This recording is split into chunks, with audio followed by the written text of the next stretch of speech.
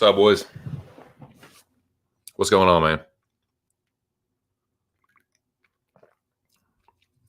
It's Monday. It's May. It is May 1st, 2023. You're listening to Just My 2 Cents. Hope y'all are doing good. Hope you had a good weekend. My weekend was pretty good. Pretty sweet.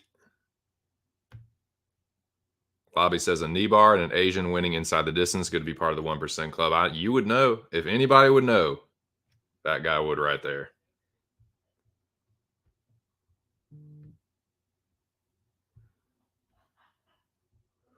Well, it's the big show, and I'm too broke for StreamYard Basics. I don't have Big Show sweet custom fucking overlay.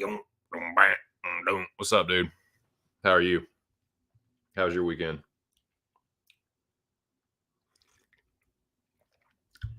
Shout out to Big Show. Shout out to the boys at Pub Sports Radio.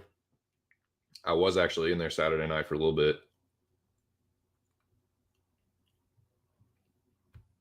Bobby says, did Newsom?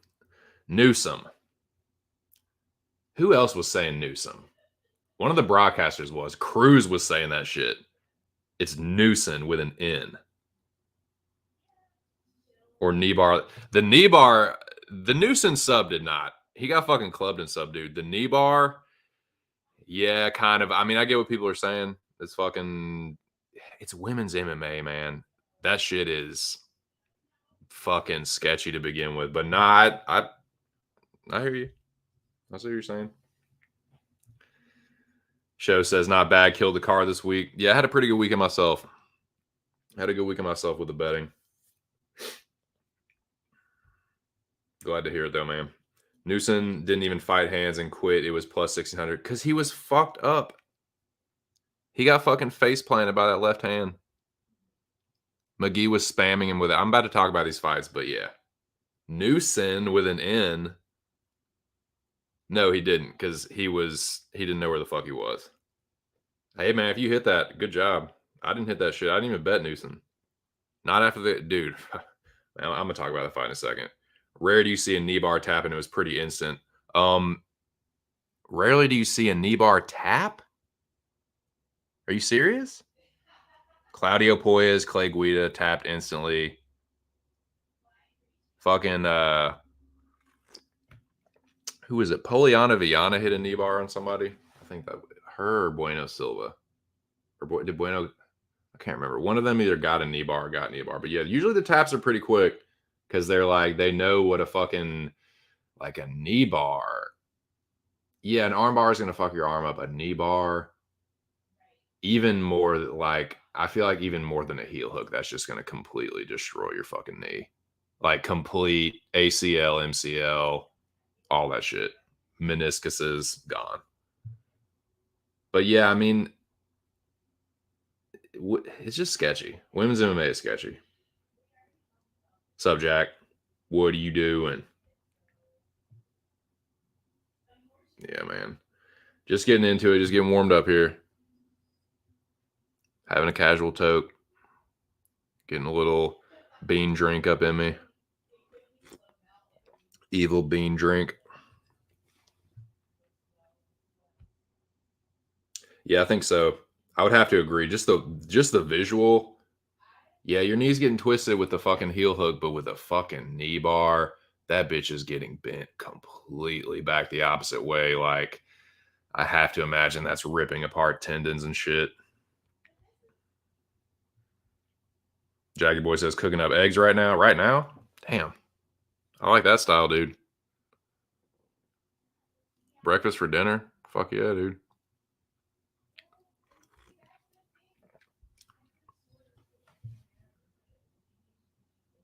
That's one of the only things I can fucking cook. Eggs.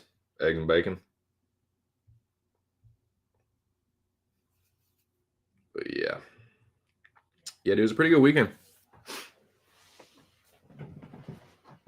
The fights were fun, dude. That's what I'm gonna talk about on the stream. Gonna recap Bare Knuckle, BKFC 41. Gonna recap UFC with UFC Vegas 72. I'm gonna preview the UFC card this coming weekend, which is UFC 288, headlined by, the reigning defending champion, Aljamain Sterling, and the former double champ, some would say triple champ, because of the Olympic medal, Henry Triple Cringe Cejudo. That's a big ass fight. Definitely gonna talk about that. Gonna look over the card. Gonna kind of be a preview. Not gonna really do any crazy predicting or anything. Save that for Wednesday. But yeah, man, that's what I'm gonna do on this stream. Recap, preview, give you my thoughts on the action this weekend.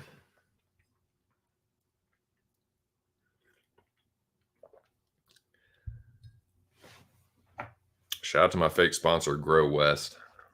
We'll actually have a couple today because this is a little bit of a blend. But shout out to my fake sponsors, Strain and Grow West. Grow West made I think it's Sour Stomper and White Wonder. It's that combo, and then Strain made the garlic butter. And I mixed them together. This is mostly the Stomper and Wonder, though. So let's see what this does.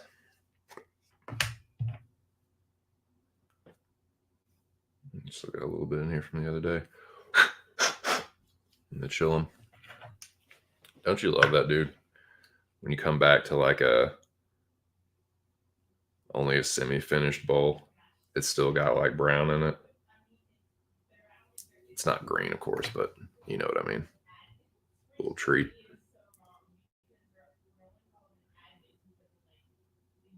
It's a good one, dude. I mean, obviously, any championship fight is going to have a certain level of buzz to it, but this one in particular, considering Aljo's ascent and title run so far, and how much of a character Cejudo is, the build up to this one is going to be, I think it's going to be really fucking entertaining. Like the press conferences, the media day, I'm going to be tuned into that shit. And I'm definitely going to be locked into the fight. So, yeah, gonna spend a little bit of time previewing it towards the back half of the stream. But yeah, here in a few minutes, I'm going to get to this recap. Not going to be an incredibly long stream. But yeah, it was a good weekend, dude. Saturday was fun, man. Shout out to the Rabid Dog, Mr. Arkansas, dude. Fucking happy, man. I got to catch a fucking ARC stream. I missed the last couple. But yeah, that was it was a good one. Always like his pre-show scorchers. Got to get on panel, talk some fights. ARC, I've said this before, ARC is an underrated dog predictor. He's a good predictor, and he's an underrated dog picker / better. Yep. ARC was on Song in the main event. I do remember that. But yeah, man, y'all make sure you go check that pre-show Scorcher out. But yeah, man, I could be hitting them dogs. But yeah, it was a good one. Saturday was fun. The fights were sweet. Yesterday was chill. Went and rewatched. I didn't get to rewatch all of the bare knuckle, but I went and watched all the UFC fights back. Chilled out. Watched some TV. Chilled out with the old lady. She made some fucking bomb ass tuna mac, dude. I was crushing that shit yesterday. See, it was a nice chill weekend, man. Saturday and Sunday were fun. It was a good time. So, Zach, what are you doing?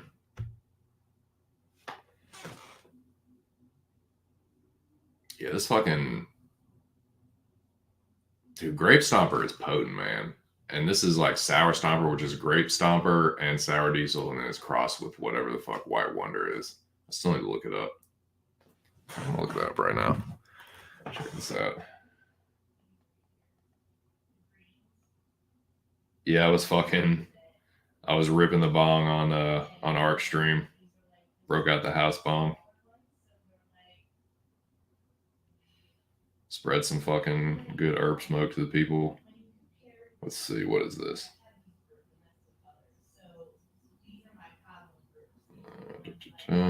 S Stomper, which I'm assuming. Damn it. S Stomper.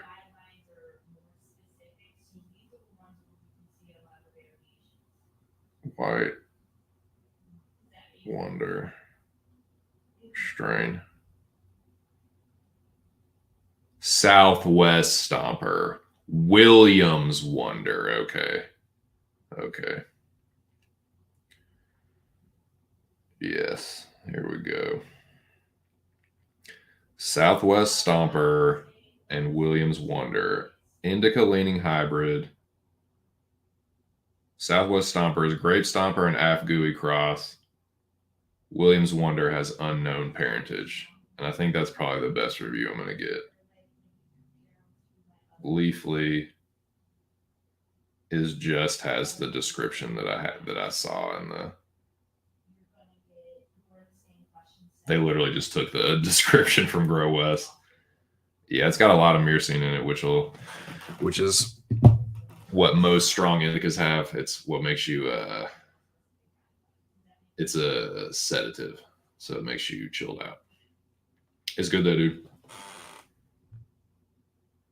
I have some OG Kush single source live rosin nice, dude. OG Kush it might be my favorite overall strain.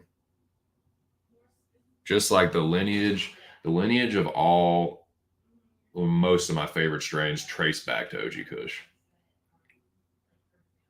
It's just such a strong backbone for all these other like classic hybrids. It's like one of the, it's a Girl Scout cookie parent, and then it just takes off from there.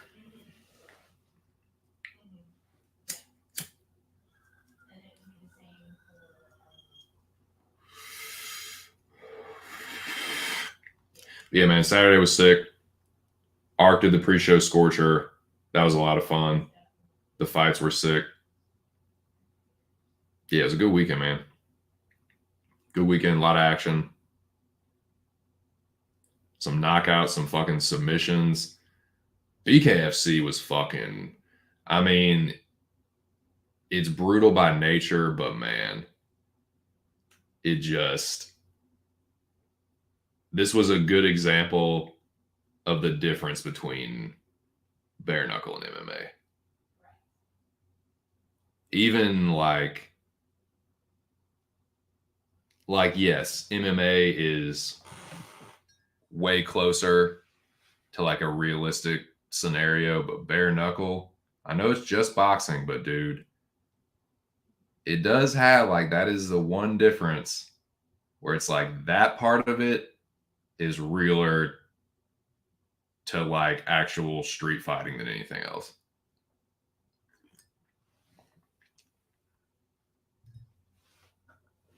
But yeah, man, let's talk about BKFC 41. I'm gonna pull up that card. I did not watch all of the Beck Rawlings fight. I kind of just saw the end. I watched the Ben Rothwell fight, and then I watched the co-main and the main event. So I watched most of the card, but let me go back and just check that out because I'm gonna let's go. I don't have a banner or I don't have an avatar, unfortunately, for that. I'll just put that up right now.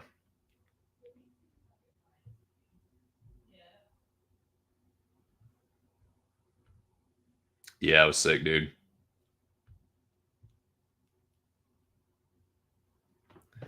Yeah. So let's, yeah. BKFC. Yep. So let me actually let me go back, dude, because I'm trying to remember. Because I know Art covered this too, man, and I'm trying to remember who Art picked in the two fights. I think he might have had Chad and Mike Perry, but I'm not sure. I can go back and check on that. But dude, especially the main event, man, that just goes to show you, like, and I know, dude, I know Eddie and Chad are UFC fighters too, but man, if you saw Rockhold after that shit, you'll know what I'm talking about. So Mendez and Alvarez, I've not gone back and watched all that. I kind of just watched the highlights, but that was a fucking awesome fight. That was like, that's a dude. It was a classic. It's one of the better bare knuckle fights that I've seen. Now there's been some good fights, but it's like against guys you don't even know their fucking name. This has been the best like bare knuckle fight against recognizable fighters, in my opinion. They both dropped each other. You could definitely make an argument for Mendez winning. I don't even really care whether Mendez had won, Alvarez had won. It was just a sweet fight, and it was cool to see them, like, man, like they're gonna, I think they're gonna go fishing together. Like Chad retired, so it was cool. Like it was a cool moment, man. You don't often see like too many bro moments like that after a fucking crazy vicious fight like that. But yeah, dude, they're both all fucked up.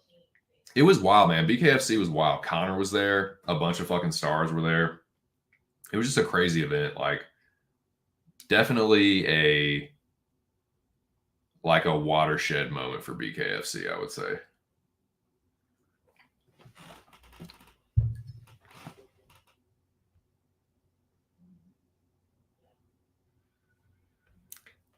I doubt it, dude. I fucking doubt it. So yeah, that was crazy. Like, um,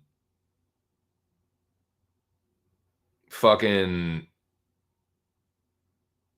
Well, let me talk about the fights first, and then I'll talk about the aftermath. But yeah, as far as that, dude, that Alvarez Chad Mendez fight, it was action packed. They both sat each other down. It was razor thin. I don't know, man. I'm gonna have to go back and rewatch it to score it, but yeah, I picked Eddie. Obviously, I'm a little biased with that, so I'd have to go back and rewatch it to give you like a real.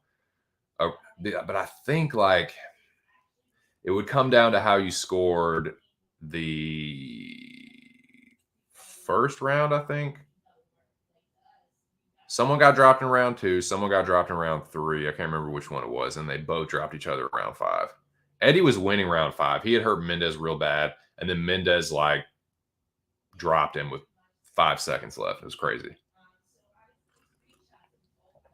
Yeah, I feel like Connor is a little above that.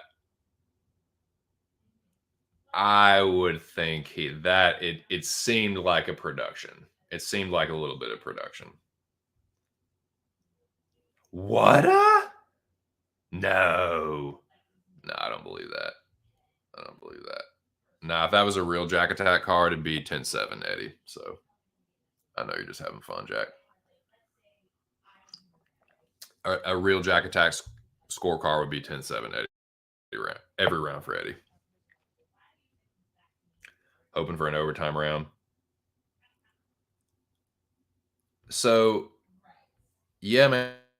And I mean, it's obvious why Connor was there. You guys, it made sense, but it was cool, man. Like it's kind of it was. I don't want to say it was exactly like a big boxing fight, but a little bit. Like big name people are there, some celebrities are there.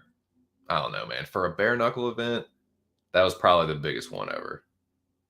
Especially Connor, having Connor come into the squared circle or whatever the fuck they call it. Like, I don't know, man. It was pretty wild. Jack says hilarious that McGregor was trying to instruct Chad to throw an uppercut, but Eddie thought it was aimed at him, so he landed one, then pointed a gun. Dude, that's funny. That's hilarious, dude. Yeah, man. That was a wild moment. Just kind of like a crossover metaverse, kind of like what the fuck is happening right now? Because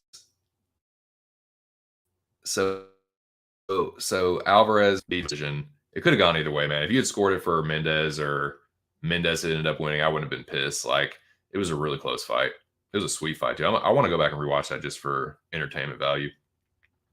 But man, this is kind of what I thought would happen, but I didn't think it would be like a Roberto Duran no mas situation. And it wasn't exactly like Duran quit on the stool, but I mean Rockhold definitely quit. I'm not saying he's a bitch for it. Like bare knuckle is fucking brutal as fuck, man. Like if y'all saw Rockhold's like Instagram or that video or whatever he put up, his face is fucked up. Like his lip is super fucking busted up. Mike chipped one of his teeth, like knocked half of his tooth off and knocked it out of place. Like, and that's Luke had a mouth guard in too. And he was bitching about it. He's like, maybe you need to get a better mouth guard. Like, dude, you probably just don't need to be fighting Mike Perry and bare knuckle. Like, that's what you don't need to do. So that, I mean, what can you say, man? This is why I picked Mike Perry. It's just, this is his background. I said this on our stream. Like, this is Perry in his element. He's like, his background is in street fighting. So this is like the closest thing to that. It's not like Mike was when he in his street fights, it's not like he was taking people down. But yeah, Perry. Luke Rockhold wasn't ready for that.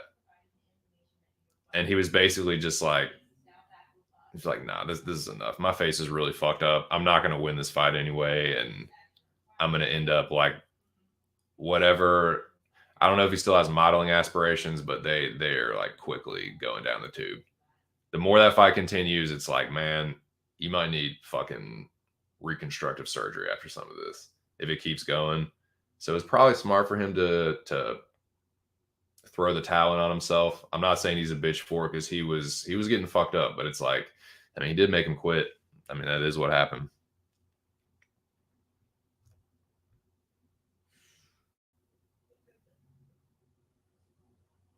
Oh yeah, dude. I saw it after the fight too. Like before he put up the video, like I saw a picture of it. Like it would kind of look like Devin Clark a little bit, where his like one of his teeth was like pushed in, and half of it was gone. Yeah, like hope it was worth it. Nice.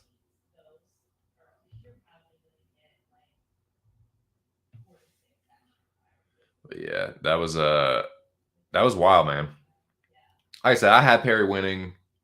I figured he would. What I thought was gonna happen was gonna just slump him. So Rockhold was taking the punches better than I thought he would. I thought he would have gotten knocked down at least once by that point, but he just couldn't take the brutality of it. It's like he's a way better like MMA fighter than Mike Perry. If the grappling is there, I mean Rockhold's gonna choke him. with the kicks and stuff too. Like Rockhold's a good kicker, but the boxing, nah, man. So pretty sweet though. Not like the worst fight I've ever seen.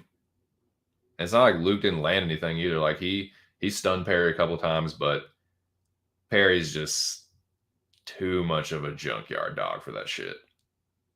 Where it's like he's fine just eating punches to land his own, and that's what happened. It's just a different level of pain tolerance, man. Like you just got to be able to take the pain and just not be thrown off by like having your face destroyed.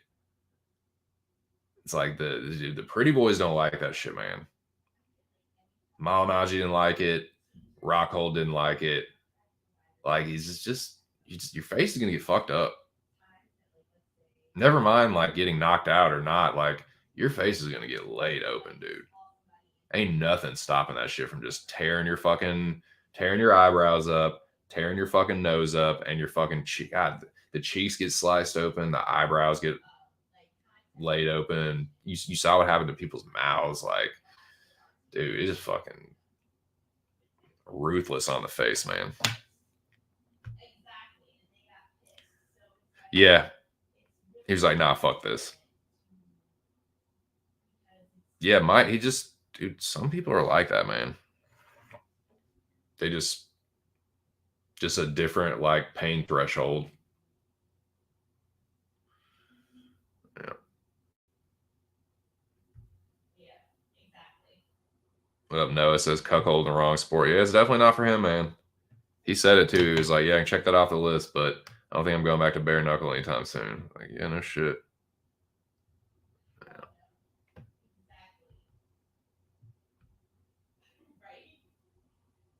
So yeah, that's pretty much BKFC 41. Like I said, Connor. Yeah, so Mike did call Connor into the ring for whatever that was. Like, now that I think about it, probably was planned. Because it was like, what even was that? Like, I just want to say, like, what was that? Promo, stare down. It was this weird, like, energy, like, I respect you, but it's like we're having a stare down, and Connor's like, I'll never be retired. Connor was coked up like he was so chotched out, man. But I couldn't tell what was about to happen. I was like, is Connor gonna like? He's not gonna fight in bare knuckle, and it's just like get Connor in the ring for promotion after Mike has this big, you know, I won't say star making performance, but like, yeah, it's a a bigger fight for bare knuckle. Having a former UFC champion, I mean Alvarez was too, but still, like that's pretty big moment for Perry. Then Connor comes in there, and it's like I didn't know what that was. I mean, it was cool, but like it was wild. Like I just didn't know what to make of it.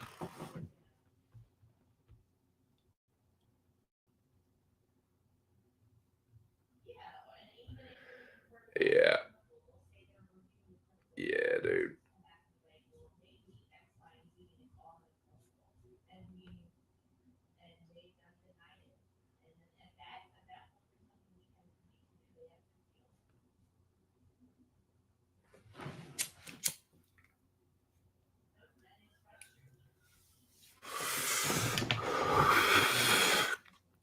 But yeah, I'll be looking forward to the next one. I mean, it won't be obviously as star studded as that, but I mean, I've always found BKFC mildly entertaining. If there's no like just kind of feed the need to watch fights, I'd rather watch that than a lot of the other like lesser MMA promotions. Honestly, definitely more than Bellator and more than PFL too. I'm gonna start paying a little bit more attention to LFA because that's like a feeder organization to the UFC. But as far as like the second tier ones that take like the washed up UFC fighters, like I'd rather see him throw down in bare knuckle, and I'd rather watch bare knuckle. But I do like boxing a little more than some people. But yeah.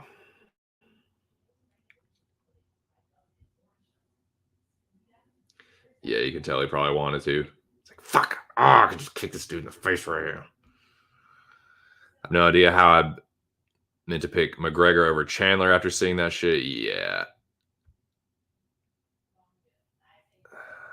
I don't know, man. It's like that fight should have happened a couple years ago.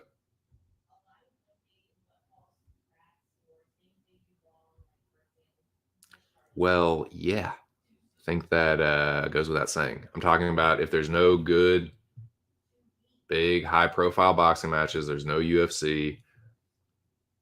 Other than those two, I'll go to bare knuckle probably third. BKFC gained a lot of fans from MMA with Knight versus Lobov. If they could get even more names on the card consistently, people would tune in for sure. Yeah, I agree.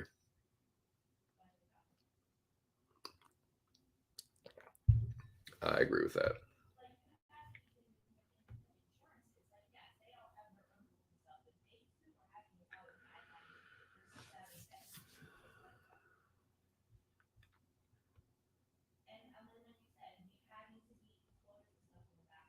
Chandler getting paid under the table to take the dive, then retires. Yeah, man. I don't want to believe shit like that, but I know that it's a possibility. Like I know it's like kind of joking, but it's kind of fucking. I don't know, man. Connor Chandler just it's so greasy. It's like I know why they're doing it, but it's just corny. It's like neither one of them are champion. Neither one of them are probably going to be champion. It's just a shameless money grab. The last let's take the last little bit of Connor's star power is his this the star is starting to dwindle a little bit. So let's take the like he's getting up in the ring with Mike Perry. Like you can't tell me that Connor is like isn't desperately trying to like keep himself relevant. So now so he's coaching tough again. It's like really, dude, didn't you do this like 10 years ago? Like so here we go. Chandler and Connor, two 30-something dudes coaching tough, a fucking like obsolete show. It's becoming like irrelevant. Like, I don't know, man. It's just greasy. I don't even know who I would like. Connor a few years ago would probably win. He'd probably knock Chandler out, but it's really weird, man. People just don't like Michael Chandler for some reason. Like he's not. I don't think he's ever. Like I just said, I don't think he's ever gonna be champion. But like he's not as bad as people say either. I think people like have either lost a lot of money either betting for or against Chandler, but he is just not as bad as some people say he is. Like he doesn't like he has a couple of losses to shitty fighters, but most of his losses are against a pretty good competition. So this is a kind of a tough fight to pick, honestly. I like Chandler's chinny and he's a little older but I think he's got more fire in the belly left than Connor. Connor is like, who the fuck knows what Connor is putting in his body, doing whatever the fuck he's doing. Who knows how often he's training? I mean, I guess now he's back at it, but I don't know, dude. I don't think Connor is more washed than Chandler, in my opinion. And he's just not taking the fight game as seriously. Striking wise, I think he's the better striker. They both hit hard. Connor's more accurate. Chandler, I don't know, man. Chandler has a lot of one punch knockout power. And Connor like has had his chin cracked. I don't know if people realize that or not. So I don't know, man. This is a like fucking 50-50, honestly.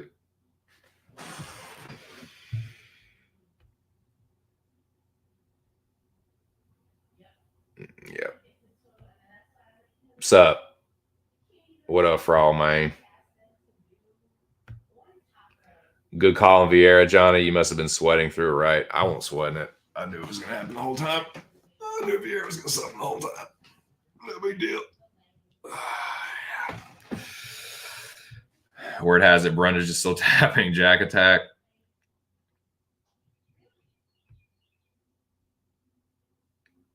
No, Brundage did give it. He did have a good shot at it. In all seriousness, yeah, Vieira, that's wild too, man. Because like Chris Curtis never hurt him that bad. He didn't. Brundage like flattened him, dude. I thought it was gonna get stopped. Yeah, it was all part of the game plan. All part of the game plan. Yeah, I mean, in the end, that fight went exactly how I thought it would. But I didn't think that Vieira would be hurt that bad on the feet. I did not see that part coming. But I definitely like once it got to the ground, once Vieira got, I was like, oh yeah. Oh yeah.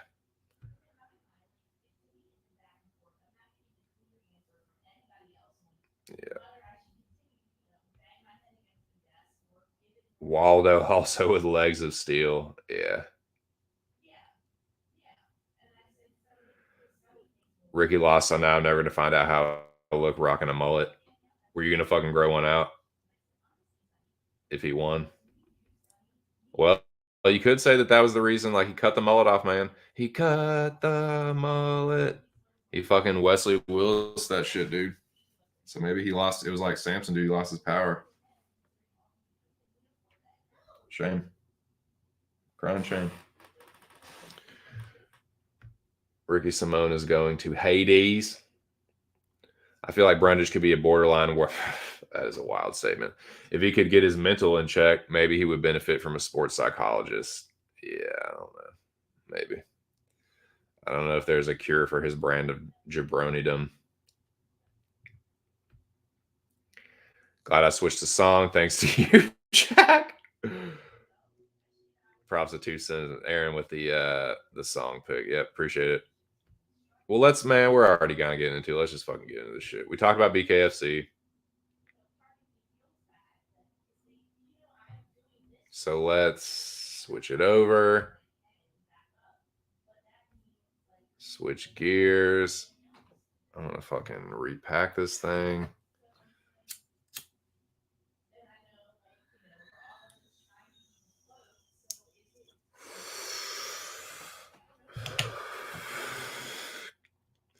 All right, before this gets started, we'll put this up there.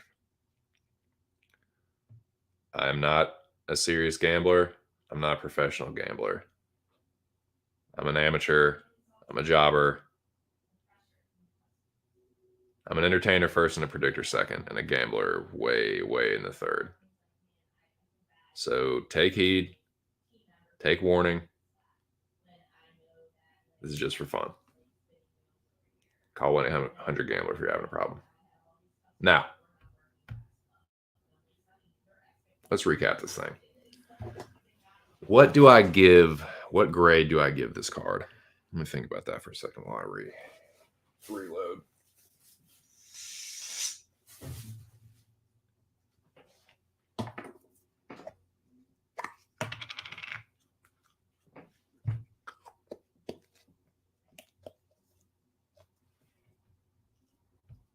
I will give this card.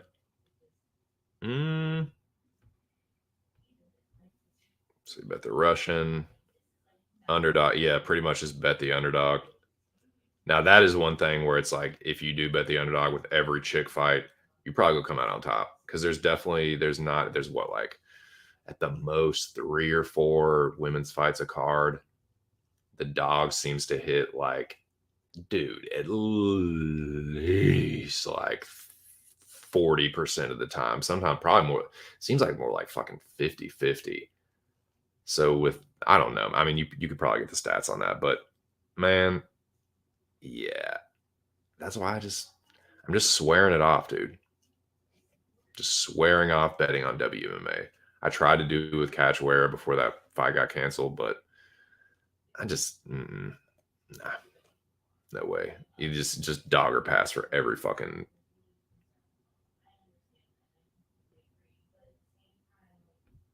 Yeah, look at that. Look at that shit.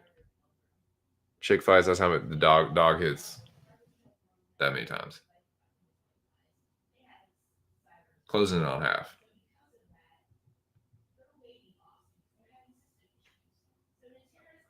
I know, dude.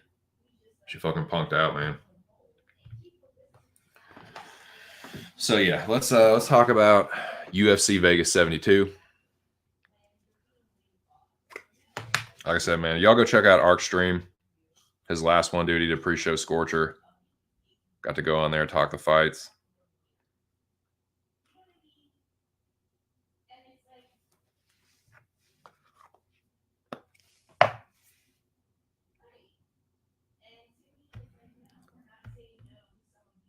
Yep. Fucking put it on my tombstone. Just double your investment. You'll always be up. Yep. So go through these one by one. Dude, normally I feel like maybe not the last time I went on, but I usually don't seem to do that well when I do like a panel on Arc's channel talking fights. Cause I usually flex about my picks and then I get crushed. But I feel like I kind of broke that curse. I feel like I kind of, because it feels like I'll be all excited for it. Arc will be doing like a pre-show. I'll be all fucking hype. I'll come in there, flexing about my picks and bets. And yeah, I'm trying to remember how it was the time before this. Because I can think of 2 or 3 where it's just like, nah, man, did not work out.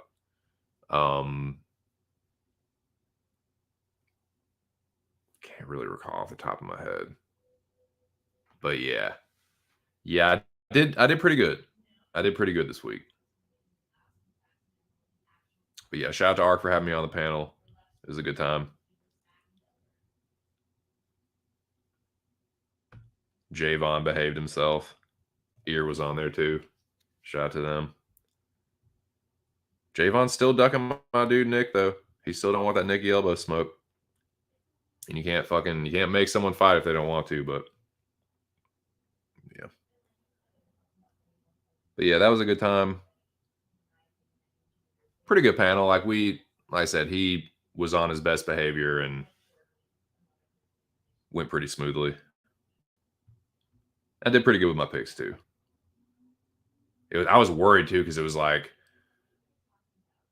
I was on like the same side as Javon and so many of these picks. I'm like, oh my god, dude, is this gonna fucking?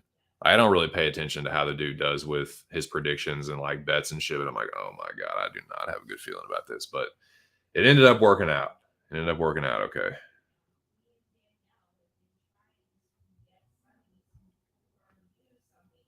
Durden, Budai, Kaio saved my night. Really nice.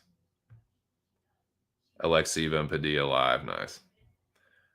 My model is up 1380 this year, starting with $5 bets. Oh, okay. That sounds like that's a very Solar Warden-esque thing. Is your model better than Solar Warden's? I was this week, dude. Oh, thank you. Thank you so much. Kyle high key trash, so I feel the exact same way about Kyle that I felt before. This is pretty much what I thought was going to happen in the fight, and like I still feel the same way. Like he's a good fighter, and he's a good fighter, and that's it. And thank you for this, and thank you. Everybody got a model these days, I know. My model took years to develop. Years of watching chick fights and being like, this is terrible. Dogger pass. Oh, man.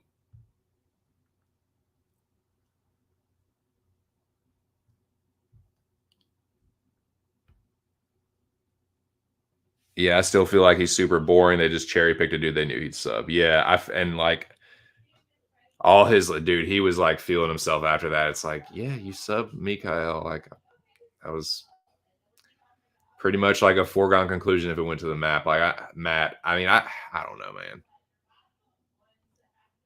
It's like, dude, what? you can't really like get pissed at people for criticizing you when you're like in these dominant positions and you just like you're coasting. So it's like, yeah, yeah, you should be putting stamps on dudes like Mikhail on the ground where you have a big advantage. Like, yeah, you need to fucking exploit that. Do you incorporate the betting odds in your mind? Who's asking Cardone? He did say he said, put some fucking respect on my name. It's like you were the favorite. Like you were a big favorite. So the bookies put respect on your name. Everyone, like some people, like you were such a big favorite that some people almost felt like obligated to bet Olasechik because it was getting so wide. So it's like, who isn't putting respect? It's like people are just right to like, dude, you've been in a position to finish like 2 or 3 fights, and you're just like on autopilot. I'll put some disrespect on his name. I don't mind that at all, dude. Yeah, no shit. Yeah, they are howdy pard. Howdy. What are you doing, Moise? So yeah, I still feel the exact same way about Kyle. And I'll get to that here in a second. But yeah, man, it's what I thought was gonna happen. So here we go. Let's go in order here. Jamie Lynn Horth outworks Haley Cowan. Did not bother to go back and rewatch this one. I'm going to bring back burning questions for the chat for UFC 288. I'm going to bring that back for the weigh-in show on Friday. But this ended up for me being the snoozer of the night. It just not a ton happened. Horth outworked her a little bit, and the shit almost put me to sleep. Like the third round of that fight was like it was rough to watch.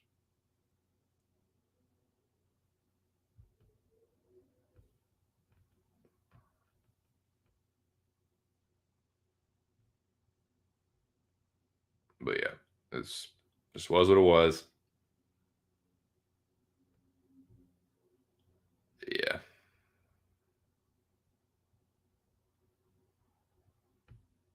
Nice.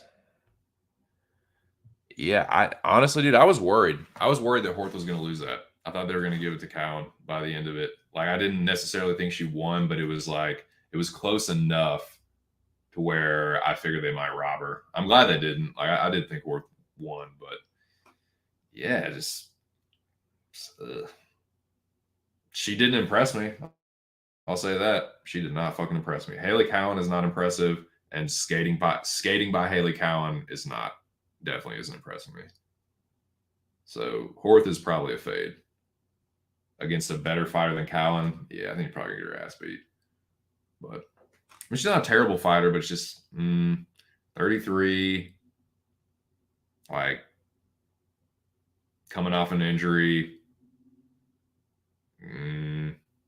Yeah. It was shit, man. It was a terrible fight. It was a dookie ass fight. And it's like that was the thing. It's like, dude, in the third round, Horth is just like doing nothing. It's like, dude, this is your fucking moment, B Rabbit. This is your fucking mom spaghetti. Like, you've been waiting for this opportunity. It's all you've been like, you were so heartbroken over your knee injury and you couldn't find opponents and blah, blah, blah. And you couldn't do this, couldn't do that. Out for almost 3 years in your mid 30s. It's like you get to the UFC and then you just like leave it up to the judges. I mean, I guess it was kind of dialed in for her, but I don't know, man. I was not impressed by your performance. Yeah, I mean, it's not. It was pretty close. I wouldn't hate yourself for that either. Cardone says fire them both. Wouldn't mind seeing Horth versus Russian Ronda. Yeah, that shit was wild. Okay, so this was wild too, man. I just got to eat crow here, dude. I was just fucking wrong. I didn't tape Marcus McGee that much. and I should have. And yeah, I dodged a bullet here, dude, because I almost reloaded on Journey. So what happened was I bet Journey Newsom blindly when he was an underdog against Kelleher. Kelleher ducked the smoke, which if he hadn't, he probably would have beaten Journey. I probably would have lost that. But I dodged a bullet here because I thought about reloading and putting Journey in a parlay, and oh my God, would have been busted. Like, he would not defend the left hand. Like, he just didn't move his head. McGee would just land it out of nowhere. No setup. Didn't matter if he set it up or not. He would just magnet for the left hand. And he ended up sitting him down with it eventually. I think it was the second round. He dropped him and just pounced on him, choked him out. Got the Gable grip with the rear naked choke. Got him. So that was wild, man. Shout out to Marcus McGee. Got to give him full credit. Didn't call that shit at all. Yeah, man. Fucking wild. Did not see that coming. It's not like it's crazy for Journey Newsom to get knocked down or anything, but I thought that with a late replacement against a guy that doesn't have a ton of experience debuting, I just didn't see him. Like, he just like seemed like he'd been there the whole time. Just wasn't deterred by Newsom. Relentless pressure. Good, accurate counter striking. Nice variety of attacks. I like what I saw from McGee. And yeah, he just, when he heard him, dude, he fucking pounced on him. And it's like, yeah, he didn't defend the hands. He didn't know where the fuck he was. He hurt him bad, dude, with that left hand. So yeah, shout out to McGee.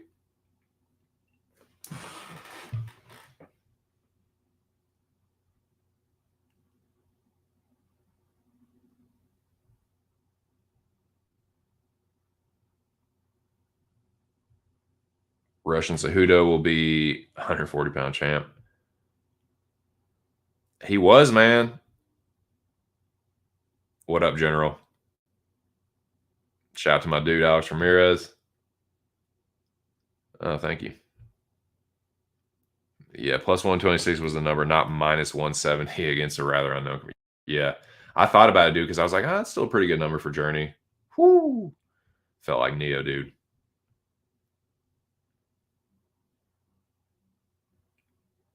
Newsom. Yeah, Cruz kept calling him Newsom.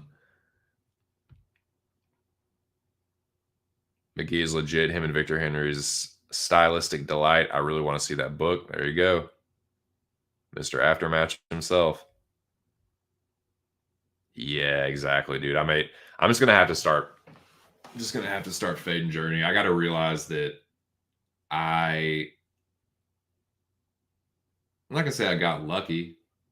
Like, I did my tape study and knew he was the right side against Fernie. But I just got to realize that's it. That's the best it's going to get. Good job. You hit. You nailed the dog against Garcia, but that's as good as it gets, Jack Nicholson. Just got to move on from that. Can't keep going back to the, oh, man, I hit Journey as a dog this one time. He's always going to hit. No. Nope. But yeah, I agree. On that MMA lab sauce. Is that the laboratory? The beaker. I was like, is that a fucking spaceship or that looks like one of those you ever like, I've seen them in Florida and like just in some different places along the coast too, where it's like it looks like it's like a beach house, but it looks like a spaceship. Have you ever seen those? They're like 70s style beach houses. Pretty wild looking.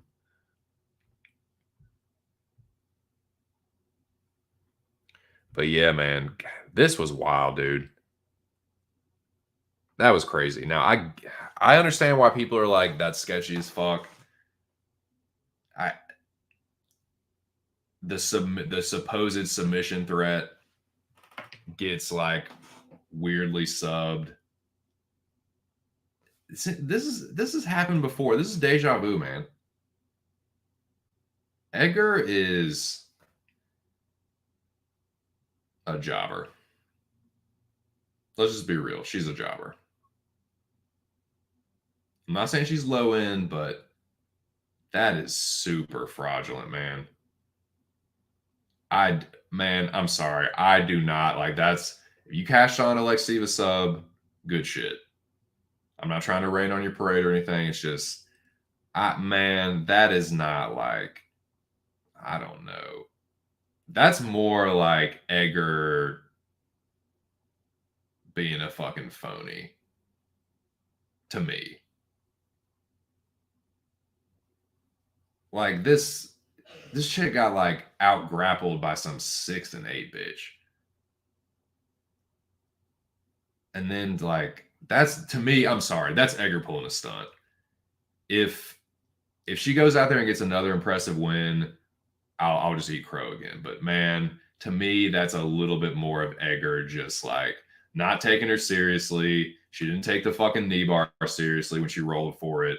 She just like that, or she just fucking panicked. It's like, dude, I don't know, man.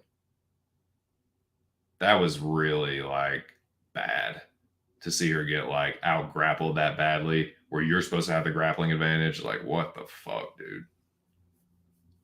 So yeah. Good job for Alexiva, but I'm not ready to fucking crown her yet. Call me crazy. I just think that was a little bit more of like fraudulence from Edgar.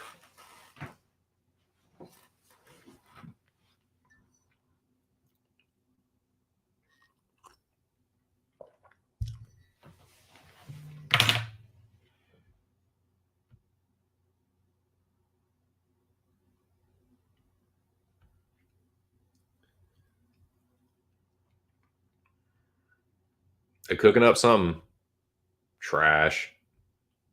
I don't blame you for feeling that way. Yeah, Edgar is a fucking fraud, man. 4 favorites, 1 in a row. The most common occurrence of this fight broke the string of WMMA favorites winning. This has happened before, man. True, and that's exactly what drove me to the Irina sub round 1 with about 2 minutes to spare. Thank goodness. Nice. The minute we heard Combat Sambo champion, we should have all bet the house. Yeah.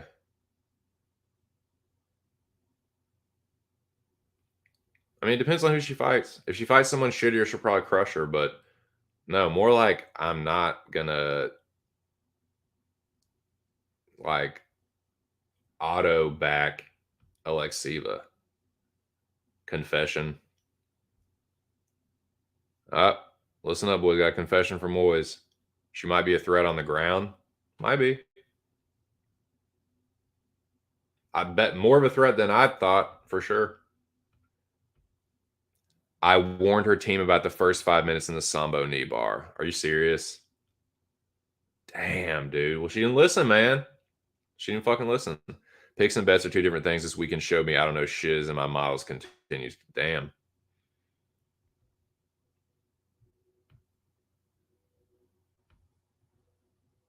Give her the 145. Right. I know, man. She won't hearing it. Fuck. No good. No fucking good.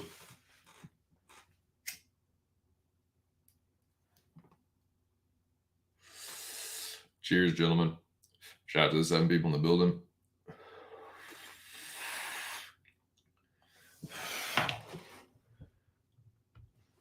She should feel disgusted for not heeding your advice, man.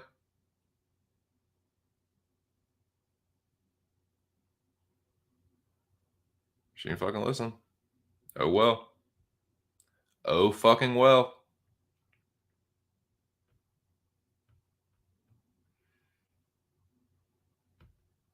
All right, now I got to continue to eat some crow, dude. This one, it didn't sting too bad, but it's like, it was a little frustrating. But I just got to eat the crow. Cody Durden, I think he did outdog him a little bit. It wasn't that Charles Johnson was totally like incompetent. Like he definitely had moments. He got that reverse triangle with a few seconds left at the end of the first. Man, if he had like 30 more seconds, he might have reverse triangle Cody Durden to sleep. Because Durden was like, he was fighting it, but like he looked like he was. It didn't look good. It didn't look like he was getting out of it. But so he kind of got saved by the bell at the end of the first. But I definitely thought Durden wasn't enough to give Johnson the round or anything. Thought it was very correctly scored. So Durden wins the first round, backpacks him. Wins the second round with a grappling as well. And at the last minute, Johnson was starting to get it going on the feet. I still gave Durden the second round. And the third round, I'm trying to remember.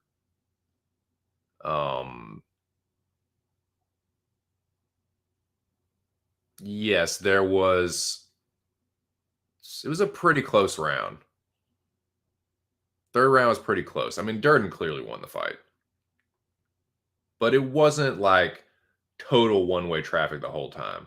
Matter of fact, during the post-fight interview, Cody was like, he's like, that was a tough fight, dude. He's like, I'm fucking exhausted. Like my arm's numb for some reason. He's like, I still got it done, but like that was a tough fight, man. That was a good fight. To me, that was fight of the night for UFC. That was the most like I said, Durden clearly won, but like there were some back and forth exchanges. Johnson definitely landed. Looked like he hurt him to the body at one point I think in the second round. But yeah, Durden's fight. Both of these guys are good fighters. So this isn't one where I can like be like, oh, this dude pulled a stunt or this dude's a fraud or, you know, no, man. Durden is a good fighter. Charles Johnson is a good win. Just I was on the wrong side of it. And it sucks because, dude, Johnson did bust this parlay. I ended up having a good night, but this could have made it even better. It was this close, dude. I had two props. Both the props hit, and a fucking like pick'em hits. Charles Johnson busted. No, why? Nah, but hey, shout out to Cody Durden, man. Durden has turned a corner for me. He's definitely saying the right things now. He gave Charles Johnson a bunch of credit. He's like, yeah, man. He's a good fighter and even better human being. He's like, I really like that dude. I was like, that was cool to see, man. You know, it seemed like there was a bunch of animosity leading up to this, but they seemed cool afterwards. You know, they dapped up. They did I guess kind of more of a jujitsu thing. Both like bow to each other, whatever. They're both on the knees or whatever. Nah, man. Shout out to Cody Durden. Charles Johnson, too. Put up a good fight. Durden is the better wrestler. I mean, he's got it fucking tattooed on him, for God's sake. Cody's just good wrestler, man. Whoever's on Durden is like, I knew that was going to be close, and I knew that Durden was a live dog. I just picked the wrong side. But yeah, shout out to Cody Durden, man, and the Durden backers.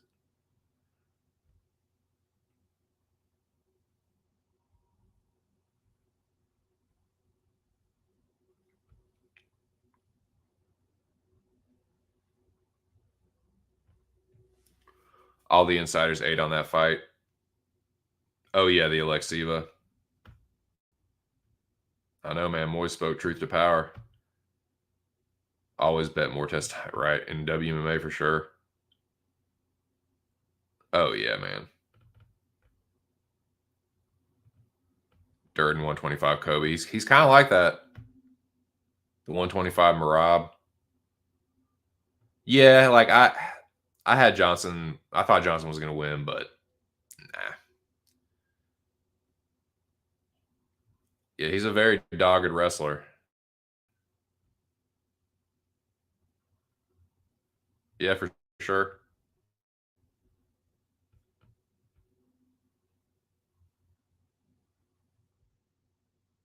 Yeah, he's already been exposed. But I mean, he almost got reverse triangle by Charles Johnson. If Johnson had like 20 more seconds, he might have fucking choked him out with that. Yeah, I mean, he's got some deficiencies, but overall, he's a good fighter. Decent chin. I mean, I think he's always had good boxing. I mean, he has a couple pro boxing fights. So like, he's not. Yeah, he's got hands. I think I even said that in the breakdown. So like, I knew he was live and just nah. I was just on the wrong side of it. I was just wrong. Durden a little bit better than I expected. Charles Johnson maybe not quite as good as I expected, but still to me, still these are both two good. And I'm not saying either one of them are going to be champion or world beaters or anything, but I think they're a little bit more than just jobbers. I think they're both good fighters that can like Charles Johnson is going to win some more fights. Cody Durden, yeah, I like that. I like this. Yeah, rematch it. Do the rematch.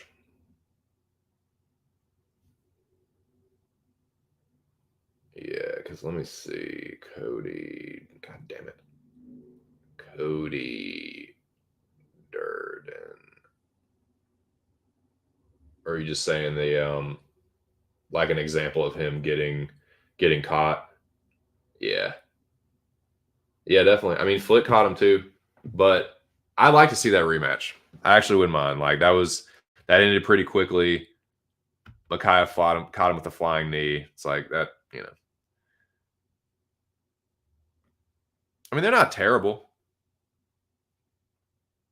He's got pretty good hands.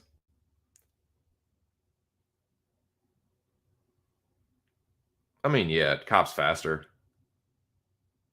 Faster, hits harder.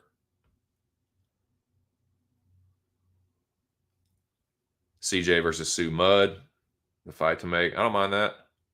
I think Durden turned corner more than Johnson. Yeah, I agree. I agree. It's not. I'm not that I think Johnson sucks. Like I'm not all of a sudden like fuck Charles Johnson. Like yeah, I wish he would have. I wish my parlay wouldn't have busted, but that's why I didn't go super heavy on it. I just had one play on him, and yeah, it was more like Durden being a little bit better than I expected. Cop versus Durden. Yeah, I don't mind that. No, I agree. I agree. Top 15. Yeah, I agree. He has good cardio. He's pretty tough. Decent hands. Really good wrestling.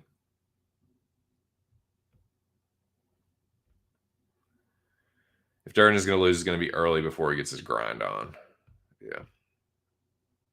Or if he faces like a really good striker. People thinking he had a cardio advantage. Yeah, I thought, yeah, close. Like Johnson doesn't have bad cardio. It's just he got worn out from all trying to defend all the takedowns. Yep. Oh shit. Dang. I like that.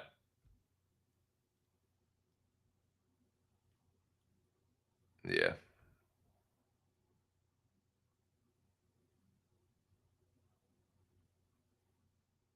Yeah, it looked like it looked pretty tight.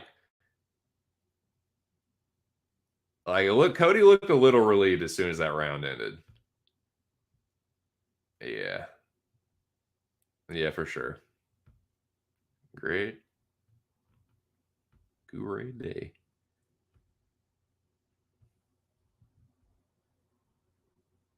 Kopke's crying about Pullout's book Cop Durden. I don't mind it, dude. I actually forgot Makayev already got him. Yeah. Kind of a slip. Yeah. I'd like to see that rematch, honestly. And I feel like it's not crazy for them to like meet at a crossroads again. Both get a couple more wins. Wrestling just seems way more effective at lower weight classes. Easy to throw around 125. And yeah, exactly. Yeah. Yeah, for me, he's like top 10, top 15. Definitely not top 5. That's why I thought Simone would win. Gotta agree with Jack. Is a dog. Dirt and KKF will be fire. Yeah. Does Kai have a fight right now? I don't know. I can't remember. Me personally, can't remember. Cannot remember. But yeah, that was a pretty good one. Yeah, that sucks because literally every other fucking leg hit, I could have made even more. But on to the next one. Yeah, I'm not going to talk too much about this one. It's kind of how I thought it would go. Boudet landing with a little bit more impact. I thought, dude, that third round, I thought I was going to get Collier up out of there. Or was it the end of the second or into the third? Where he like, it's full mount. I thought I was going to fucking like arm triangle him. And he just, I don't know. Boudet is going to get it. He definitely is. It's just like, it's not going to be by somebody like Collier. You know, like Boudet is a fade, man, for sure. But Collier is like, I said this, dude. I said it all fucking week on multiple channels that Collier fucking sucks. He just, I don't know, man. I did not get the Collier love this week. I know Boudet's not good. He is going to get crushed. Like a step up from Collier, yeah, he's probably going to get it. But Jay Collier fucking sucks. I've said it since Wednesday, dude. He's a fat, out of shape, lazy fucking middleweight. It's like, oh, dude, I can keep my speed and then fight these slower big dudes. It was like Boudet was like more fit than him somehow. And he used to weigh like almost 400 pounds. Collier's just a tub of shit. He's just a lazy tub of shit to me. He's a jobber. He is literally just a fucking body. He can only beat like non-UFC level fighters, guys that shouldn't really be there anyway. He's a guy that probably shouldn't be there.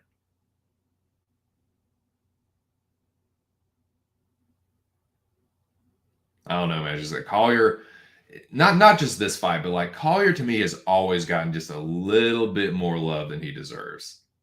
He's just not very good and never has been. And I just think it's ridiculous. It's like, dude, lose a little bit of weight and fight at 205. He just knows that he can't compete. So he's like, oh, I'll just be fat, not have to cut weight, and just fight shitty heavyweights. And he's still a jobber. It's like, fuck, dude. Just do something else, man. Fuck.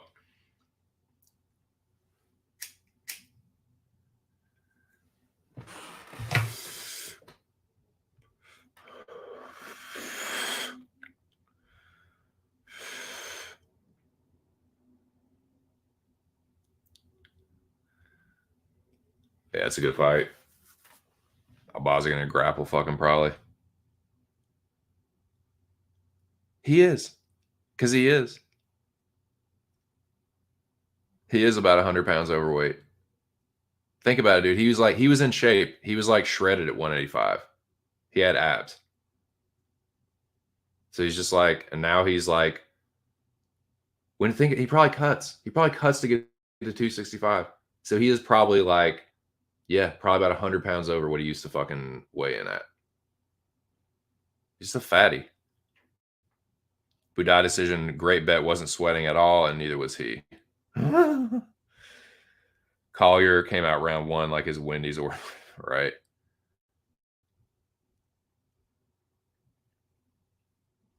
Yep. Nice. Nah, that's too bad. Yeah, Wendy's is good, dude. Of the three, the original three, like McDonald's, Wendy's, Burger King, like I feel like those are the original big three for just like burgers. I gotta go with Wendy's. Now, Chick-fil-A is kind of in a class by itself. Arby's is really different. It's not a burger place. And then you have other places like Hardee's, and then Checkers / Rallies, depending on what part of the country you're in. But yeah, Wendy's is good, man. Wendy's is fucking dank for a stoner. Spicy chicken sandwich, double stack, triple stack. They got a frosty, chocolate frosty. Yeah, dude. Wendy's is chronic.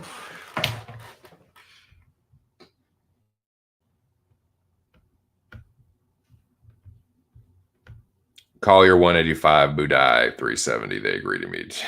Dude, exactly. Oh, man. Collier, if Collier would stop fighting if he was 170. Yeah. Yeah, because he's just out of shape. He's just it's not like that's his frame. He's just carrying around extra fat.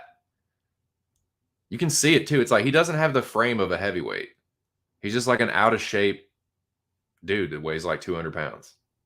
He is. He's like a 200-pound man that's like 60, 70 pounds overweight.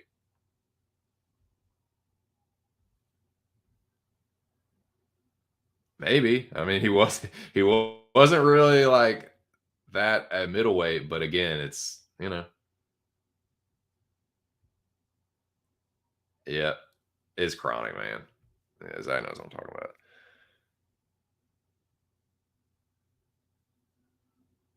Yep. I'm just being real, dude. He knows it too, man. I'm not shaming Budai. Budai, I respect, but Budai lost the fucking weight to make heavyweight. Budai used to be a fucking like sedentary gamer. I'm celebrating his commitment and dedication.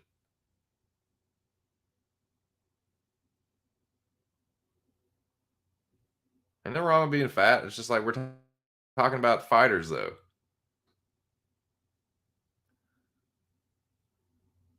Noah says bring back. Nah, man. Nah. I'm not trying. I'm not fat. I'm not trying to fat shame. I'm just saying. I'm just keeping it fucking real. What am I weighing in at?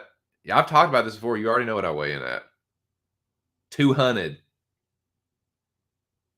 I don't know if I can make middleweight, man. That would fucking. I'd be very. I don't know, dude. I would not be healthy. It would not be healthy. I'm not a fighter, but yeah, I'd be like a natural light heavyweight. Let them eat cake.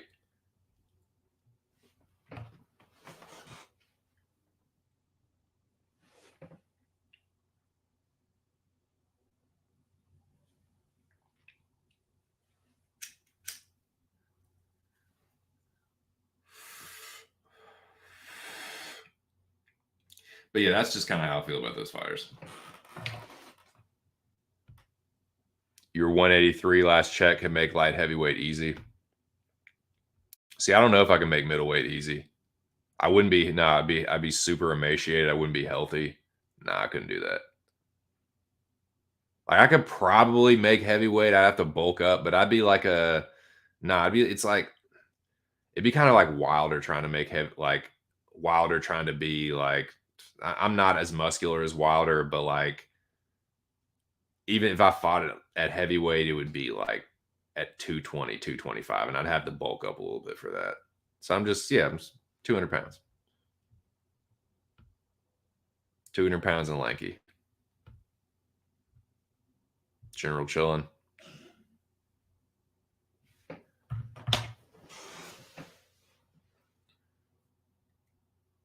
So let's keep it moving. More crow, dude. More fucking crow. But I think this is the last piece. This was the very last piece I had to eat. I had to eat a bunch in a row. But yeah, man, I just was fucking wrong here. Excuse me. Hiccups. Quinlan just kept spamming the left hook. Like that's all he would throw.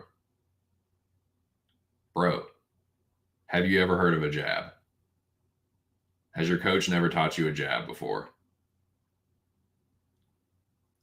It's so much easier to set up the left hook off a jab. Everything works off the jab. You can throw the jab and then literally throw the left hook behind it. You can feint the jab and throw the left hook behind it. He just wouldn't set it up. He just telegraphed the left hook, and Waters kept countering him.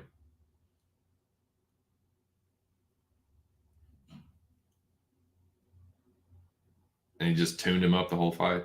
I'm surprised he get knocked out, man. Quinlan can definitely fucking take a punch. And if he couldn't, he definitely would have gotten knocked out. If Quinlan wasn't as tough as he is, that fight's over. So yeah, I was just wrong about this. Shout out to Trey Waters. This was a night of debuting fighters coming out and fucking getting it done, dude. I'm not stunned that Quinlan, kind of shit the bed. That's why I said I was not going to touch it, because you look at Quinlan's record, it's like his best win is fucking Jason Witt. Like, Jesus Christ. Like, dude, Witt's chinny. Like, that's not. I was not as high. I wasn't as high on Quinlan as some people were, but I feel this is why. This is why I didn't touch it. But I did pick Quinlan. I thought he was going to knock Waters out, and he could have potentially. He just wouldn't set up his left hook. He would just try and like just throw leaping left hooks and just not. He's just telegraphing him. I don't fucking know. So that's, man, I don't know. That's basic boxing shit. That's like the first, like, the jab is the first thing your boxing coach, a good boxing coach, will teach you. I don't know. Seeing some of these fighters just not use it is just so frustrating, because it's like, dude, you could fucking land that. You could, if you have him biting on the fucking, you get your jab going, you have him biting on the, you fucking feint the jab, and then boom, left hook behind it. It's like, come on, dude. That's like, that's boxing 101.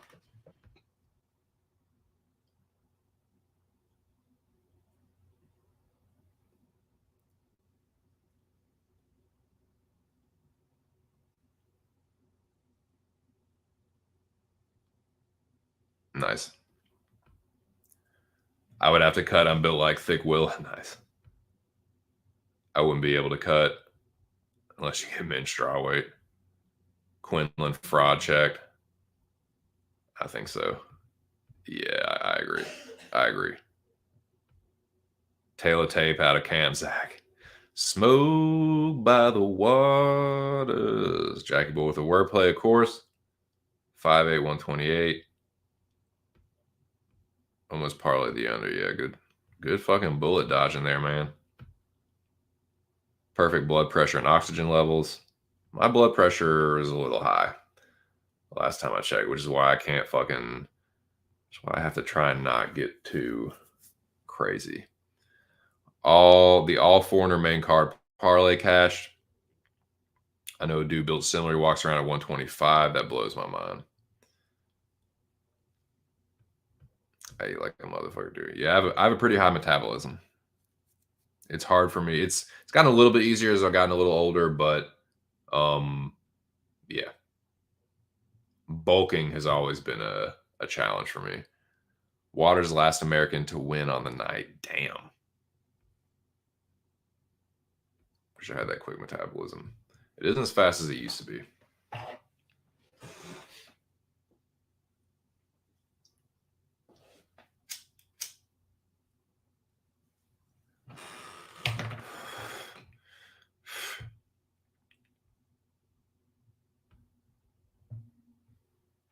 So I did not go back and rewatch this one, but from what I remember, that's what it was. DeLima. Now I had hedged this. It would have busted anyway, but I don't hate myself for taking a stab at DeLima by sub, because it looked like he had a chance for it. Like, credit to Cortez Acosta for being able to sneak out the back door and get back to his feet. Because if he hadn't, I think Dillian might have subbed him. But yeah, good sub defense and get up game from Cortez Acosta. But he's just still a little bit too one dimensional. He's like just a boxer. DeLima was landing some pretty hard punches himself, landed more kicks, out grappled him, just kind of out mixed martial artist him. But yeah, I did. This was like my greasy little hedge. It didn't hit. It didn't hit, but it didn't matter. I had a pretty good night.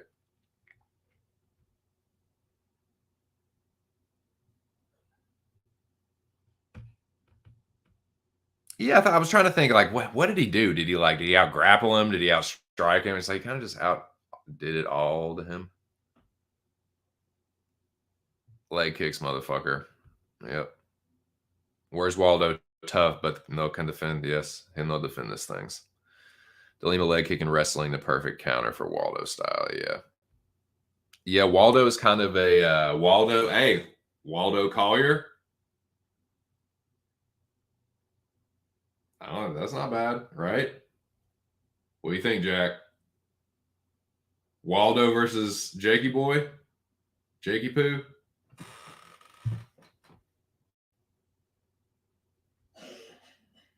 Yeah, out MMA'd him. For sure. Now, let's get to the next one.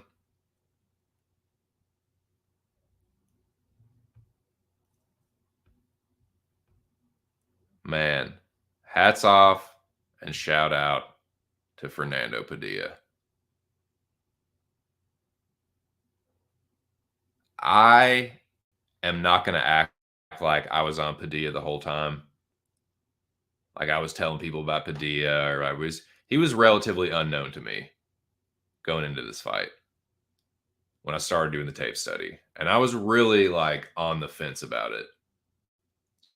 So I got to shout out my dude and give him full fucking credit for this bet that I made. I definitely tailed him. I said, I was on the fence, dude, because on paper, it's like, yeah, Rosa's got a lot more experience. He's fought and beaten higher levels of competition than, like I said, Fernando had fought Ige, but on paper, it was like, man, this is kind of like a 50-50. But what I didn't like about Fernando, or what I didn't like about Erosa, was the quick turnaround. So with that, and then, I mean, this is Aaron's boy. He communicates with the dude. He knows him. So he was like super passionate and super convinced that Fernando was going to get it done. And it was just infectious, dude. I couldn't help it. Like, I had to jump on board that old hype train, but man, it was real. The hype was real. Believe the Fernando Padilla hype. And I don't care what anybody fucking says. This was a good stoppage. You want to call it early, fine, but it was good. If you, again, this is kind of like Brad Tavares. If you care about the health of Julian Erosa, which you should, it was a good stoppage. But yeah, man, shout out to Aaron the Dog, MMA. Like I said, Padilla is his boy. He has been beating the war drum for a minute now, and he could tell you a lot more about all the crazy shit that happened behind the scenes and what a wild journey this has been for Padilla leading up to this point. But I am glad that I tailed him on this. And yeah, shout out to Fernando Padilla, man. This was crazy. So they come out early and they start trading and start exchanging. Erosa lands a couple punches and Padilla counters. And they're kind of like 50-50 exchanges. I'm like, okay, Padilla's taking the punches well. He's not getting like flustered or anything. He's still pressing forward. Then they get into another exchange, and Padilla lands, I think it was like a left hook, right hand, left hook.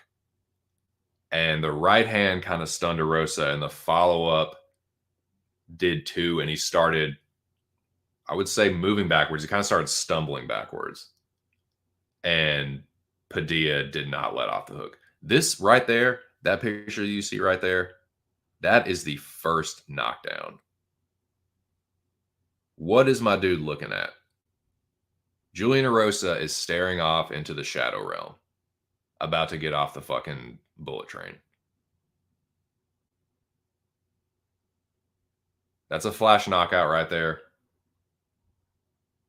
I'll give you another angle. So everyone giving Tognon, everyone giving Chris Tione a hard time about this. So he sees this. So this is what Tognani's looking at. Erosa staring off into nothingness, staring into the fucking abyss. Then this is another angle. This is the first knockdown. Look at that. Looks like he's taking a shit. He's just staring off into nothingness. Fernando Padilla looming over top of him, about to uncork on him. So that's the first knockdown.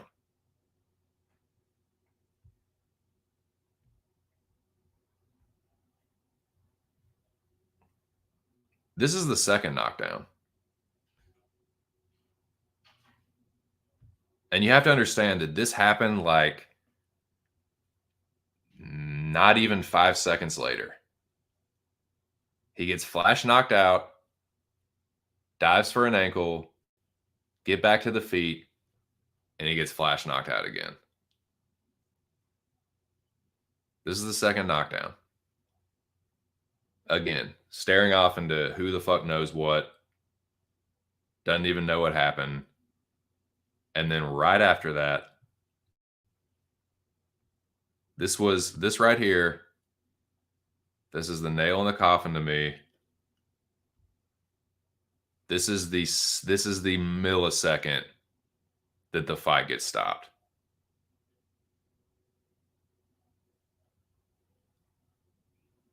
Padilla about to uncork on him again. Erosa barely getting back to his feet, hands down at his sides, and Tognai steps in. So all the shit afterwards, all his little shuffling around the fence, the fight's already been stopped. The onslaught has been stopped. So if you want to say early, whatever. It was a good stoppage. So what you're telling me? No, it's not a good stoppage unless Erosa gets dropped 3 times in less than 10 seconds. That's the threshold. Like, come on, man. It was over. Y'all, whatever, dude. That was a good stoppage. Erosa was fucked. He came back way too early. Padilla's too dangerous. Talk about seizing the moment, man. Super happy for Fernando Padilla. I know Aaron's happy about that. I know he feels vindicated for his boy. That's got to feel good for Fernando. That was a pretty cool moment, man. And yeah, glad I got in on that shit.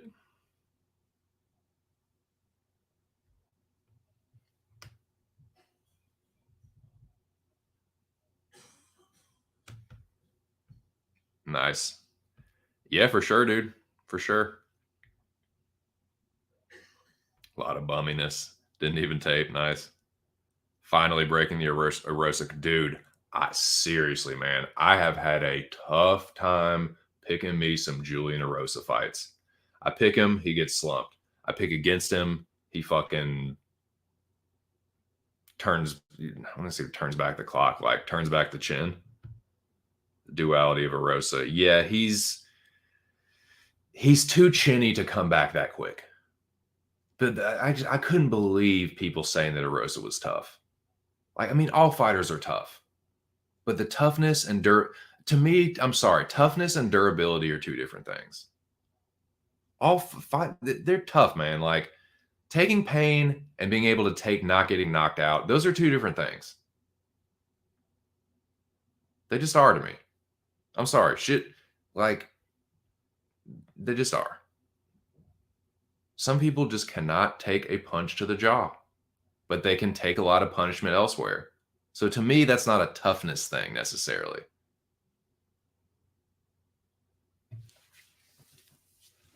So yeah, Rose is tough, but his chin ain't fucking good, and that's what we're talking about. He's not durable. He's tough, but he's not durable. Too quick, man. 4 months later, fighting a dude like Padilla, who in the first round is a motherfucker. I was talking about Julian Erosa being a buzzsaw in the first round. Fucking talk about Padilla, man. Jesus. Yeah, he's good, dude. Seems like he got a good head on his shoulders, and he's only 26, man. He's 26.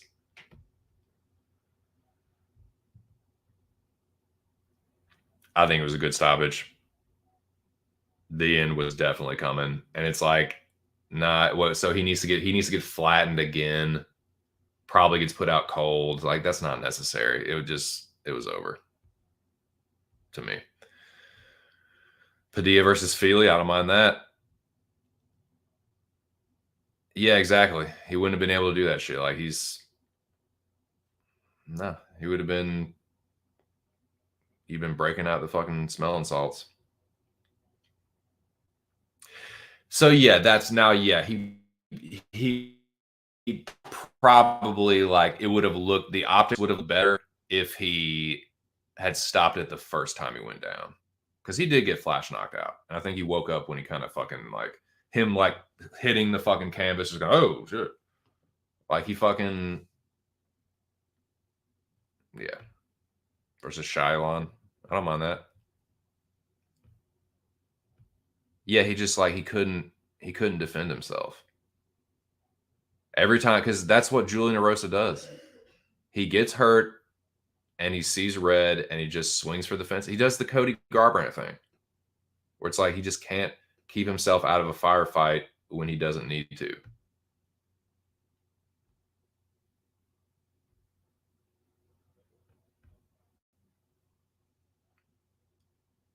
Yeah, that's it's like, come on, man. That's yeah. I get visually with Erosa like scared. No, I'm fine. I'm fine. Yeah, you're fine because Chris Tyone just saved your fucking life, bro. He just saved your consciousness. You had just been like a fucking cunt hair from being KO'd stiff like 2 times in 5 fucking seconds. Like enough is enough.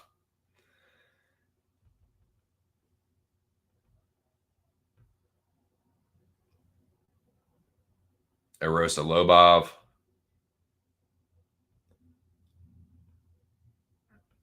I thought it was perfectly fine.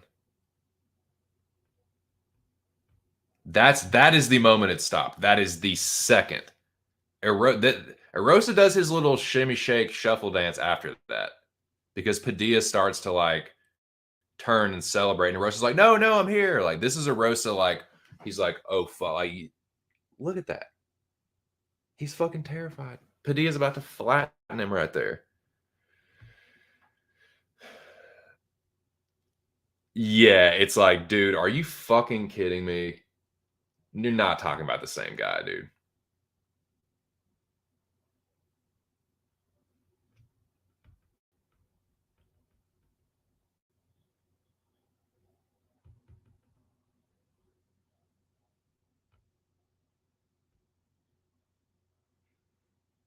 Yeah, I'm not telling you to change you don't have to change your opinion. I just disagree. In other words, a fine stoppage. Early, late, whatever. And exactly, dude. And that's the thing. If he, dude, this was a lose lose, because if he lets Padilla slump Erosa, which let's face it, there was I'd say more than a 70% chance, probably more like 80 to 90% chance that Erosa is just slumped over on the fucking canvas, because it's happened 7 times before. So I think that, you know, there's something to be said for that too. Because if that happens, oh yeah, a little bit of a late stoppage there. He gave him plenty of time. It's like, that's not really necessary. The fight was over, but whatever.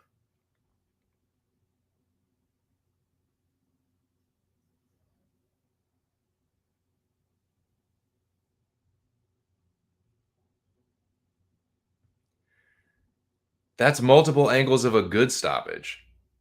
That's multiple times where, like,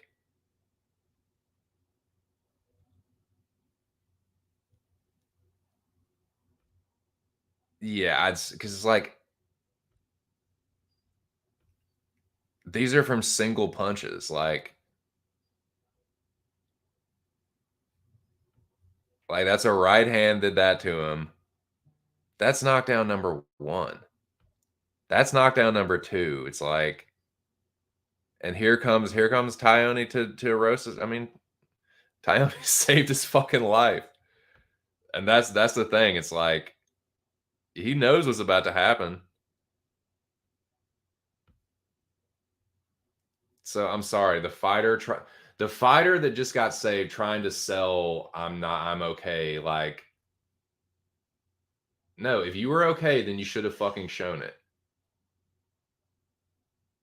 Because you certainly won't do no shit like that when Padilla was fucking throttling your ass. Like, no, it's over. He already saved you. He already pulled the assailant off you. So yeah, cash that shit. Now this one, boys, this is just a fucking this is just a sweet beauty. That is just a fucking sweet beauty right there.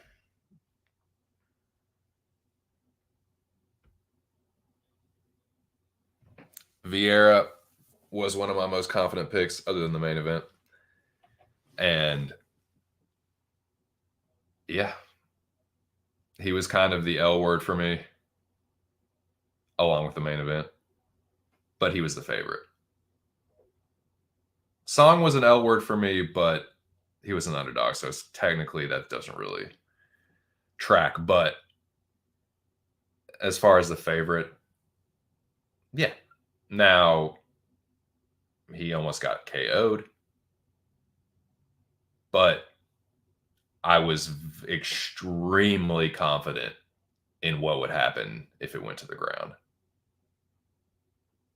Perhaps I was a little overconfident in Vieira on the feet, so I will give the Brundage backers that, but y'all knew what time it was if he hit the mat.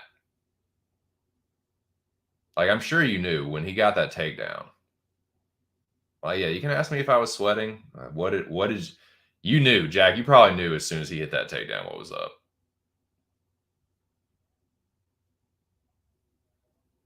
So to me, it's like, yeah, he almost got chin checked. That would have sucked. But all went according to plan otherwise. I can't say everything went according to plan, but when it did, it was pretty automatic.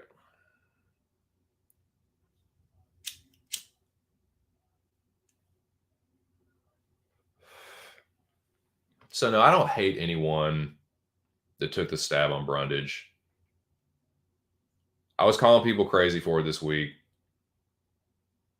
I mean, in the end, like, it was kind of a fucking foregone conclusion. But yeah, the way it played out, yeah, not the worst bet ever, not the worst underdog stab.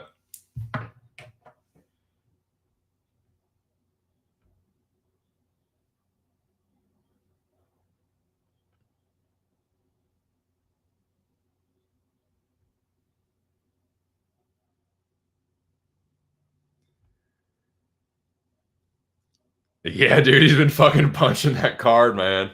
I know he almost to his 12th punch. He's building up Shadow Realm reward points.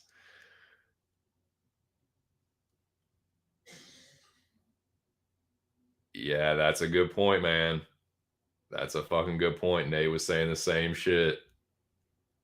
It's like, dude, you just got saved, man.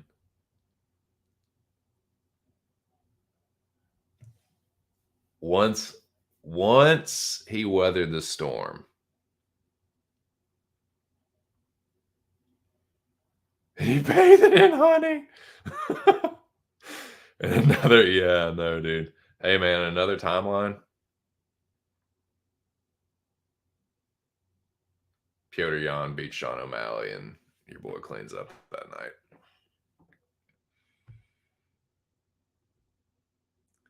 He'll have to climb that hill again, Jackie boy.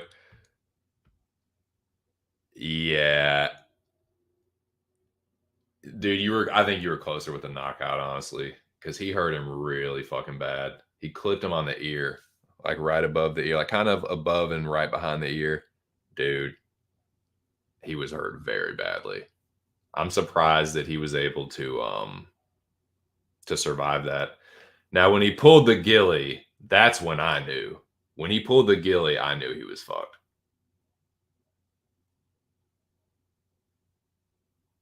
When he pulled ghillie and Vieira took him down, it's like, dude,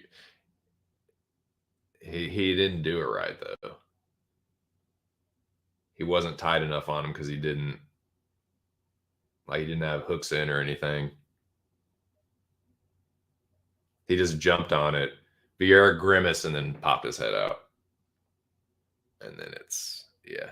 And then he made the mistake, like, according to the broadcast. It's not like I knew this. Not like dude, I saw the technical errors before they were about to have bullshit. I'm just saying, according to the broadcast, Cody made him a technical mistake, not only with the guillotine, but by turning. He did the right thing at first, defending the arm triangle, but then he turned back into him, and Vieira never let it go.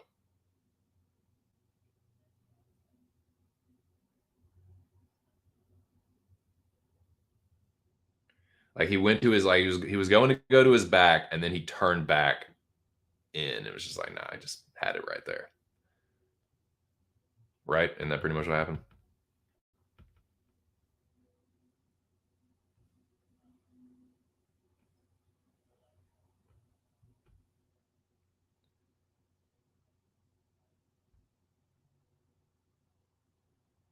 Yeah, no, it was he had a shot at it. Yeah, definitely. Definitely. That's always been Cody's thing, right? That's how he got knocked out against William Knight. He wouldn't fucking, like, it's like, dude, can you not see that you're not going to get this takedown? And you're just like, nope, there you go. Now you're done.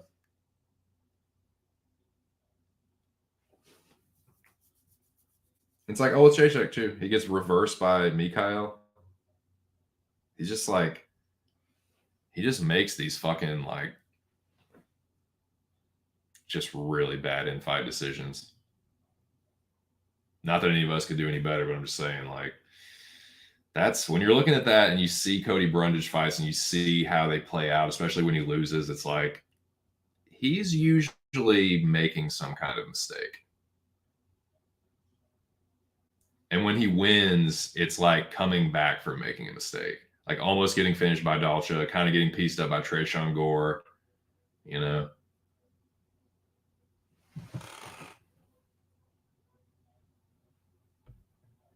Yeah. What up, funny man? Vieira's out. Brundage didn't want to give the back, so he turned back into the arm triangle. He was fucked either way. Yeah, he would have gotten rear naked choke too. Is that yeah. Typing are tricky things. Brundage is no fade. Yes, he is. Oh, yes, he is.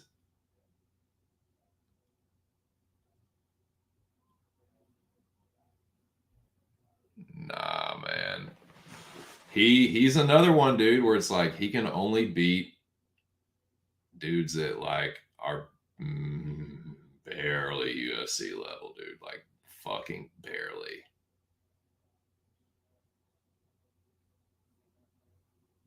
Give him the loser of Ugly Joe and Ribeiro. Yeah. It depends on who he's fighting. But if they give him, like, he'll probably be a favorite.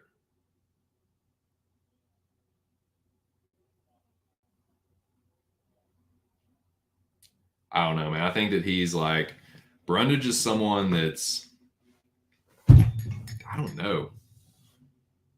I don't see how you lose to Olasechuk and then get Vieira. That almost seemed like it was like not a favorable matchup, but they were like, I don't know. That was just weird booking to me.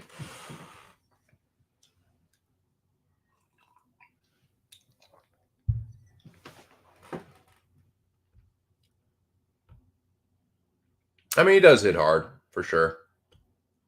Nice, dude. Burn your tongue. Scalding hot lentil soup. Yeah, for sure. Yeah, dude, it is nice outside. It is nice. I was crushing some tuna mac. In fact, I might eat a little bit more when I go on a break here in a second. Except Big Willie. Yeah, dude. William Knight is not a good loss. Especially after his last performance, dude. Yeah, that loss is not aging well. So let's see. Where are we at? Let's press forward. Let's just press forward, gentlemen. But yeah, I did hit that. I was able to get that at plus money. It's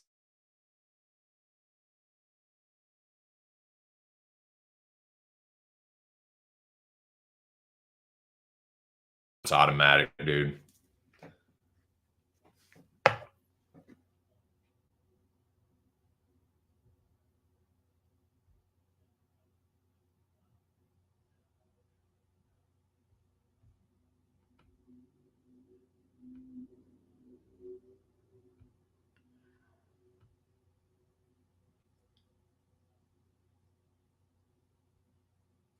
So yeah, this was. I was talking about this a little bit before. I pretty much still feel the exact same way about Kaio that I did. This doesn't really change. I'm not saying that necessarily in a bad way. I just mean that I'm not like, oh my god, he strangled Olacechuk. Man, he's the real deal now. It's like, no, I expected him to do that, or at least beat him. I wasn't interested in playing the money line. I stuck him in a parlay and I hit the sub or points. But I just don't know like how much more I can extrapolate my expectations of Kaio from this point. That wasn't really he I knew that Olasechuk wasn't going to test him on the ground. So I think that with Kaio, they love that shiny undefeated record. Pretty sure he's undefeated. I know he's undefeated in UFC. Pretty sure he's undefeated, period.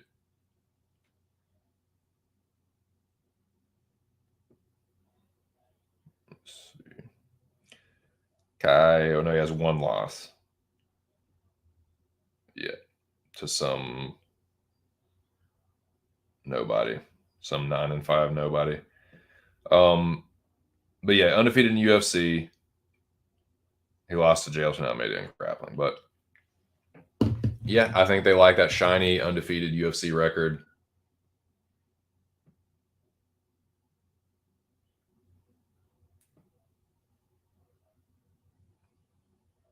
So it's like Omar Gadziev. Armin Petrosian was a decent test. Muradov on the feet. But yeah, none of these guys are like, with the exception of Omar Gadziev, who was really going to test him in the grappling. I think it's time for Kaio to get a real fight and get a real test. Olasechuk isn't terrible. He's just kind of a high end jobber, in my opinion.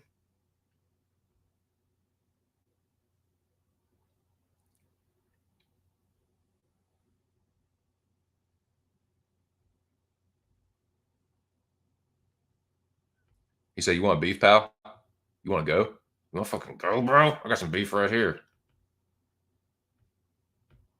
Kaio is boring, but he is very good. Yeah, he's good, but I agree. Kind of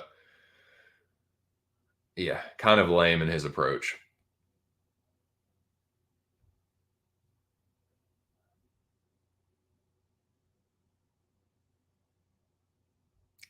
Put down the legumes and eat some beef, bro. My mom eats a lentil. If Rundage fight Michaelitis, Strickland, and then fight for a title, there's a good chance. Oh, okay. Okay. For sure. Yeah, totally, Jack. Totally. Hey, that's not bad. I like that.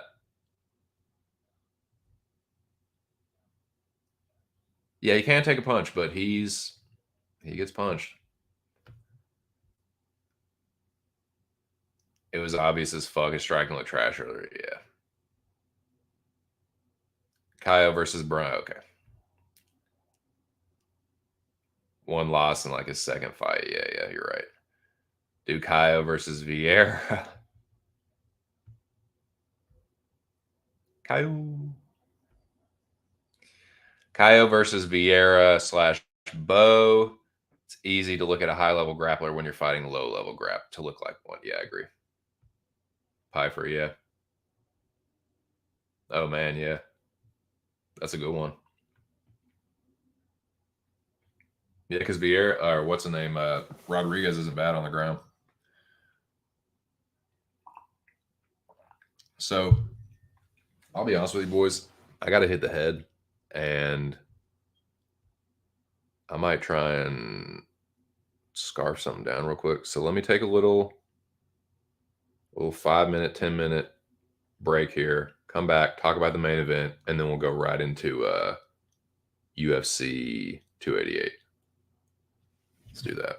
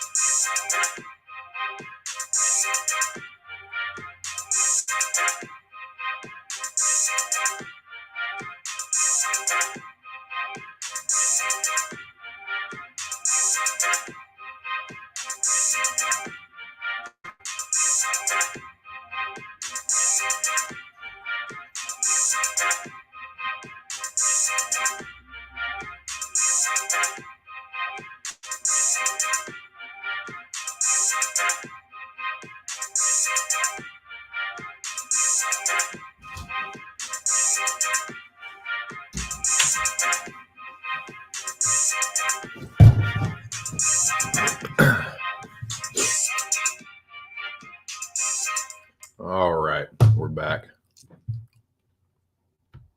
We are back. About to conclude this UFC Vegas 72 recap. Then we're going to do a little 288 preview, boys.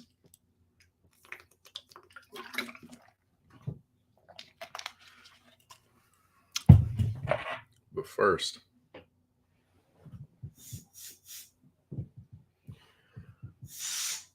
there we go.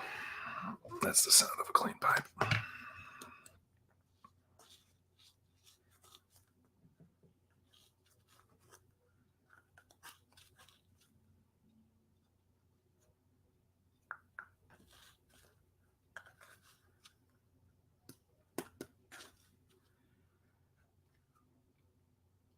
Dude, I love this little chillin'. It's perfect for these streams. It's annoying to have to like Pack the one hitter 20 fucking times. This one, just pack it up a couple few times. Usually good.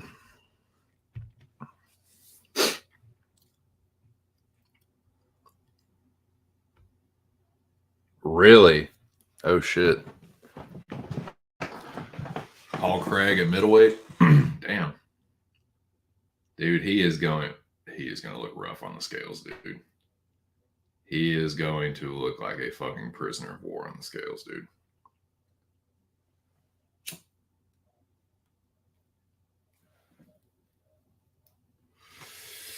That's wild, man.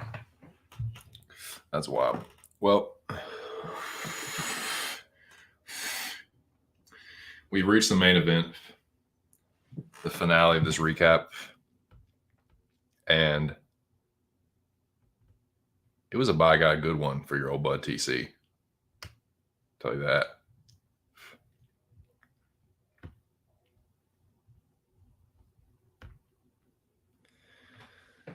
I know that Song Yadong was a slight underdog,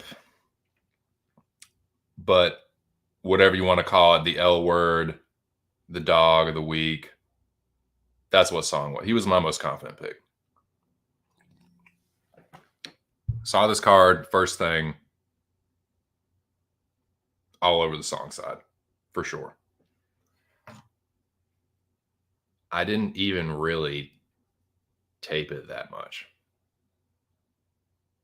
In fact, the tape that I did watch was after I'd made my pick, just to kind of look at highlights and stuff. I was just looking at Song Yadong highlights. I didn't really have to deep tape either one of these guys. Very familiar with both of them. I've been watching every single one of their UFC fights. So the tape study was already pretty much done when they announced it. So it's like, yeah, I know who I'm picking.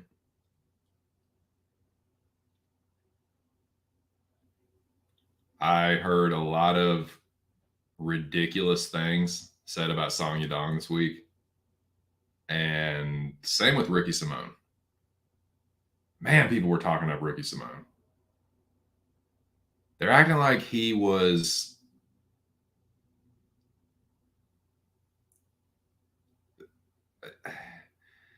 Yeah, I know. This is what people did. I guarantee this is what people did. They saw that Song just lost to Corey Sandhagen, and that on paper, Ricky Simone has a win over Merab.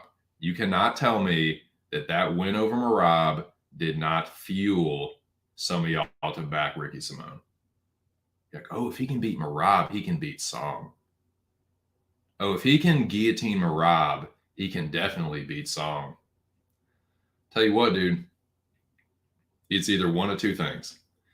Either Ricky Simone ain't near the fucking lights out wrestler that y'all think he is, or Song Yadong has way better takedown defense than y'all gave him credit for.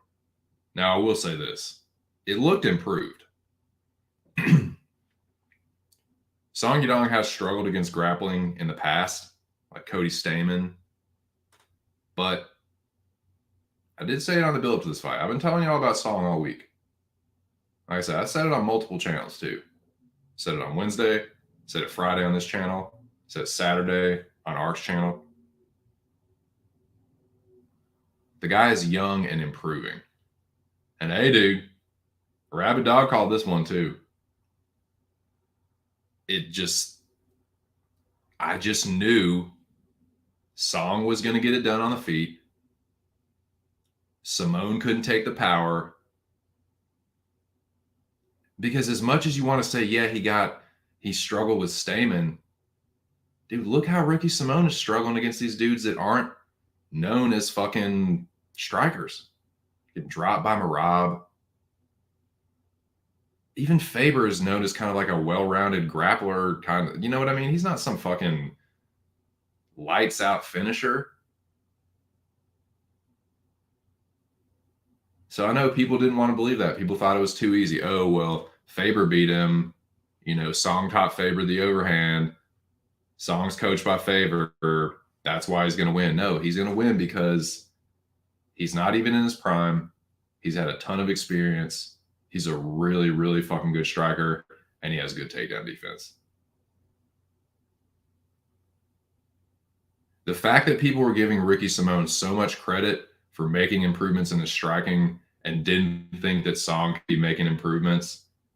And it's like, dude, you really like and people trying to put Simone on the same level as Corey Sandhagen. It's like, y'all are fucking crazy, dude. Corey Sandhagen is a top 5 bantamweight in an incredibly deep division.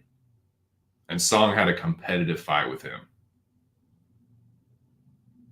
Like, Simone got tuned up by Rob Font. So it's like people wanted to just like use willful ignorance on the Simone side, look at all his like positives, look right past the negatives, highlight every little fucking slight misstep by Song, and then overlook what a good fucking striker he is. I think that's a lot of what happened. But yeah, I actually gave Simone the first round. I thought that Pretty Ricky ever so slightly edged out the first round. But Song won every single one after that. Now, I'm going to say that I'm going to keep it 100.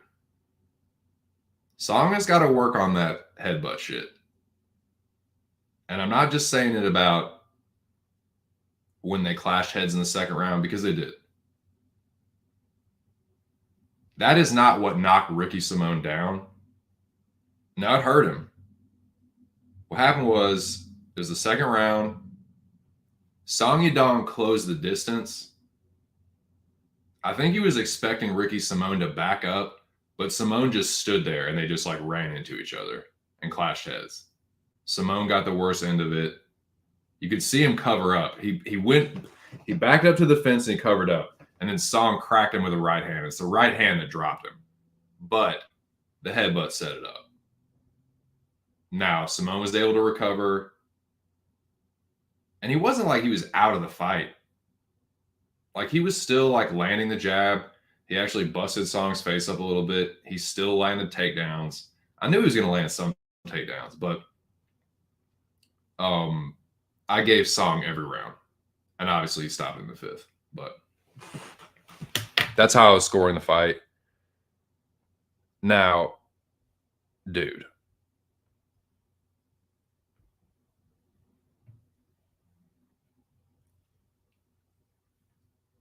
This was, so Song dropped him in the second round. This is the very end of the 4th round. Song's left hook was on point, dude.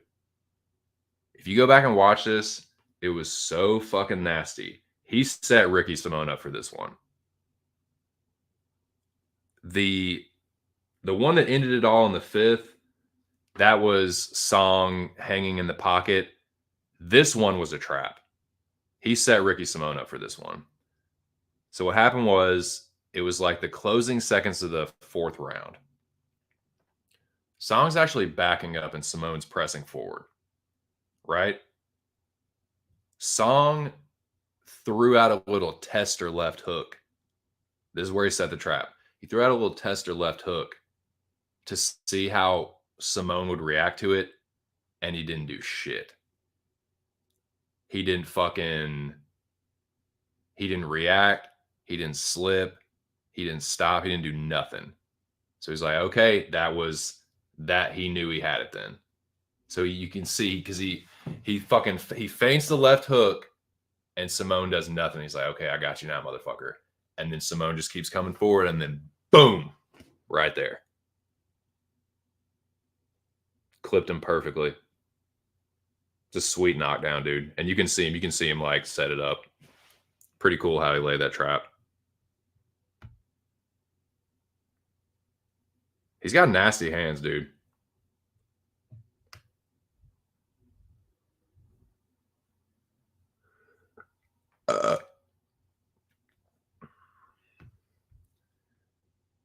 So yeah. Now, he did punch him right in the dick. The first headbutt was very not on purpose. It was very incidental. The second one, dude, that was a headbutt attack. And I cannot defend that. And it's like, Song, you got to work on that, bro. That was intentional. And Simone protested too. And I don't know, like, I don't know why he didn't get warned for that. I don't know why. Like, well, I think he did, but it's like he could have had a point taken there, honestly. But yeah, I can't defend that. So he's song. You gotta work on that, bro. You gotta figure out why you want to headbutt people so much. But yeah, I'll call a spade a spade.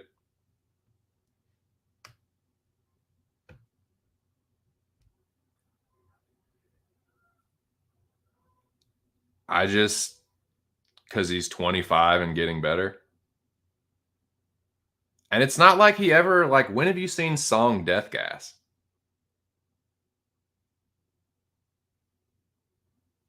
And look at some of the guys he's fighting and the pace they put on. So I don't think I thought the idea that Song had bad cardio, I thought that was a false narrative to begin with.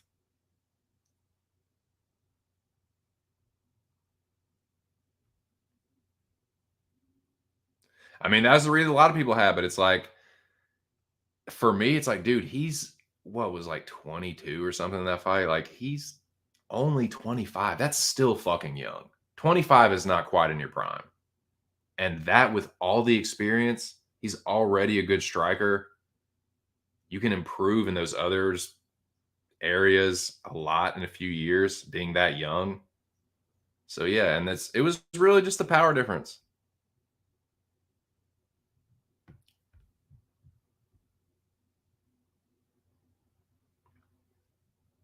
on that Team Alpha Male EPO. I think Song's takedown defense for sure looked improved. Yeah. He looked pretty horrendous for the duration, so it's gonna be hard evaluating Song and certain for future. See, I don't like the reason that I think that you saw Ricky look that bad is because Song is a step up for him, dude. Like, he looked bad against Rob Font. He got knocked out by Uriah Faber. Look who he's beating. Jack Shore. I think people are just too fucking high on Jack Shore. Jack Shore was a fucking hype job. A Sun Sal's 40. Cool winning streak, bro. Ain't none of them on Song Yadong's level. So I think it was a lot of recency bias. But, like, no, Simone's still a good fighter.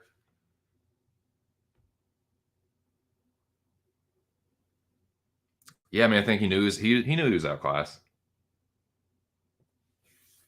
And he also knew that, like, it's his first 5-round fight. You go out there and go balls to the wall, you are going to gas and then get knocked out. I think that's what it was.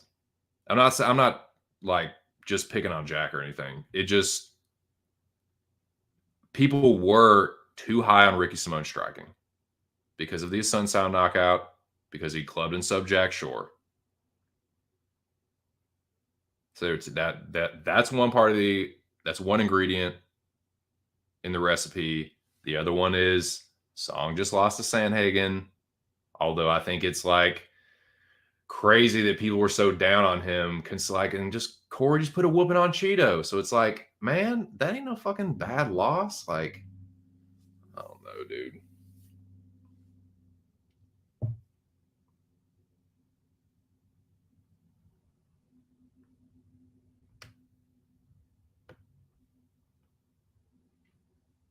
I think he was just the level was too high. I think he just hit his ceiling. Yeah, he's the guy that was just a wrestler, improved a little bit on the striking. On the feet, I knew what fucking time it was for sure. He looked like Willow the whole time. Dude, I love that fight, Jack. Fuck yes. Fuck yes, dude. Those two going at it on the feet. Woo! That is hot fire, dude. Song and Yan, 5 rounds. Oh, the baby. That is sweet nectar. Ricky's Willow confirmed. Book it. There's a joke in there somewhere. Dude, if anybody can find it, you're fucking smart ass can. Find it and then cyberbully someone with it. There's that'd be a solid pay-per-view co-main. Yeah, fuck yeah, dude. I agree though. There's some kind of yuck to be had with with Yadong and Yan. Yan versus Ricky. God, that is sadism. Ricky Willow is just eating gigantic shots. Dude, he's just like, he couldn't take it, man. So yeah, that's the 4th round. This is the 5th round. Boom. Now this one, Song missed with the overhand right. Stood there in the pocket. He just stood right there in the phone booth. Missed the overhand right. Waited for Simone to throw the fucking counter with the left hook.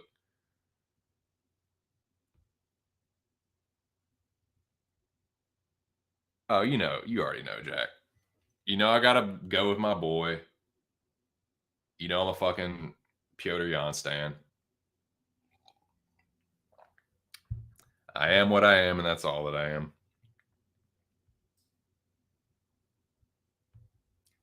The thought of standing with Song for 5 rounds, though, is worrisome. So I would hope that Jan mixes it up. Hi-oh. I do too.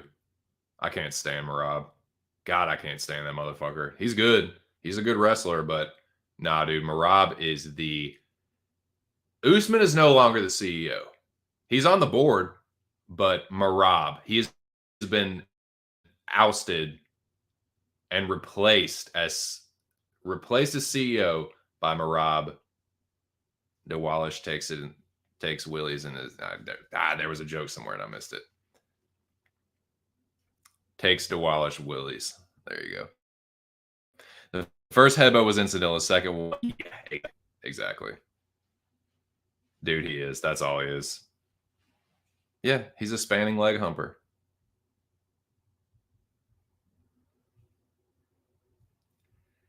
He did, dude, because he missed it and then he followed up to the side. He missed the first one. He went to headbutt and missed, and then went to the. He was like a headbutt combo.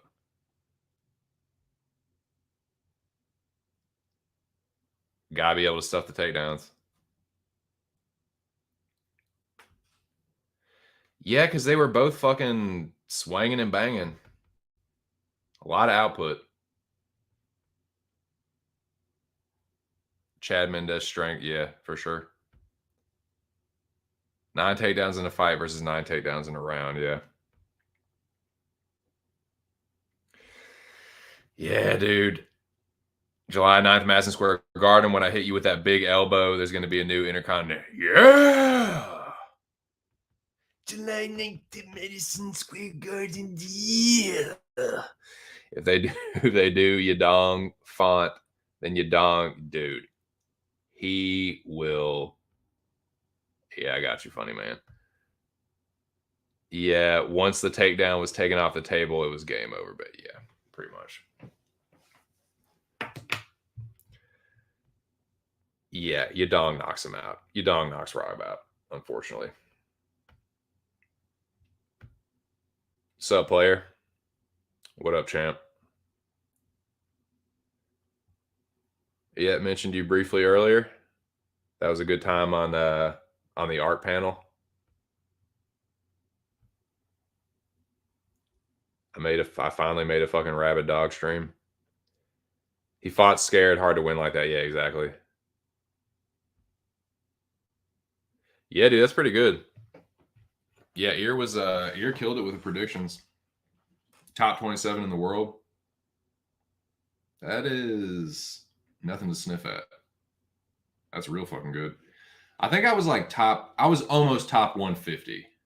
So I think I was 152 or something. 27. Jesus. It's a great score, baby. I thought Ricky's wrestling would win in the fight. Yeah, for sure. dude, he like multiple levels of takedown defense. Fought off chain wrestling, which is like pretty fucking hard.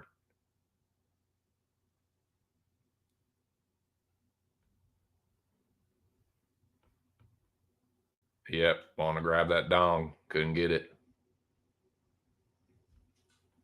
Is it pretty safe to say Martin Buday is a fraud? I think Collier is more shit. Yeah, but I'm not. So I talked about that a little earlier.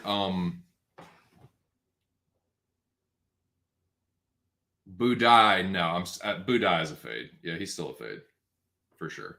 It's just that the guys he's been fighting are just the lowest of the low. Collier to me is just a lazy middleweight. Like he's just a dude that's like, he's a guy that's like 50, 60 pounds overweight.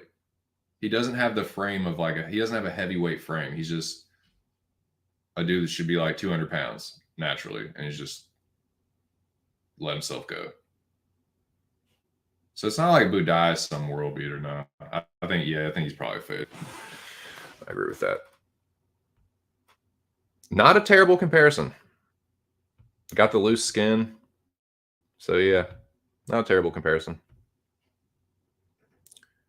If all of Ricky's takedowns are not set up, shake your Buday, am I right? Hi-oh. No chin bum. Chinning grapplers versus power punchers. You're done. I'm next. Yep.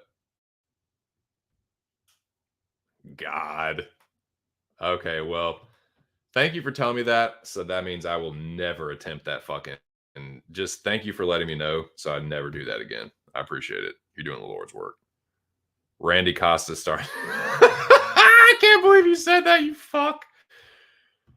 Oh my God. Aljo knows he's cooked against Song. He looked at Marab and said, I need people to beat Song for me so I don't have to deal with it. Yeah. Song said, I'm the best. Buday versus Hamdi. Yeah. Two big fat boys. So yeah, Ricky was fucking done. I had this in case anybody thought that was a fucking early stop. Is this Simone trying to get back to his feet? This is well after the fight's been stopped. They brought the stool in at this point, and they're trying to get him to sit down on the stool. Like he got back to his feet and protested, but he was like stumbling all over the place. He's still, I got to hold the fence here. He's like, fuck, dude, I couldn't wrestle him.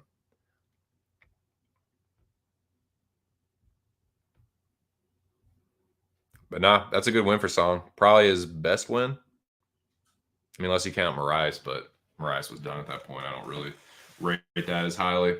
Simone is a good fighter in his prime. So yeah, now as far as like, but yeah, Song made my night pretty much.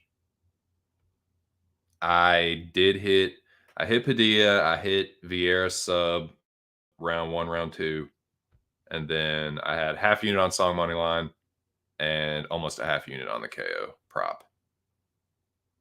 So thank the fucking universe. Had 2 winning weeks in a row. I think that's the first time that's happened in 2023. I've had winning weeks this year, but this is the first two winning weeks in a row. It's a slight profit. We're getting close, boys. We are getting ever so close to back in the green. We're almost in good shape, gentlemen. Can we get one more fucking good week, dude? Can a fucking Barrage get one more winning week? We'll be back in the green.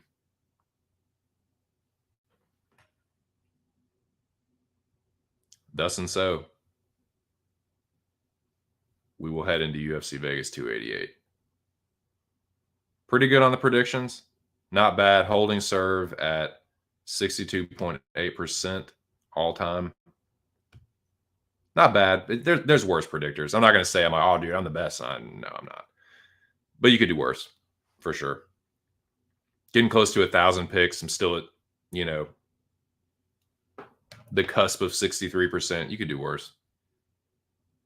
So yeah, had a good weekend with UFC. Want to continue, man? Just keep it going. Just keep building up steam.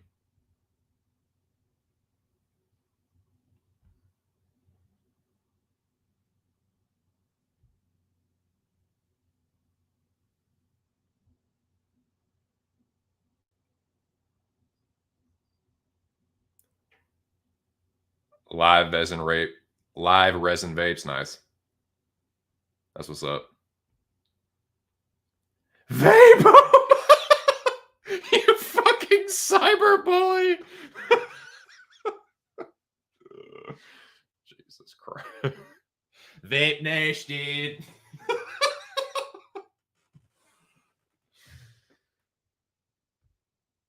You vaped your tongue off with that lentil soup. Funny man. Lentil soup. Can you taste it? Did you burn your taste buds off? Lentil soup, hard to knock. Yeah. It is. Sticks to your ribs. Cheap. A lot of nutrients. Get your macros. Do you even fucking track your macros, bro? I haven't tried it yet, but I'm looking forward to see what they're like. Oh, the vape pen. Vape Nash, dude.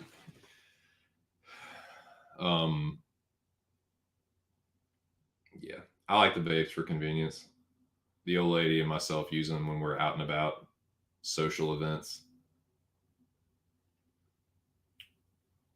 Vapes and edibles are very convenient for public use.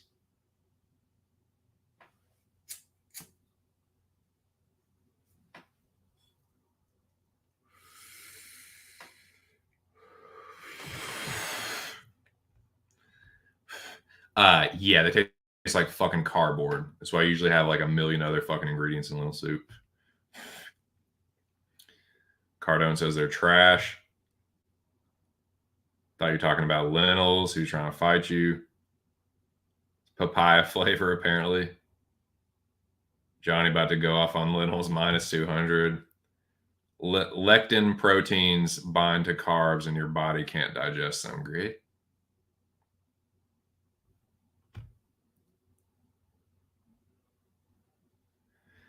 He said, go eat fruit roll-ups on the player. Dude, don't be talking. Dude, say something else about fruit roll-ups, bro. And you and me are good, dude. I'm going to meet you on the playground, bro. Fucking schoolyard fight in front of everybody. Say something else about fruit roll-ups, dude. Cash it. Boom. Yep. It was always the play, Jackie boy. Eat eggs, fruit, beef, and organs. Nice. I eat all those, man.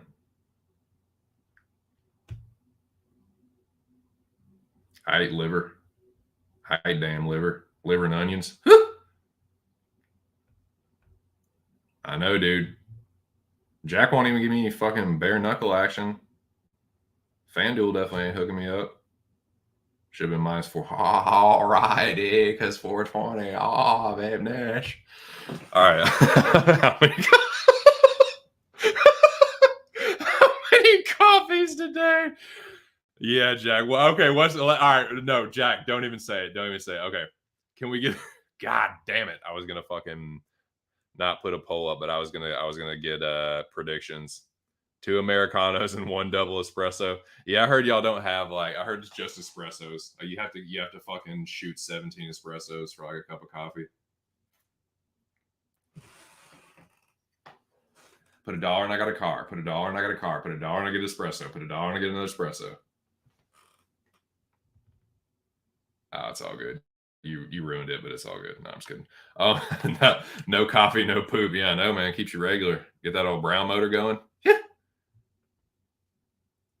Jack is embracing your trash backpacker vibe. Yeah, you get sick of the backpack and you're like, maybe I should just can we spend like one night in town? Then you stroll on into the town and you bouge it up at the fucking cafe, just sit there and slam espressos. God, nah, I'd be doing that shit too. Oh, wait, no, 3 Econos and oh, yeah, that makes more sense. Espresso is better than coffee. Get that shit over. Yeah, just bang them down, dude. They're all that. It's like shooting coffee. It's like shots of liquor. It's the coffee equivalent. I need to. You need to cut back, dude.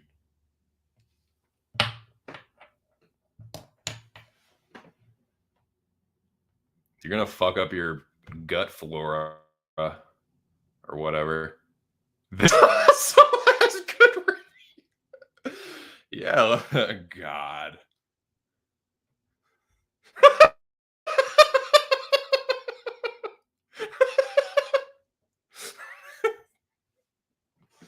I'm trying this coffee shop. Yeah, espresso. Oh my God. Oh, Jesus. You a fucking funny guy. I drink 1.5 of that organic. Yeah, dude, I got a cup of fucking coffee. Oh my God. Yeah, Artem is funny, dude. He is a fucking chucklehead. Dude. Stop, dude. Stop, dude. I feel like you're cyberbullying me with jokes now. You're making me laugh against my will, dude. I don't appreciate that. You know, I know what you're doing right now, and I don't like it. So why don't you just shut your trap before I time you out for 5 minutes? I'm just kidding. I'd never do that. I do honey in my green tea. Oh shit, dude. Andrew Tate is in the chat, dude. Holy shit. I have respect. A real man should be able to handle 10 coffees a day. Black coffee, no additives. Holy shit, dude. Well, the top G is spoken. And if you're not a beta cuck fucking other non-masculine alpha shit, then you should listen. Your taste buds are a bunch of Brits. Raw eggs, raw steak, raw steak, great. Now I like a fucking. I don't mind a rare steak, but raw, that's a little too top G for me. I do like a good steak though. Now steak is probably my favorite dish. Like if I'm gonna, we're splurging, I'm gonna be a piece of cow. Old TC likes a piece of dead cow. I'll tell you that right now. It says all hail top G. I eat raw chicken all the time. Yeah, it's good for you. Jack has a fucking iron like E. coli and salmonella. Like he's in a complete immunity. Jack is like fucking E. coli Wolverine. Salmonella does nothing to him.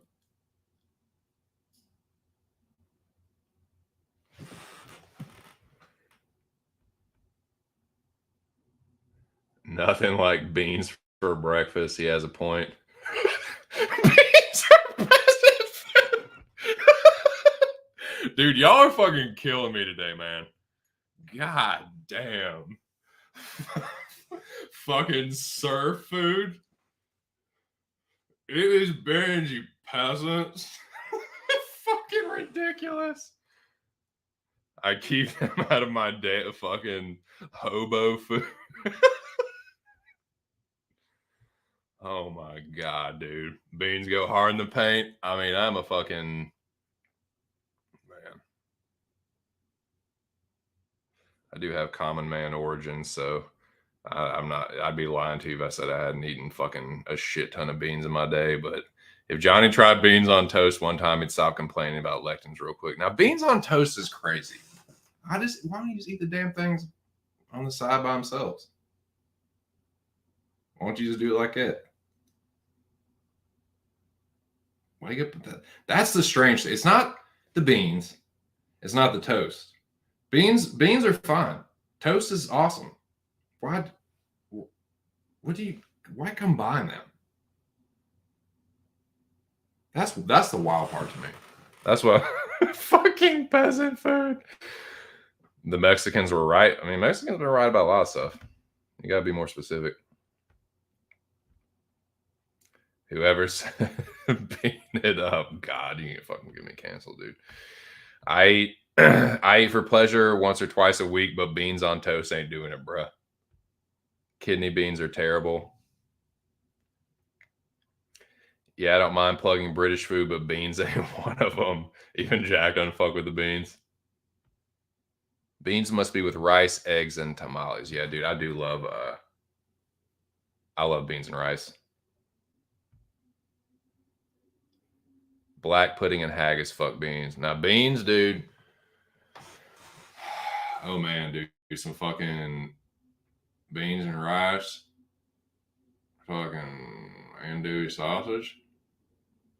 I mean, now then you just kind of talking about jambalaya. Put, you know, you can put beans in a lot of shit, man. Red beans and rice. Beans, I like beans. Charo beans and beans and rice built Texas, for sure. Salsa, sour cream, and cheese. British people think they invented the fucking bean. That sweet bean shit on bread, that's wild. That's my choice. We for sure invented the bean art, and be real. I'm not going to Google it, but yeah, you definitely plundered the delicious bean from some. Dude, I mean, the British plundered and colonized like no other, dude. Red beans and rice on Monday is a New Orleans tradition, actually. It doesn't surprise me. Would you guys try black pudding or haggis? I want to try haggis just for how notoriously gnarly it is. You know, just for how like it's got this reputation of being just this like foul food, just like organs all put into a sheep's stomach and boiled. Like that's fucking gnarly. So I would eat it just to say I ate the shit. But yeah, I mean, I guess black pudding, that's what, like blood pudding. Yeah, that'd be kind of gnarly too. But I heard that it doesn't like taste that great. Like I've heard a haggis is actually like not terrible. I gotta learn how to make some Cajun food. God, it's dank, man. Yeah, I'm not terribly picky.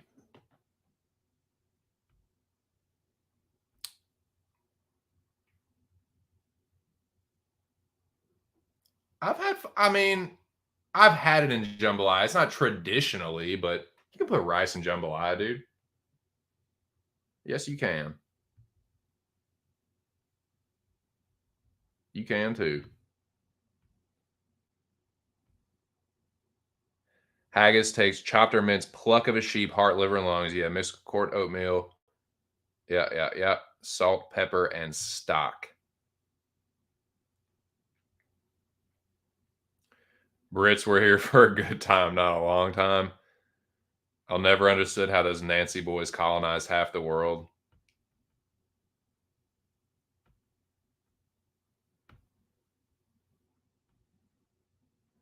I'll try anything once. Serve it up. Jack should host Arcadia. Haggis tastes fucking delicious, honestly. I think black pudding does too, but haggis got that extra spice to it. Yeah, haggis sounds. Gumbo is the goat of Cajun food. Good gumbo is a lot of mumbo jumbo gumbo out there. Yeah.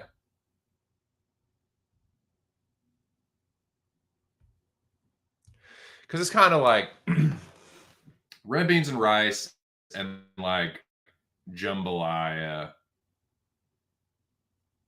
There's kind of like an in between there. Kind of, they're two different dishes, but yeah, I've had jambalaya with rice in it, but yeah, not always.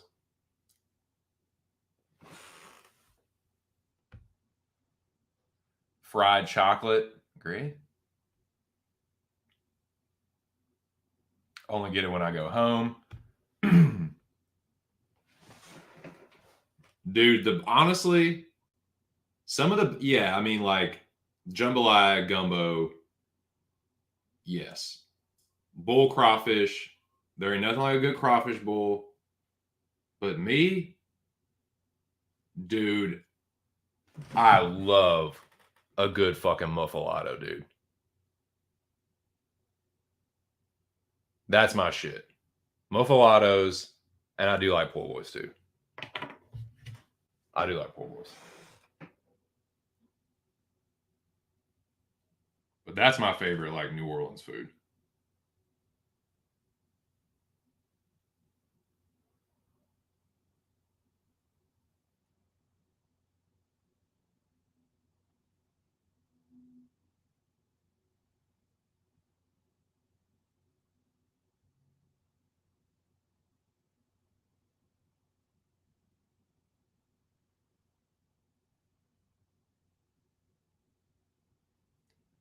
You know, like a fucking good muffalotto from Central Grocery? You wild for that, dude.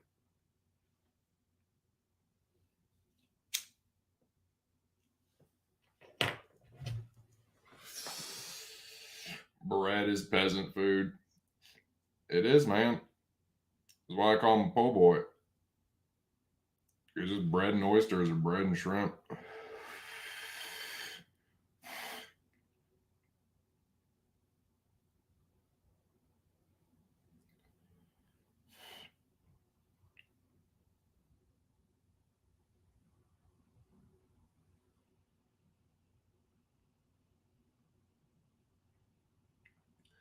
Trying to think of a place I got last time.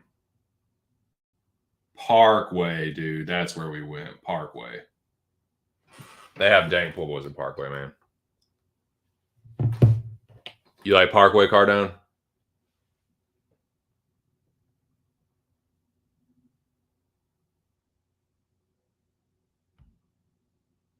It's so good. I like the bread toasted and meat hot. Tabbouleh. I'm a po' boy a long way from home.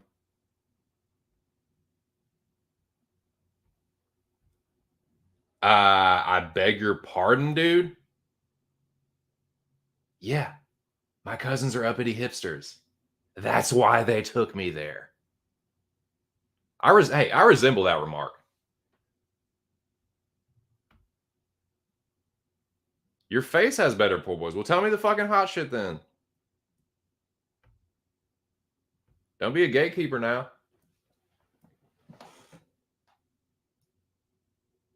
Parkway is for uppity hipsters.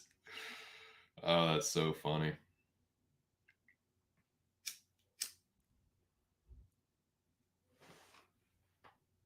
Who wants the goat egg recipe? All right, lay it on me.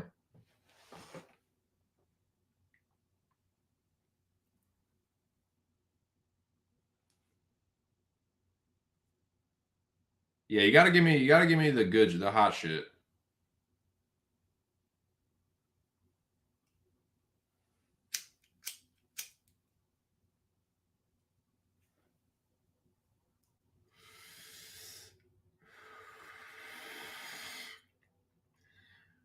Cardone likes none of the fucking. It's all just like local hole in the walls. Like if it has any notoriety, he's like, nah, dude, that's for fucking hipsters.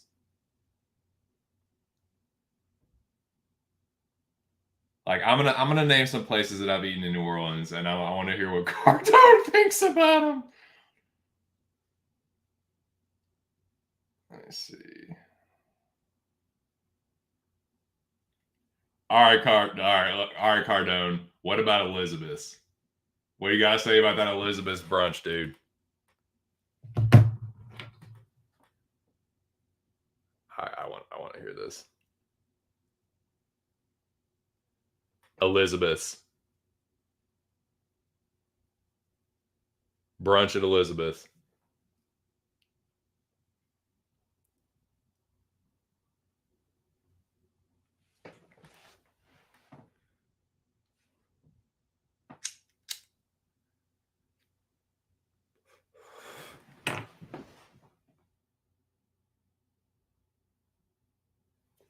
All right, here's Jack's recipe. 5 organic eggs, 1 bag of spinach, handful of jalapenos, 1 tablespoon nutritional yeast, 1 tablespoon turmeric, 1 tablespoon black pepper, 1 tablespoon cayenne pepper, 1 tablespoon ground ginger, 1 tablespoon ground garlic, 1 tablespoon parsley. That's my terrible Northern English accent. Elizabeth's is okay. Can't really fuck about it. Dude, they had good. Their poached eggs were really good. They had a fucking good bloody. I mean, I was hungover as fuck, dude. But yes, it was jam fucking packed though, man. That's what I remember being. It was dude, so fucking hectic.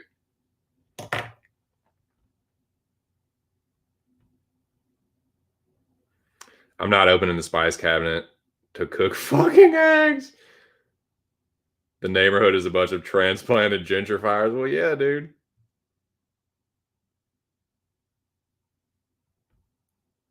Well, then enjoy your mid as fuck eggs. Great.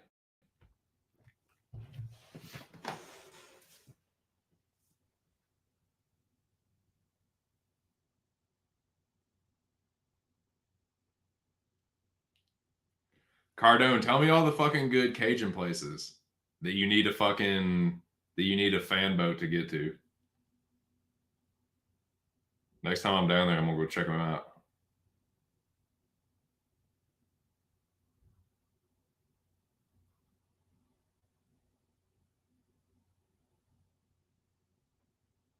Yeah, dude. Yeah, dude. I fucking bouged it up in Mid City. Let me live, Cardone. Can a man not bouge it up in Mid City? Can I just live my life and do that? Golly. God damn it. Oh, and 2 tablespoons of olive oil. Almost forgot. I squeeze lime and honey on my eggs. Rocky and Carlos. Okay. All right. Well, give me a good muffalado jank then too.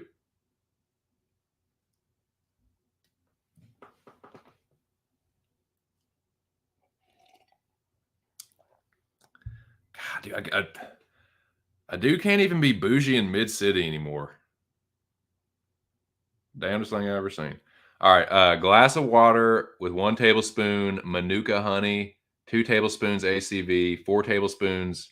Oh yeah, I forgot to do the voice. Glass of water with 1 tablespoon Manuka honey, 2 tablespoons ACV, 4 tablespoons fresh lemon juice, 1 tablespoon cinnamon. Morning drink. Morning drink's fucking great.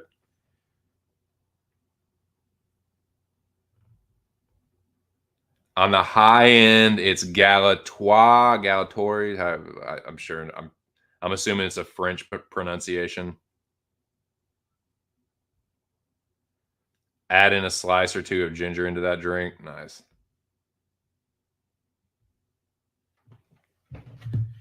Cardone says, "Why? What?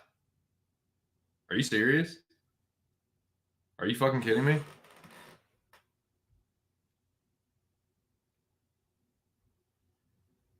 Holy shit. Damn. Damn, dude. RIP. Holy shit.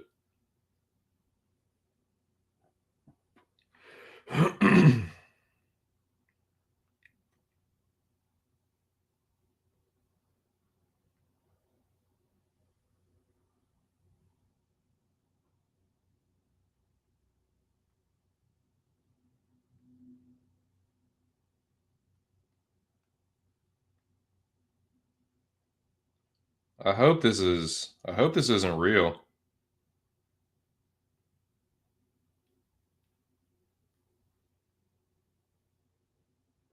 Felipe Colares. Fuck, dude. Yeah, Bronstetter never. Fuck, man. Damn, RIP, dude. Jesus Christ.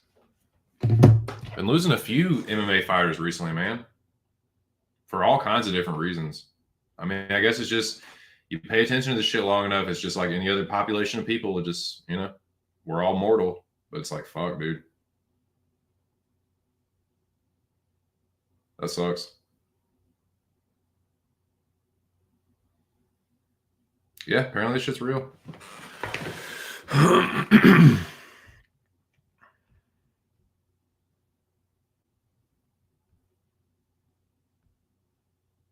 Dude, some countries, especially if it's like not in a major city, and sometimes even if it is, dude, their public transportation, crazy, dude.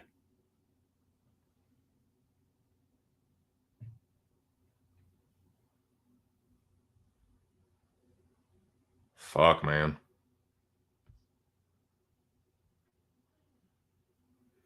Yep.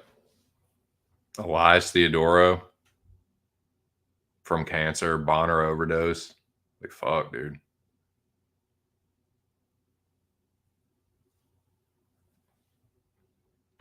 Yeah, yeah. You think, golly. Jesus Christ. Fucking all right, William H. Macy. Fucking shameless, dude. Greedy. What are we talking about, man? That sucks. That sucks. Oh yeah, I was talking a little bit about some New Orleans place. Oh yeah, I'm gonna see. God damn it! All right, Carter, I want to see what you think of this.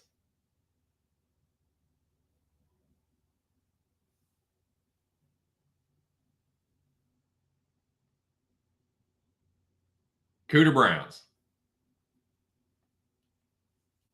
Yeah, the only person that can judge you knows your sense of humor anyway. Oh, I like that.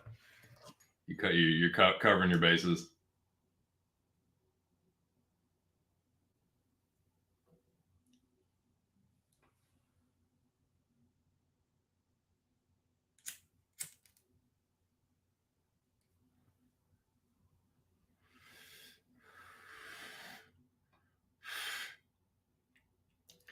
What about Cooter Browns? Too touristy?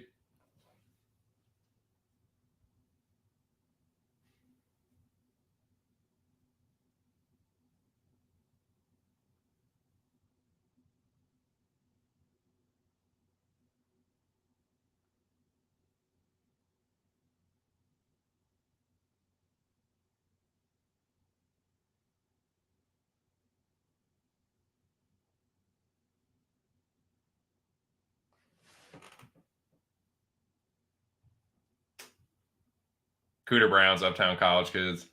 Yep. Yeah, it's all making sense. I was in that place when I was in high school. Nice. All right, what about Camilla Grill, dude? I know you ain't gonna hate on Camilla Grill. Come on now. When you're fucked up at like 2 a.m. or whatever, you fucked up at night. Come on, man.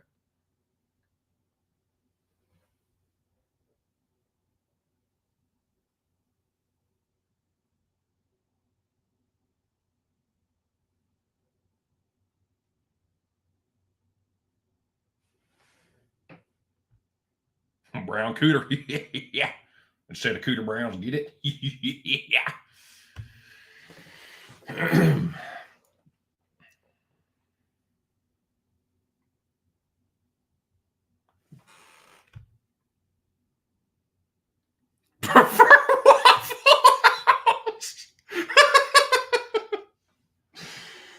Golly. Greedy.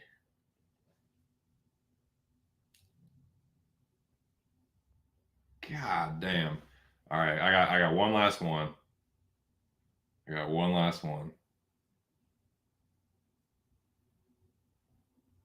I'm trying to remember the name of this place. They had dank fucking pancakes though. And it was pretty fucking close to where my fucking cousin lived. It's not like the same neighborhood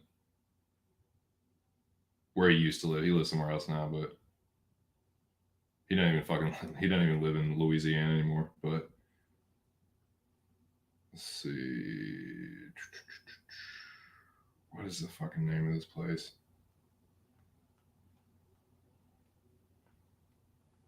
All right. I know it's right off of St. Charles.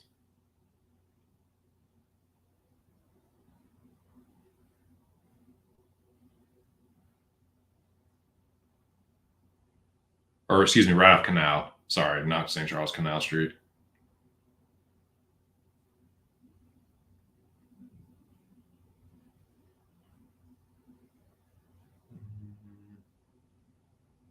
What is the fucking name of this place? Well, give me 1 second. I just gotta find the fucking. Okay, hold on. I'm heading in the right direction. I'm looking on the map here. That's how I'll be able to tell. Betsy's Pancake House. You ever been to Betsy's? That shit was fucking dank.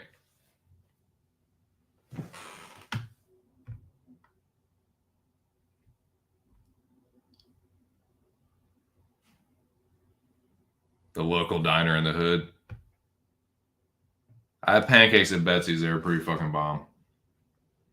But again, I was hungover as fuck. So.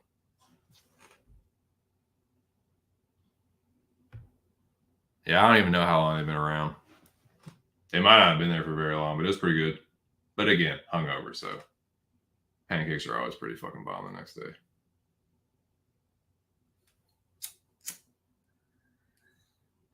Anyways, but yeah, it's in Mid City, like right off Canal.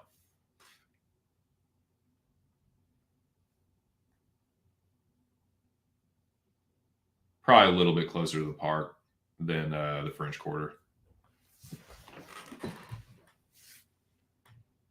Commander's Palace is the best brunch. Okay. All right. So Commander's Palace and what in Carlos?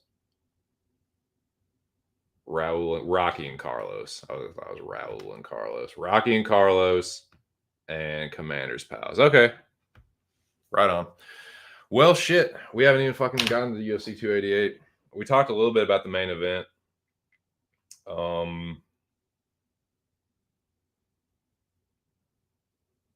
I am gonna save like predictions and stuff for Wednesday. Shout out to Aaron the Dog MMA. Catch me there on Wednesdays, but I can at least look at it. I mean, there's some that I'm gonna give away that y'all probably already know, or you should know if you've been following this channel for any amount of time. But I have not looked at the early prelims at all, so let's do that.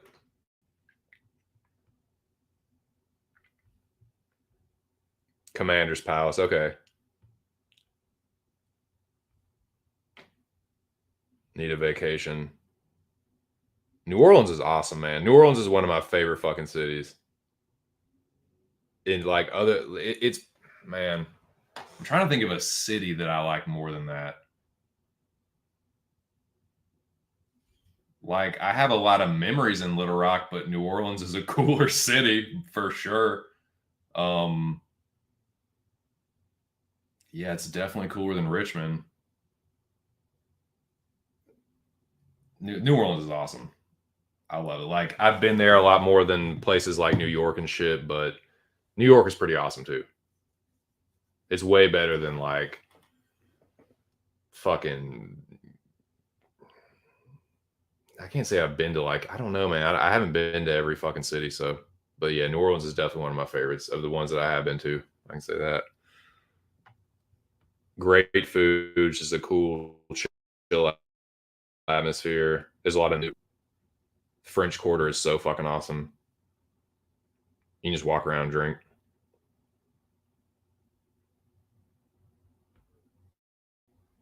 Top G says come to Romania. Jack says sell them on Romania.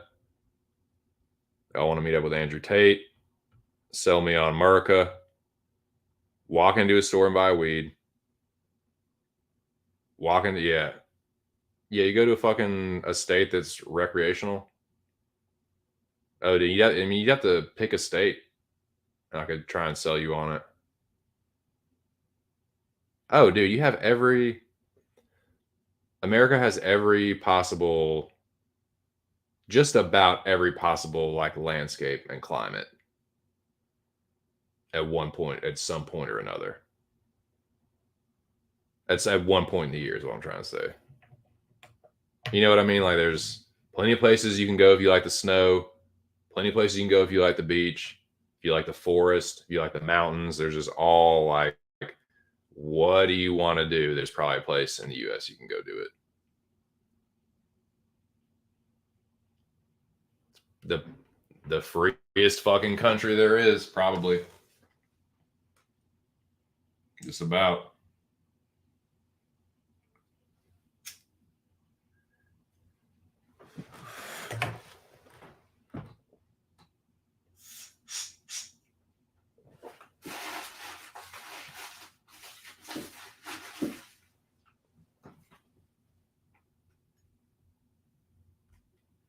Says, no, you're not allowed. Amsterdam Bud is Bammer. Top G selling you on Romania. Jack going to Romania. Cardone says you're not allowed. He says you're allowed in here over my dead body. I want to fly to one of those countries where you can learn to surf for cheap. Nice. Dude, I always wanted to do that, man. I always wanted to be able to either like skate or surf or snowboard or something, but I just, nah. I could roller skate okay. Just okay. Could ice skate? Not very well. Skateboard? Nah. A bunch of my friends were skaters. I tried to fucking ollie, flip the board up in the air, came down on my nuts, and that was it. And I was not, this isn't for me. I don't think skateboarding is really my thing, dude. I don't think it's really like my scene. I'm more into like music anyway, dude. That was my whole excuse. Like, do you even skate? Like, nah, dude. I play music, so it's whatever. But yeah, surfing. I always wanted to learn to surf too. I guess I still could, but like being tall and lanky, it's just like it's not the most conducive to like board sports. Surfing's cool as shit though. I'll take you to the Chalmette battlefield where we murdered the Brits in the Battle of New Orleans. They won't let me in because I'm not vaxxed. Landed to free my ass. Yeah, you just stay over there. You're not welcome here anyway, Jack. You have the freedom. You have the freedom to get the shot. You non-vaxxed, evil non-vaxxer. No, I'm just kidding. I don't care. I wouldn't cut costs on learning to surf like wanting to skydive for cheap. Serious, Jack, you can't come here. Look into it, Johnny. You got to be vaxxed. You can learn to surf from YouTube tutorials. That's sad. She tells me to use the Mexican border. God. Yeah, and then you have to deal with a whole nother fucking... I mean, it is pretty lax there, dude. Like,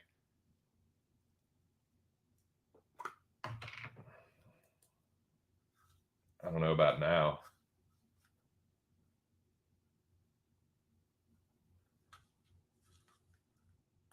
You'd have to holler at Alex.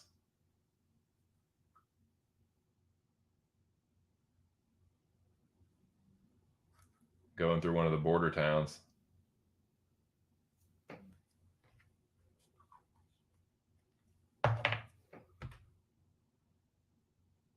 That's what he said. Yeah. It's easier than going through fucking Canada. That's for sure. So I've always wanted to go to Canada. I wanted to go to Canada and Mexico, but you have to pick and choose where you go in Mexico, for sure. Canada too, but Canada is more just kind of like a pain in the ass to get in and out. Mexico is just downright really fucking dangerous, depending on where you want. You have to go to like a touristy place if you don't want to die. Or just get robbed and beaten.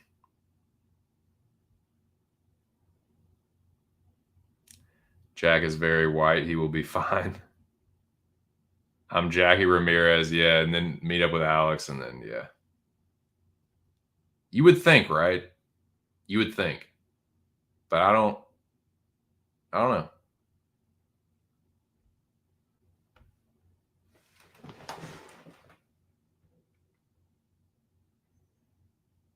I said,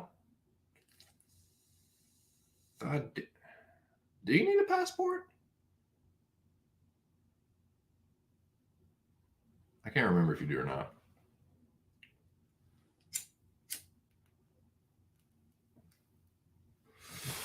Anyways, man, let's talk about this card.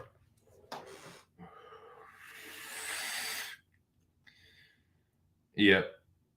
We got it from the Rooskies.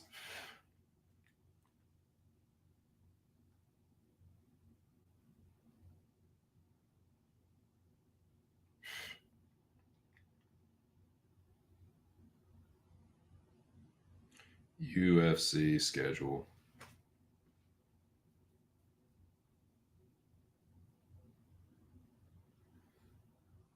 So early prelims.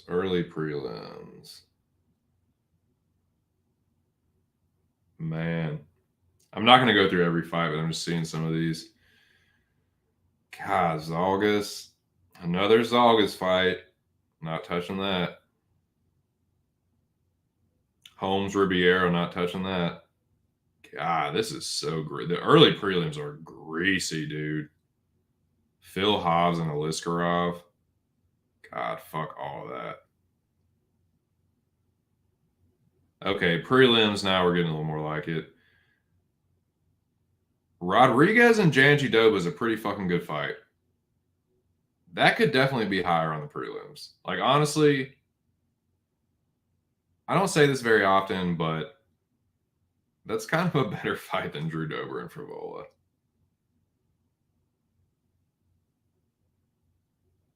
Kennedy, Devin Clark. Yeah, I can see myself getting a little more action on the prelims. The main card isn't bad. It's not incredible. It's not terrible. Dude, Movsar Evloev and Bryce Mitchell, other than the main event, that's the best fight on the card. That's the most like evenly matched. They both have a path to victory.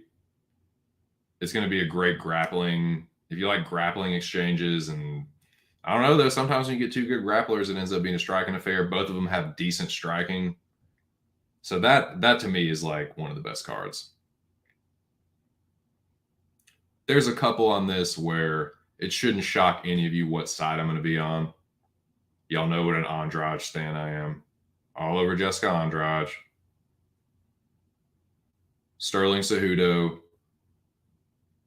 I'm a Jan stan. It's fuck Aljo till the day I die. I'm going to be all over Triple C there. But the rest of them, yeah, I'm going to say for Wednesday. Chrome Gracie and Charles Jourdain. That's interesting. Bilal Gilbert Burns. Yeah, I know what I'm doing there. For sure. The early prelims are trash. Early prelims are trash. Prelims are all right. Main card's solid. Not incredible. Say like B minus C on paper. C plus, B minus.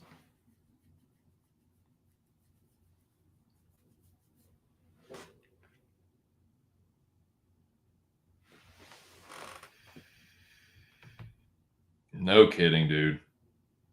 If I bet the split, though, he'll finish him or get finished. I don't even fucking know who Rafael Estevam is. Rafael Estevam. Let's see, Tapology.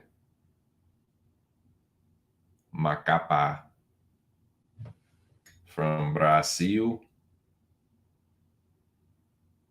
He winning Contender Series ground and pound. Y'all have to tape him.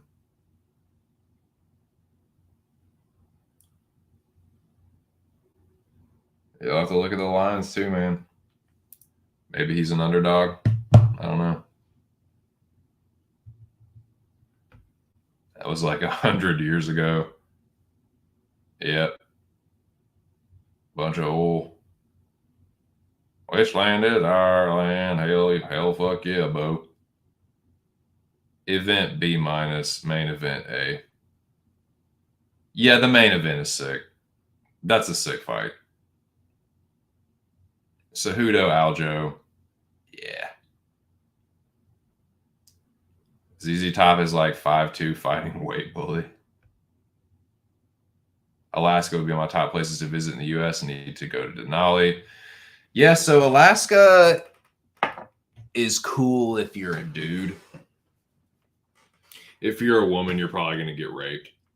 But other than being like rapey and desolate, Alaska, like for outdoorsmen and like nature stuff, hunting, fishing, camping, hiking, outdoorsman things.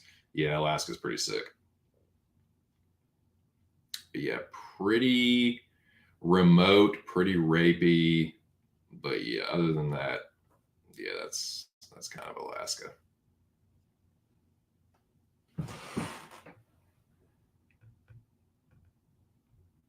Zach says, fuck that, check out the Ozarks.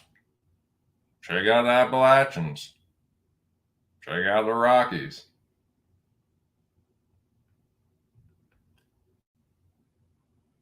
Was he on a submarine?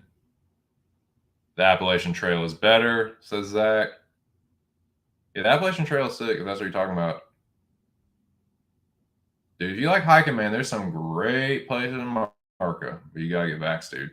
You gotta get that fucking Jack and meet the greatest U.S. politician, Sarah Palin. Trips me out thinking about having to factor bears into me. You better, dude. Depends on where you go to, different kinds of bears. If you go to Alaska, you don't get grizzly bow. You got to deal with them Kodiaks. Shout out to the general swimming. Now the chance, Zach, the scenery out west dominates. Yeah. I don't know, man. The East Coast and the South have underrated scenery to me, but yeah, there's some pretty sick shit out west. I loved driving through New Mexico. The desert, the high plains and the desert, seeing shiprock and all that shit was really fucking cool. I love that landscape.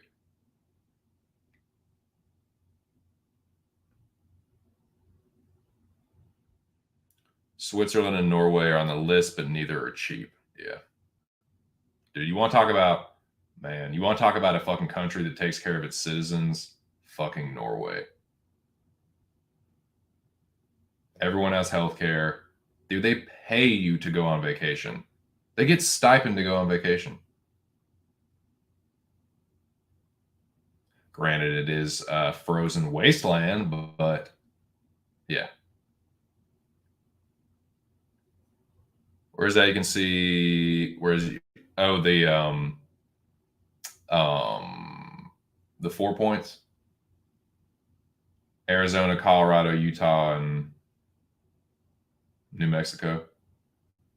Yeah, 4 points. Yeah, we went there.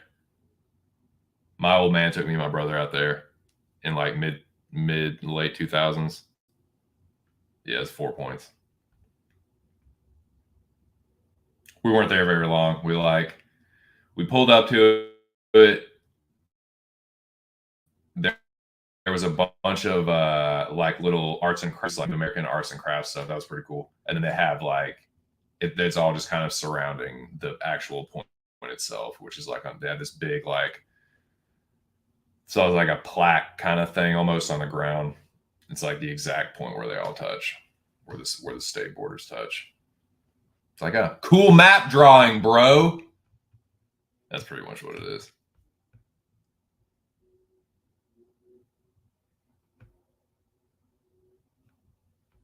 Yeah, Lofoten. I see a lot of there's a lot of screensavers and shit from Lofoten. I have one on this computer. One of them popped up and it was pretty sick looking. Moise was saying that's far, far, far, far north.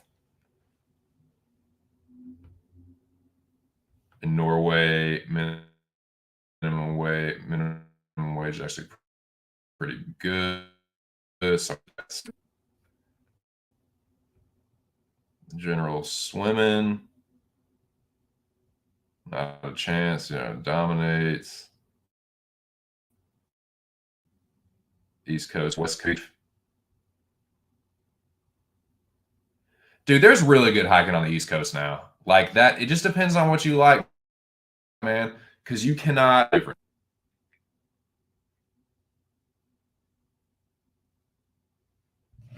for this Wi-Fi to clear up. Here's the difference.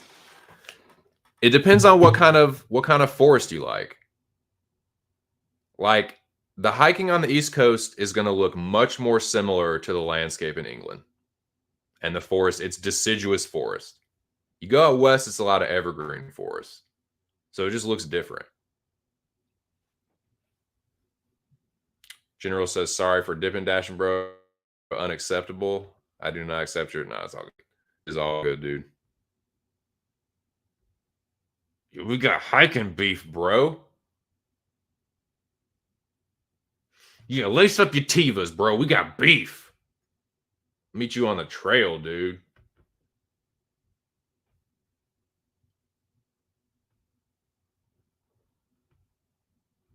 I've seen Jack.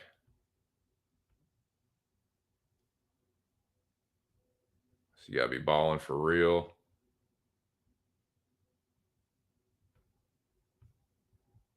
Trying to see the difference in a price between a month stay in the cheapest, most expensive European vacation countries. Most expensive European countries was as cheap as 300 for a month in Croatia. Nice. Nah, it's east. I mean, obviously I've done more hiking on the East Coast than in Arkansas, but dude, I mean, there's a lot of good hiking in Virginia too, like really pretty hiking with like you got the Shenandoah National Forest, you got the Blue Ridge Parkway. I mean, that's all, dude. There's really pretty hikes in there. There's national forests in there. So like it's the East Coast is nice, man, for hiking. The Appalachian Trail, you got fucking Smoky Mountains. I mean, I guess that's kind of you're getting kind of into the Midwest there, but Southern Midwest, whatever. Sweden, best country, never shut down the common cold. Cheapest for Switzerland. God. Yeah, Switzerland is fucking bougie as fuck. Yeah, Croatians. Got the Croatians.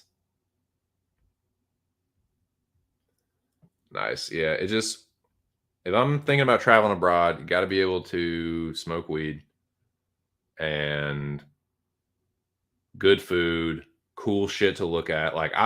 Cool nerdy shit to look at like is awesome. I don't need the coolest places or like the place that has the best nightlife. Like I don't need all that shit now. But like I just need like the coolest like outdoorsy nerdy shit, like coolest castle, fucking like you know dorky stuff to look at where I can just get obliterated stone and like feel like I'm in a different world and a different like time. That's all I'm looking for in Europe or Great Britain. Get out there and explore, Jack.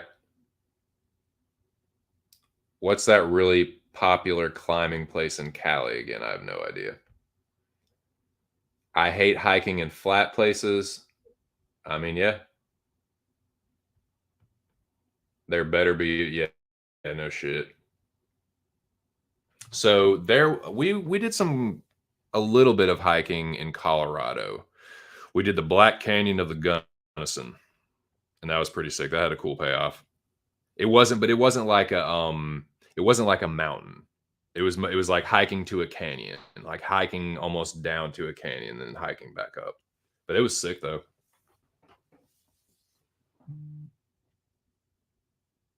But yeah, I feel you, dude. Like, there's really good hiking in Virginia. West Virginia too, obviously. Great hiking. Thinking about doing my first long distance. How doing a little backpacking, huh? Get out there. Get out off the trail, he says.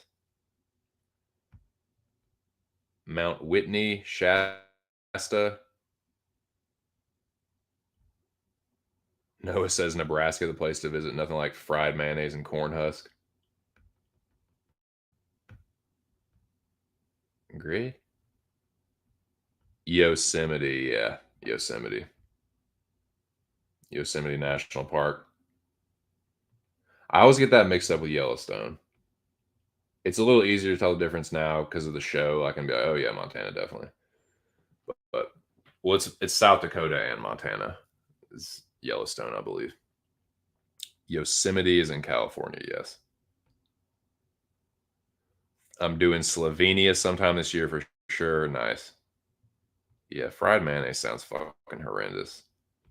Sierra Nevadas, yeah. So the only time I went to California, we drove in because we broke down Nevada. Our buddies picked us up.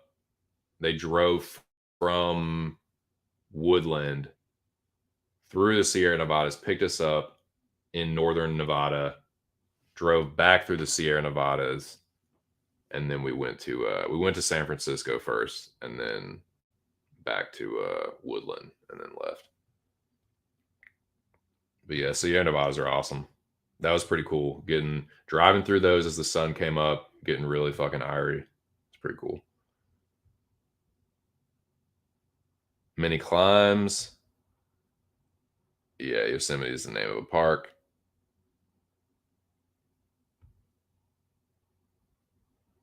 Bang those chains, Bo. Bang them, duder. Yeah, man. So, yeah, that's kind of just like a short preview of 288. The main event is sick. I'm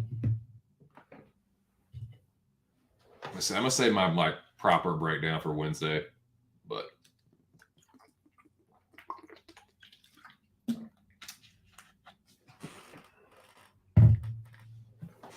and I'm on Cejudo. There's no shocker there, but I'll give my reasons for why. Biggest reason, hate Aljo. No, I'm kidding. That's not my biggest reason. I don't know how heavily I'm going to bet on Cejudo. I'm going to have to think about that. I got to look at all these lines. I don't really know what they are off the top of my head, and I'm not gonna think about it too much on stream right now because I don't want to get influenced, and I don't want to get any ideas in my head until I really sit down and properly think about it. Just kind of want to take a peek, see what some of the actual fights are, and then I'll start making up my mind this evening, tomorrow, and then on Aaron's show Wednesday, I'll give you my full thoughts.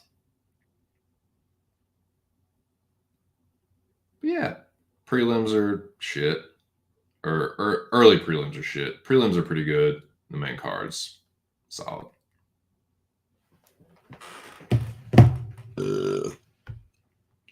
Really, really looking forward to Evloev and Mitchell and the main event. Definitely. I don't think there's any boxing this weekend.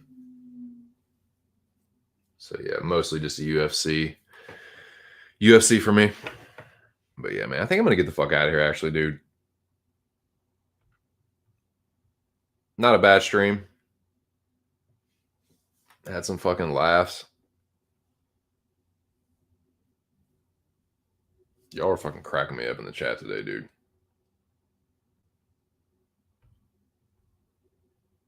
General says Collier sucks. Yeah, he's pretty much the bottom of the barrel. And so are the only dudes he can beat are pretty much that too.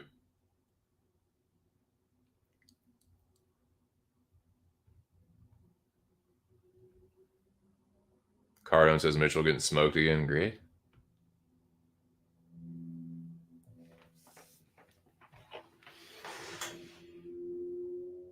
Yeah, man. Definitely looking forward to that fight.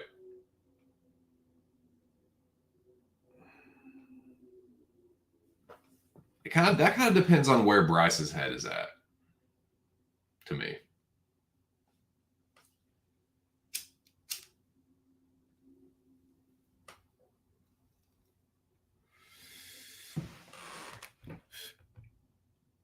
That was it. You got it. You just got it. More like a 288 teaser.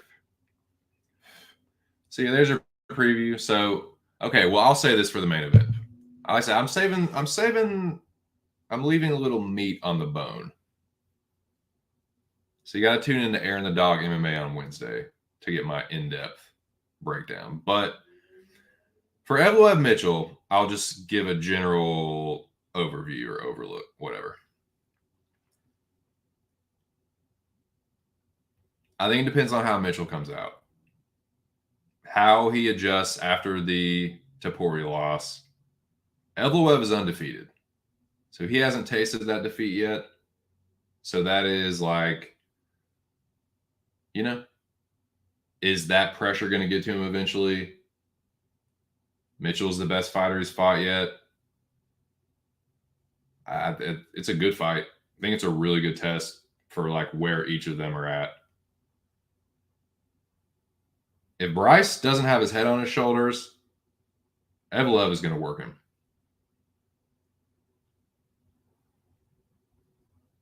Evloev is, when he gets the Greco going and he gets the top pressure going, he's pretty fucking tough to beat. He's a motherfucker. Evloev is really fucking good. And he's not bad on the feet either. He's been hurt in fights. Mitchell can test his chin for sure. Mitchell has been pretty tough, although he kind of got his chin cracked a little bit in the Topuria fight. But, Evloev is a good striker, but I don't think he's as dangerous as Topuria. But he is serviceable enough that he's not like a fish out of water on the feet. But I'd say Mitchell probably hits harder. It's kind of a little tricky if I'm being objective about it. Like I'm an Evloev stan, so I'm probably gonna end up picking him. But it's trying to objectively break it down. I think it's a really good matchup. You can make a case for either guy. Whoever the underdog is, I think is live because it's a 50-50 to me. Honestly, it just is. Like Evloev's a better wrestler. Let's just get that out of the way right now. Evloev's definitely a better wrestler. It just depends on whose grappling game is going to shine. Bryce is pretty opportunistic. Although the guys he's been opportunistic against, they aren't the Greco-Roman beast that Mavsar is. Like him getting on top is going to be a lot different than fucking Charles Rosa or somebody. You know what I mean? Like he's not. Some of these guys he's been beating are like jiu-jitsu guys, and like, Barbosa is still has it, but like he's not. You know what I mean? He ain't no fucking grappling threat. Not like Mavsar. So it's just kind of an interesting stylistic matchup. Both guys that are kind of known for their grappling, but in different ways. So I like it. It's a tasty little matchup. But, yeah. I agree, Zach. I think it's 50-50.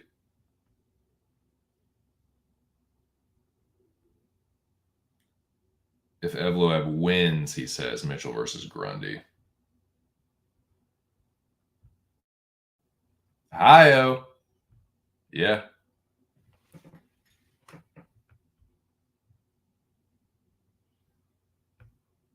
Darkensaw.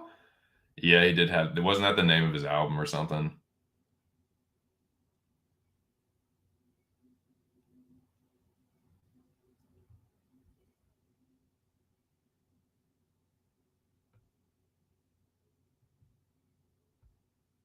I believe that time was wasted talking about your travel plans and Gaio Jack. Yeah. It's good to get a little whatnot in there. Yeah, dude, it's, that's what happens. Like this channel, y'all know how it goes, man. I get fucking stoned. I start rambling. Sometimes I start talking. That's why when I put on these tweets, we're not just going to talk about other shit. It's going to be, and again, I've always said this in the past. I got to give Art credit for this because Mr. Arkansas, if you don't know who I'm talking about, he always interacts with the chat and makes the chat part of the show. So I definitely would, was definitely influenced by that. So yeah, and me, when I go through and like go through and like address every comment and I'm fucking stoned, yeah, sometimes I can go off on a tangent, man. So yeah, that's kind of what that is.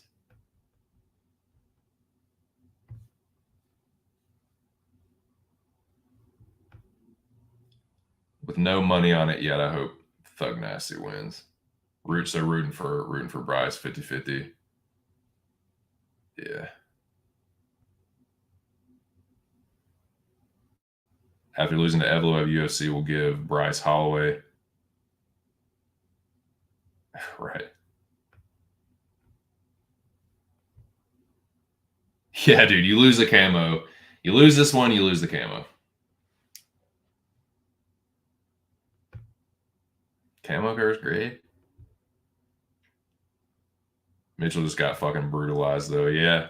Yeah, he did get whooped on pretty bad.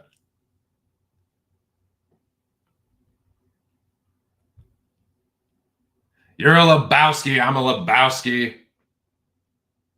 I'm a very busy man, as I'm sure you are. Yeah, we're all fucking stoned. I'm fucking stoned. You're fucking stoned.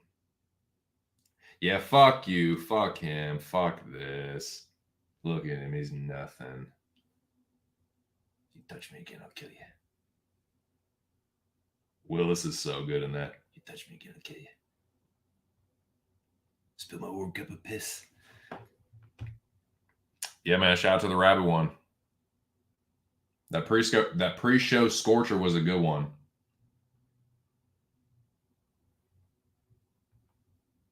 Dude, everyone was on song too. Ark, Ear, me, even the Canadian.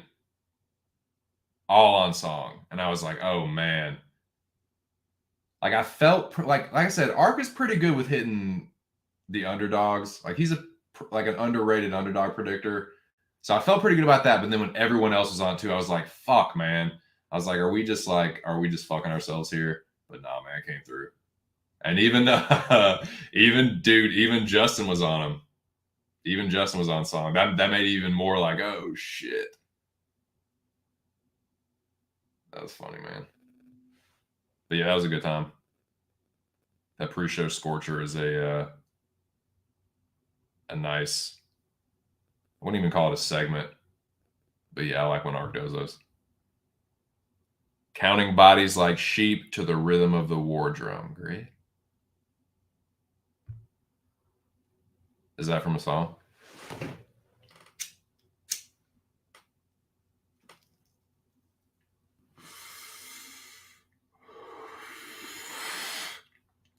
But yeah, Evloev Mitchell's a sweet fight. Burns Bilal is a pretty good fight. I haven't talked really about that at all, but that's a pretty good one. Pretty good fight. Burns, pretty quick turnaround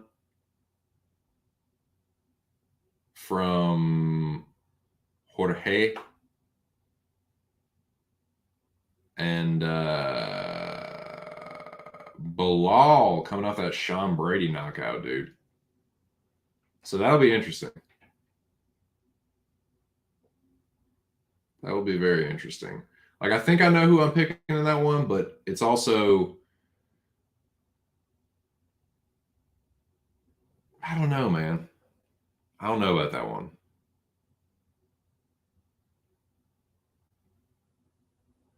Both coming off wins.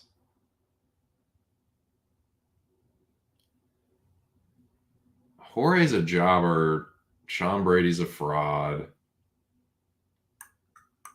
Not like Sean Brady's a bad fighter, but man, if you're getting knocked out by Bilal, man, you're a little fraudulent. As far as your like contender status, that's what I mean. Like, I'm not saying Sean Brady's trash. He's a good fighter, but like he's a fraudulent contender. But Burns is like more of a gatekeeper. So this is kind of like if Bilal wins this fight, he can put himself into the contender conversation. 170 is a little weird right now. So I don't really think that, honestly, does a win for either of these guys get them the next title shot? It just seems like I just don't know what the fuck's going to happen at 170 right now. Just a weird time for that division. I don't like it. I don't like 170 right now. I think it's really top heavy. I think it's like fucking, I don't know. I just 170, 185. I just don't like them. I like 205. I like heavyweight. Heavyweights, gotten a little spicier now that Jones is there. Pavlovich on the come up. Heavyweight's fun too, man. Even though, like, I like heavyweight because even when the fights aren't the highest of levels, there's a good chance for a finish. So I enjoy the lugs. And obviously bantamweight's sweet. Lightweight's a little overrated, but it's still a pretty solid division. Featherweight's not bad. But yeah, I don't like 170 right now. It's like Gilbert Burns, he's just, I guess Leon being champ does make it a little bit more interesting, because Usman was starting to lap the division, get some fresh matchups. But yeah, what do y'all think? Let's say Burns beats Bilal. Is Burns now the number one contender? Same with Bilal. He beats Burns. Okay. Like, I just don't know where a win puts either one of them. And I'm asking it in good faith too. Like, I'm wondering.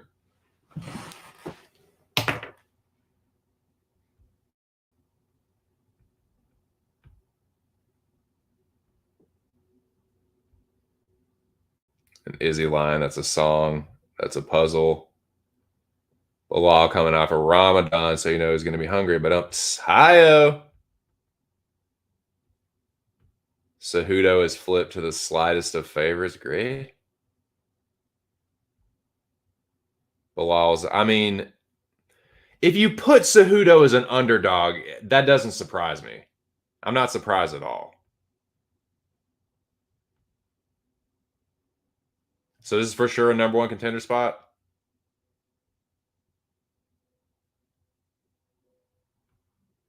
All right. Fair enough. With Khamzat out of the mix, yeah. So you don't think, like, really? You don't think Burns should have to, like, if he shouldn't have to rematch Usman? Like, Usman destroyed him.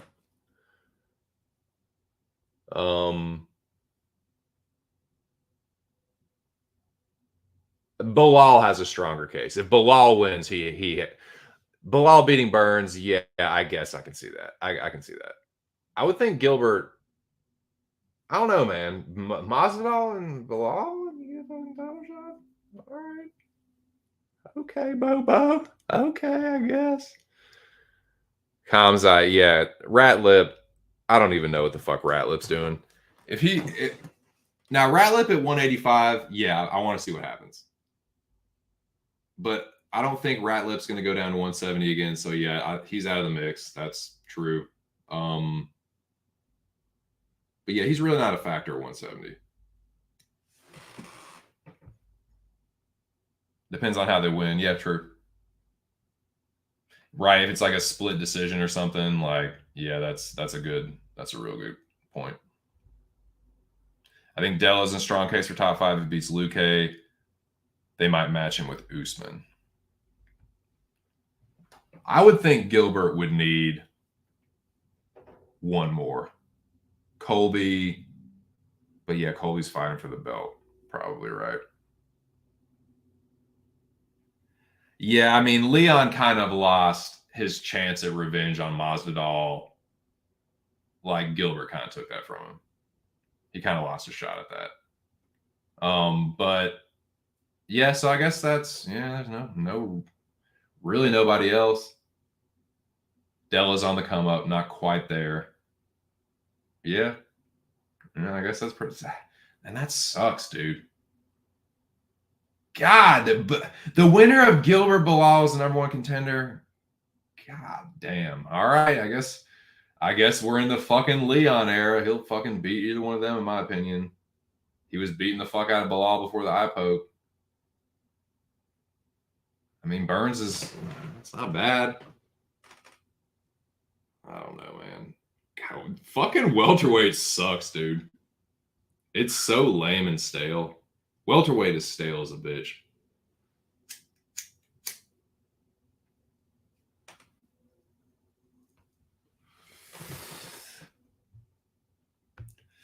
What about? Says I want to see Ratlip and Delidze. Yeah, dude, I'm more interested in Ratlip's 185 matchups, honestly. He's too weight drained. You saw how Gilbert was fucking him up. And dude, guys that hit harder than Gilbert will just fucking crush him. Della time. Yeah, dude, I think Della might be the next Brosh to kind of get behind, honestly. Wet did but psych. Psych. Nah, dude. Let me tell you, Jagaloons, who the next monster of 170 is. Who these motherfuckers really don't want to fight.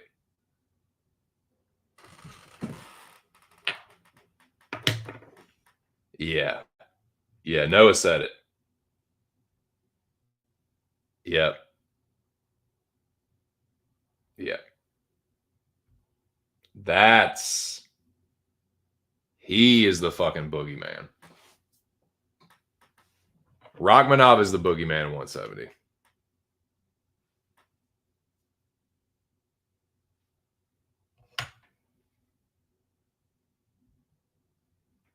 I like Dilla. I do like his style. That's a banger, dude. That's a fucking banger. Oh, I know Jack would love that one. Oh, I know Jack would be all over Delidze and that shit. Ian Gary. Ian Gary be picking his nose like Elsa. Dude, man. Shavkat will knock Ian Gary into the next fucking galaxy. Ian Gary's gonna know what life on Mars is like, because that's where Shavkat's gonna fucking send him. Della would fucking spark Gary too. Please, I would love Gary to get fed to one of those two. I would love that, man. Just see Shavkat with that fucking wolf pelt hat. Gary's still on the stool. I love that shit, man. Oh, Jack back in Gary. Gary finds them all like Nemo. Oh, man. Can we get 10 in here, dude? Can we get 10 in here before I get the fuck out of here? Gary looks a bit like Bowie. Yeah, I know, right? He looks a bit like he's about to fucking. He's just around the corner from getting exposed. Gary is good, but he is going to get slumped. You want to talk about someone who's going to get it. He is going to fucking get it at some point. But yeah, 170 has some people that could make it interesting. But right now it's so log jammed at the top, and there's divas at 170, dude. There are fucking divas at 170. Leon's a diva. Usman was kind of a diva, but he also was whooping people's asses too. So he's a little bit justified. Colby's a diva. Ratlips was a little bit of a diva. He's not in the picture though, but yeah, it's just kind of like 170 is stale to me. So it's going to take guys like that, Shavkat, Della,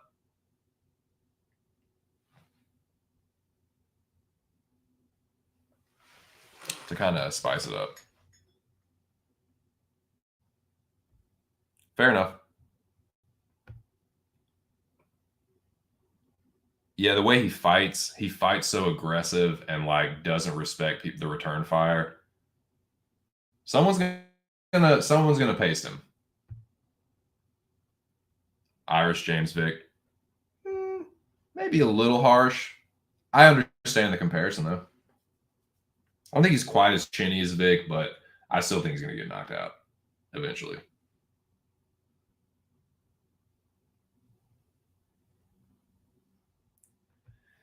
It is, man. It's like it's overrated. It's top heavy, and it's like I said. Other than these, a couple dudes on the come up, it's kind of stale. Really, it's the same turnstile of fucking contenders, the same fucking few people. I was like, okay, Colby again. Fucking even Leon Edwards is like, god damn. It's like this is rematches and just the same shit over and over. The same few dudes fight each other. Masvidal over and over again. It's like Jesus Christ. Gary gonna get fucked. I tend to think so. Took his wife's name, confirmed gay. Confirmed cuck. Shavkat and Della most promising in the division right now. Yeah, they're the potential dark horses. Totally average fighter with decent power. He's got decent boxing, good power, good counter striking, but man, does he's asking for it against a really good striker to me.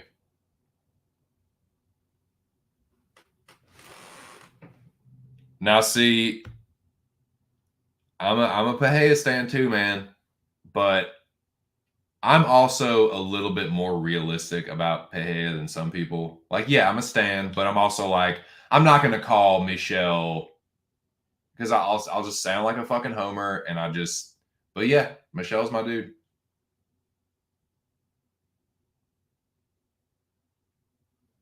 That fight against Wonderboy, I'm pretty sure. Isn't he fighting Wonderboy?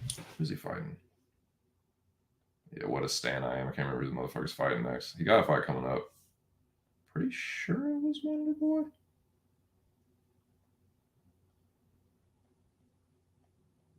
Am I fucking just making that up? Yeah, Wonderboy. It's like, man, I know I'm a little fucking crazy, but I'm not losing it that much. Yes, Wonderboy. It's a good fight, dude. It's a real good fight. But yeah, good shout. Almost forgot. Yeah, I mean, dude, if he knocks out Wonderboy, he could too, man. Pereira hits hard. He's another dude that's fast, has good counter strike, and he's a young guy. Wonderboy's like my age, dude. I know he's been kind of turning back the clock. He kind of turned back the clock against Holland. But Pereira is a pretty accurate counter puncher. He has a different style than Holland.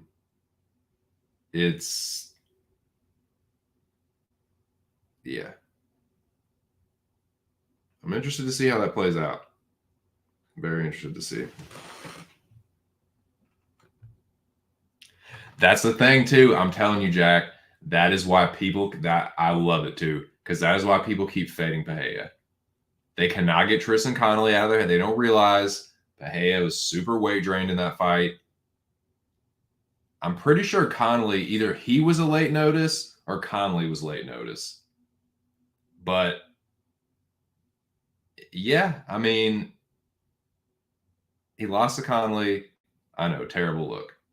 But that's also why I'm not like, oh yeah, Pereira is the next champ. Like he could be.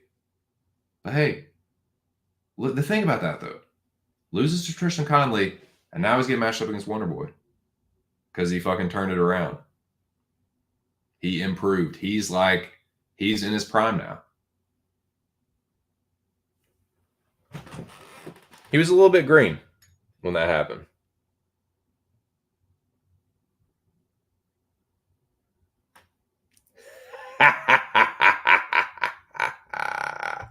Let's fucking go, dude. Let's fucking go. Oh, yeah. You gonna join me, Jack? You gonna get on that Pereira dog train, dude? Apparently, that's what. Am I right in assuming you're gonna take a stab on Pahea as well? You know I will. Come on, Jack. You know when we get on the same page, good things tend to happen with these fights. I'm just saying, dude. Think about it. Just think about it.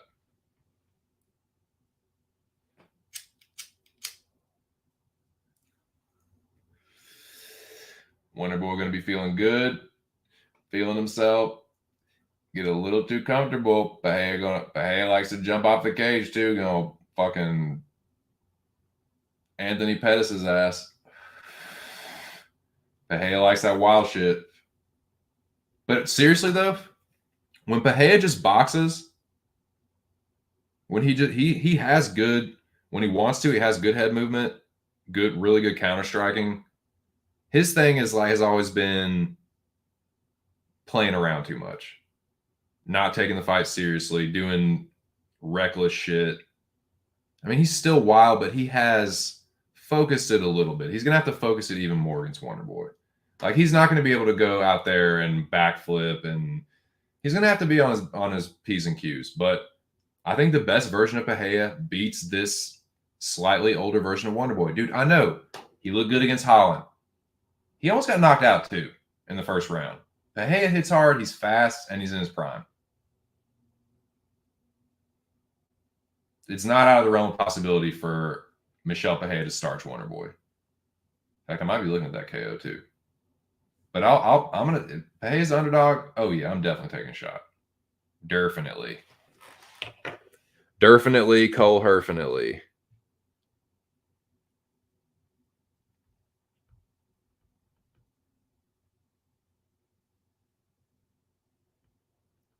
That's another dude too.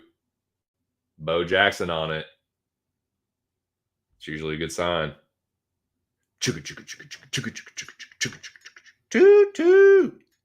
Let's fucking go, dude.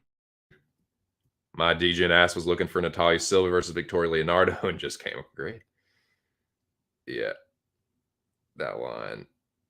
It'll be a star-making performance.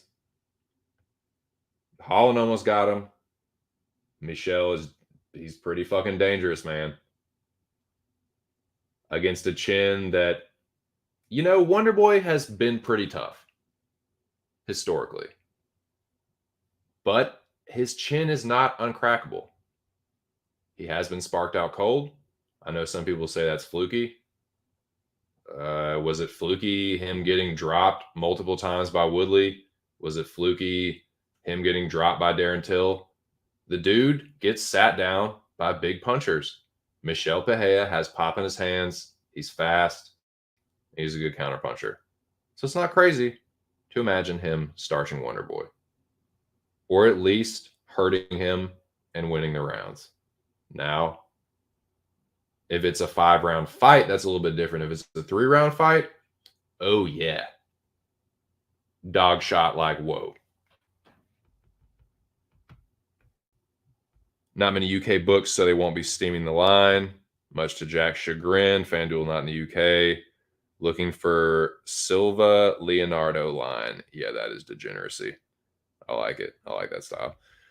Further down the rabbit hole than I am, Silva is a lock. I think Pahea wins by split. Great. People bitch about it. They're just looking for the next dude. I mean, yeah, they are kind of using Wonder Boy as seems like they're trying to use him as a little bit of a doormat.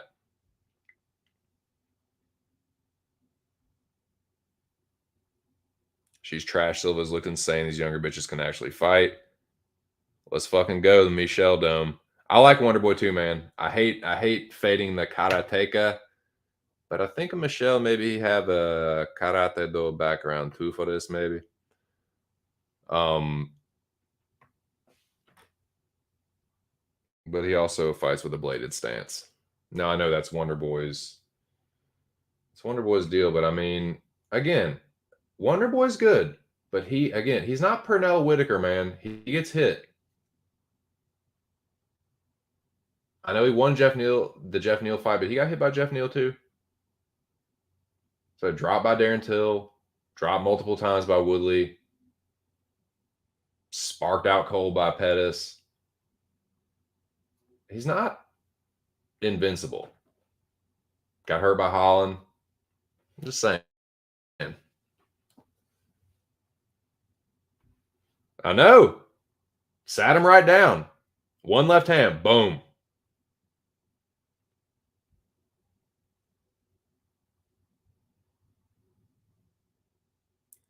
Yeah, and that's the thing. Like, I don't think people realize how young Peje is. Like, he's still in his 20s, dude. Coming into his prime, he hits hard. He's fast.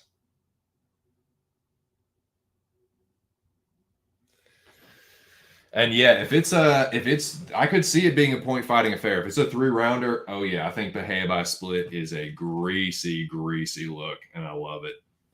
That's really greasy, Bo. That's awesome. Leonardo has that dog in her. I might put a little something on that.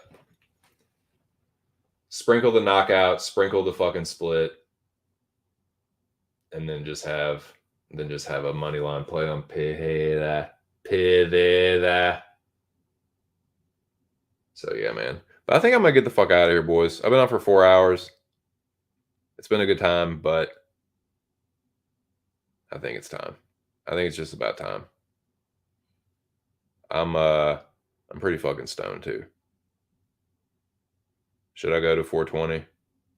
It is 4 o'clock. Should I go till 420?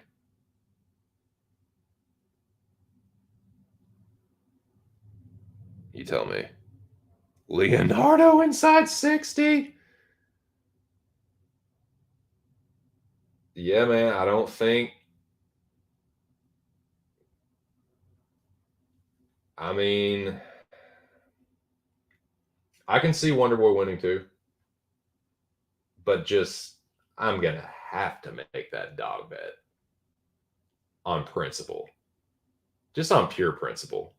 The younger fighter, not pillow fisted exactly, quick. Wonderboy getting up there too.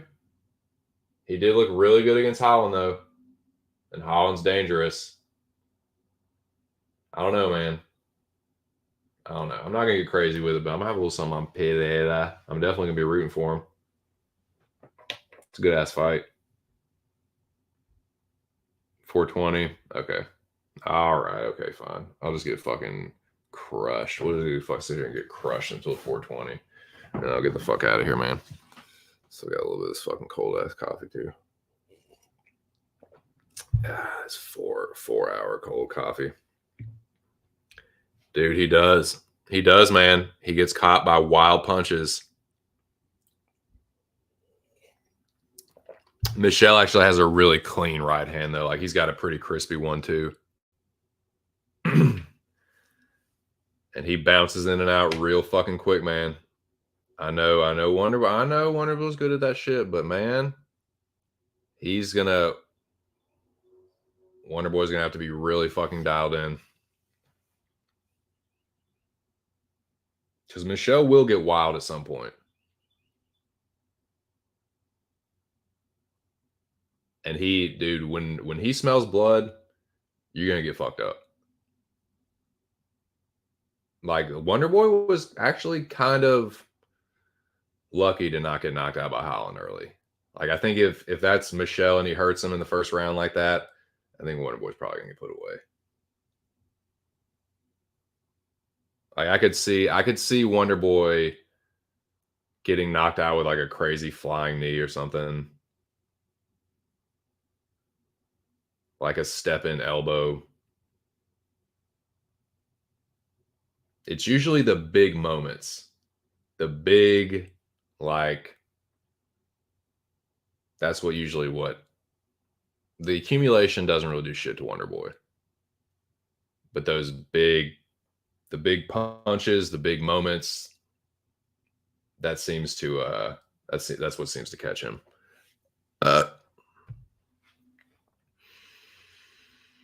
Dog Potench. Let's talk about Jockey Boy while we're sitting here fucking getting poofed out. It's only got a few minutes left.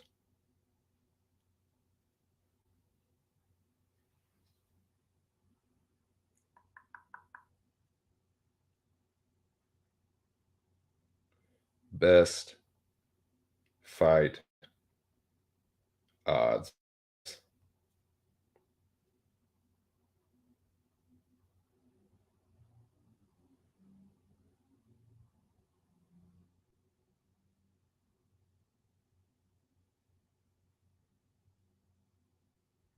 These are dog. This is not who I'm going to be betting necessarily, but this is who I consider to be live underdogs. Live underdogs off the top of my head. I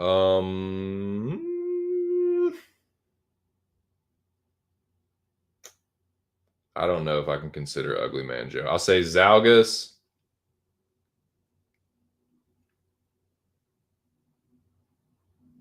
Zalgus, Janjadoba.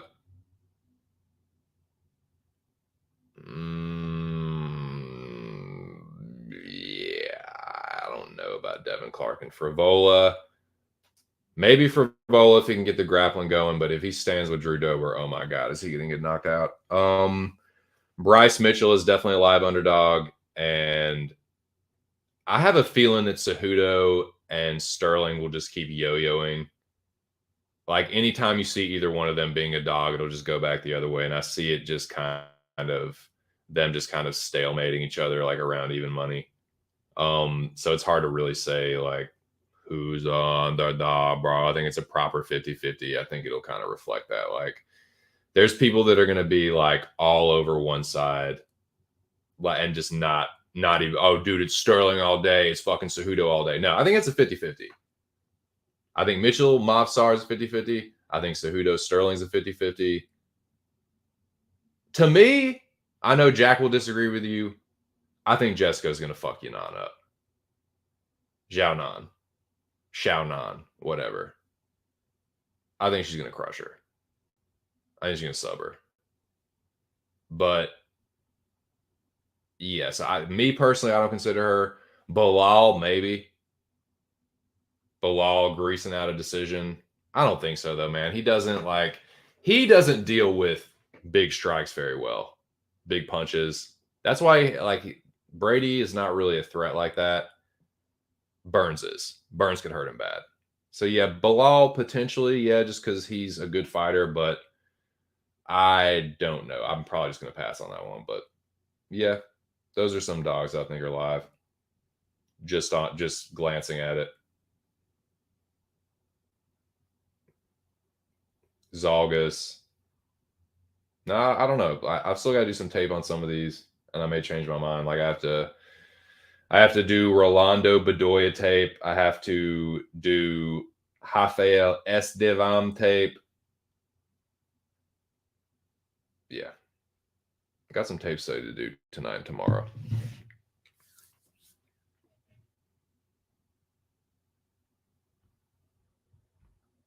Ha ha ha ha ha ha ha ha ha ha ha ha.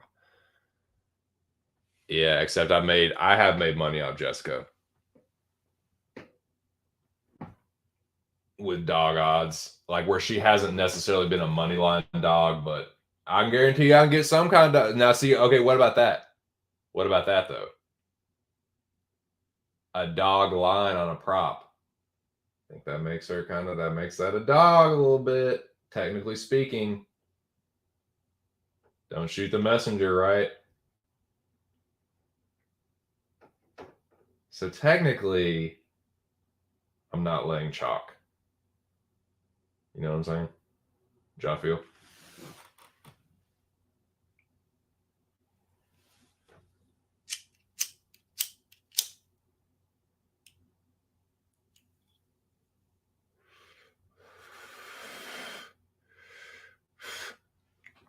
What do you think about that, Jack?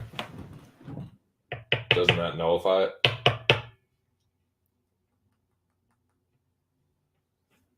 Because technically that's dog odds that it'll happen.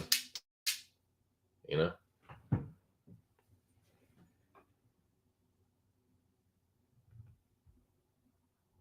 What line is that?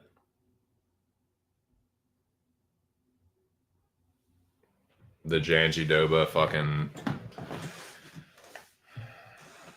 That's not a bad women's fight at all, dude. I'm not touching that motherfucker.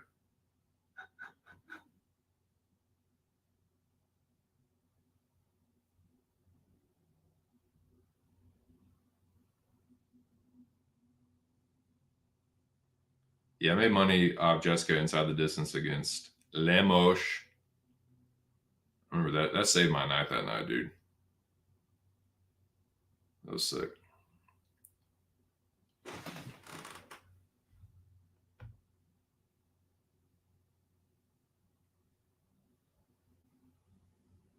Not against a fighter like Jan.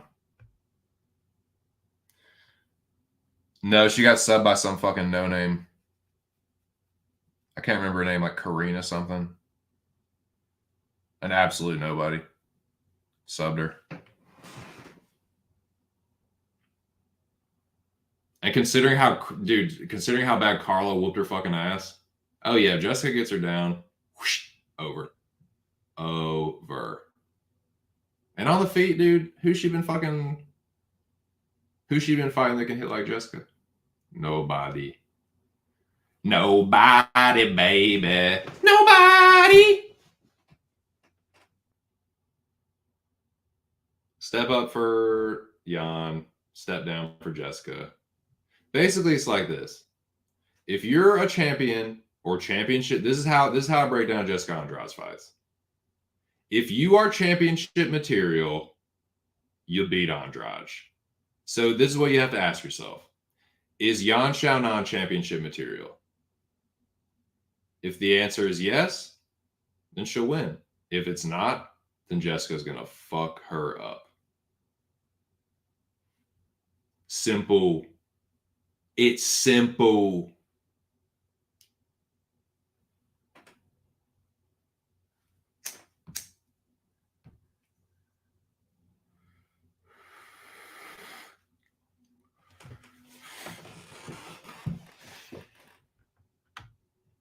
Yeah, exactly, dude. That's pretty good.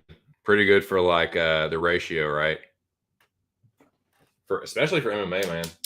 Not bad.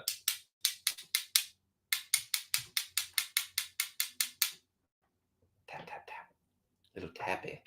Tap tap tap tap tap. It just ain't working.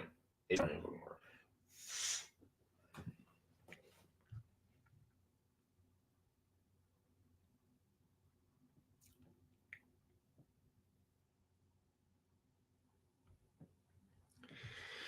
This is the thing, though. If Jessica doesn't feel the threat, she'll just mash the gas on her. Like, yeah, I think on paper that's not a terrible read. It's just Jan doesn't have the kind of athletes. Jessica doesn't have the best chin, and Black was don't Jan and going to be the next champ. She's probably the next one up. She didn't like the striking against Marina. She didn't like the fucking. She got fucking crushed by Carla on the ground. Like, yeah, Jessica doesn't have that style, but goddamn, does she hit hard, and like, she's a good fucking grappler too. I just think this is kind of like an easy read for me. And yeah, I'm a stan, but like, I'm a stan for a reason, man. Jessica is like, she's a former champion. Like, if you're a championship material, yeah, you can beat her. If you're not, you are going to get turned away at the gate, my friend. I think that's what's going to happen. But best of luck, though. I feel like Jourdain too retarded to not get subbed. Yeah, man. Dude, I don't even know. I will not be touching that. I'll tell you that. Say that right fucking now. I'm not going to touch that fight. Charles Jourdain? No. I'm not touching a Charles Jourdain, baby.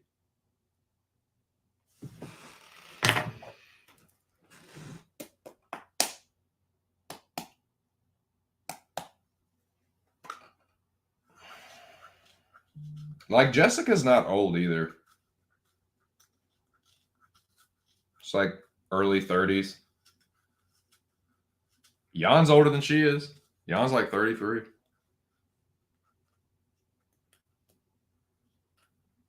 I just think this is going to be a levels fight. I think it's a little bit of a levels fight.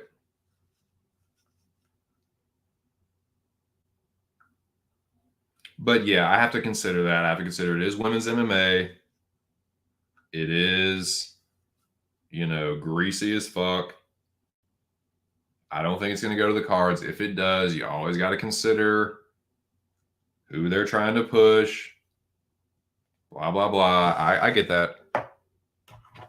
But for me, I don't think Jan's going to make it. I think Jessica's going to hurt her, club and sub her. They might just fucking knock her out. But Jessica's kind of like Max. It's not the best comparison, but what I mean is the very best can beat him. But if you're not, you're probably going to get fucked up really bad. Jan is decisioning these pillow-fisted bitches, Carolina and Angelina. Nah, dude. Jan is Jessica is a different fucking animal. Don't you think she's been in there with anyone as vicious? I think she's going to get fucked up. But yeah.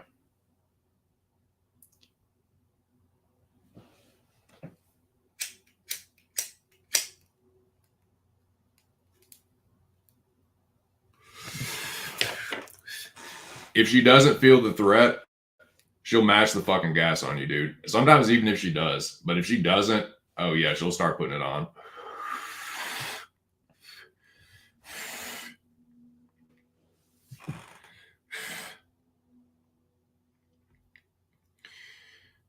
True. That's true. Jan's chances are definitely better in a 3-rounder, but I also think that I don't think Jessica's going to waste any time. I think she can test it out for a little bit, and then she's just going to be, and then she'll fucking mash the gas. I'll probably be taking Jessica inside the distance, but I haven't quite made up my mind. We'll see. Got to mull it over. Got to talk with my brain. See what we see. Talk with myself, my inner thoughts.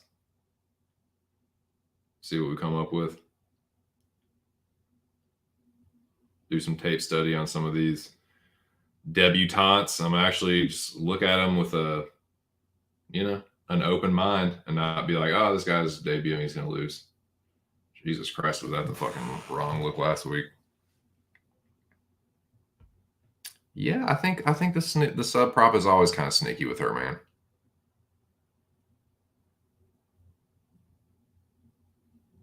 Because if Jessica gets on the back, she'll just sink the choke in. She's an underrated sub grappler. But yeah, if you're a fucking an elite women's fighter, you can get the better of Andrade. But if you're not, she is like a very stern gatekeeper. So yeah, I'll have some Andrade action, and the rest I'm just gonna have to see about, man. I'm not gonna get crazy like with fighters that are my favorites. I gotta try and take just a step back. Be smart about these plays. I'm right on the brink, boys. I'm telling you, one more good week, and your boy's back in the green. Erased a lot of bad plays over the course of this year in the last couple of weeks. If I have another good week, we are going to be back in the green. So I need to be smart. I need to not force things. Trust my gut. Let her rip.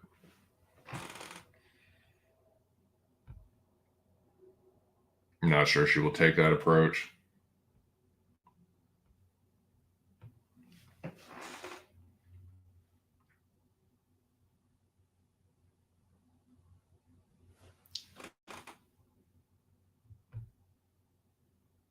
When have you seen Jan do that to anyone, though, Jack? She's a fucking decisionator. And you're talking about, yeah, what if anything happens? What if fucking, think of the wildest thing you can think of. Yeah. I mean, yeah, it'd be crazy. Is that likely to happen though? Is it likely for Yan Xiaonan to magically at 33 turn into fucking Wiley Zhang? Probably not. But yes, it would be crazy.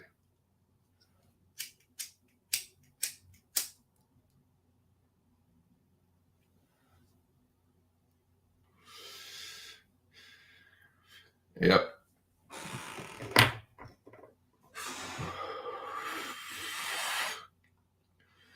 First time for Yan to get knocked out standing too. Again, who's she fighting that can hit like her? That hit like Jessica? Nobody, baby. Kind of like song Ricky Simone.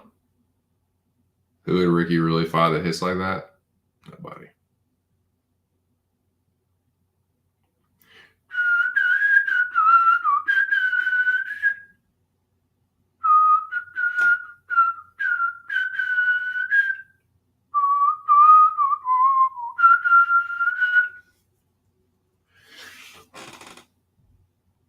Well, yeah, technically, yeah. But I mean, I think it was ground and pound in the Carl fight. On the feet, yeah.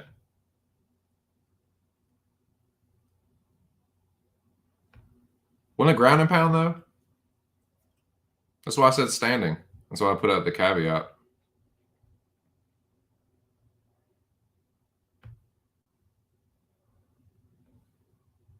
I'm pretty sure it was ground and pound.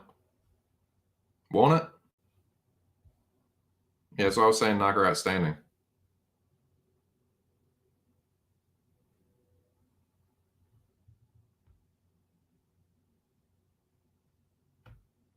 Yeah, it's usually if she gets like, if she's feeling it. I mean, she did do it on Limosh. Like she did pounce on Limosh. But yeah. That's what but yeah, that's personally, I think that's what's gonna happen. Something like that. One of those two scenarios, but we'll see. I'll have my won't it? Ain't it though? My redneck buddies in Virginia would always say that. Ain't it though? Won't it? Yeah. Yeah, some old Bobo shit. Rose power bomb. Yeah. She taking champion smasher. She power bomb skull, brother. Yeah. Because normally she don't have to. Normally she just fucking, like I said, she just mashed the gas on a hoe. Knock that fucking block off. Beat Chook, yeah. Beat her ass, fucking body, just body that bitch. Bow.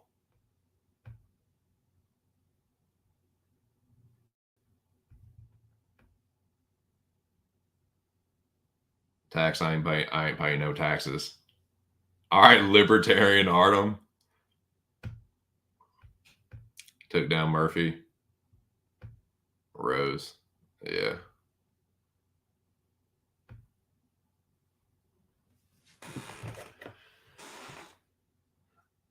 Yeah.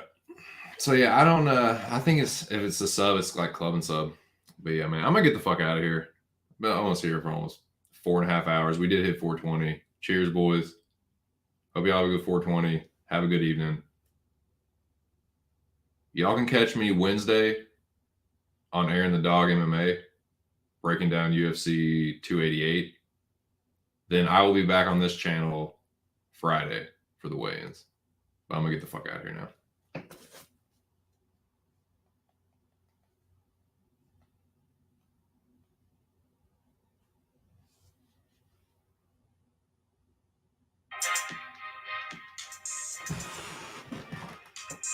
Well, boys, it was another good one. We flirted with 10. We got close, but it was still a good stream. It was entertaining. The chat was fun today. Hilarious. So shout out to you guys, man. I hope you all have a good week. Shout out to the channels that I put over. Make sure y'all go subscribe to them. And yeah, pretty good recap. Maybe went a little bit longer than I expected, but hey, man, we're having a good time. So yeah, it was a good week. Second good week in a row.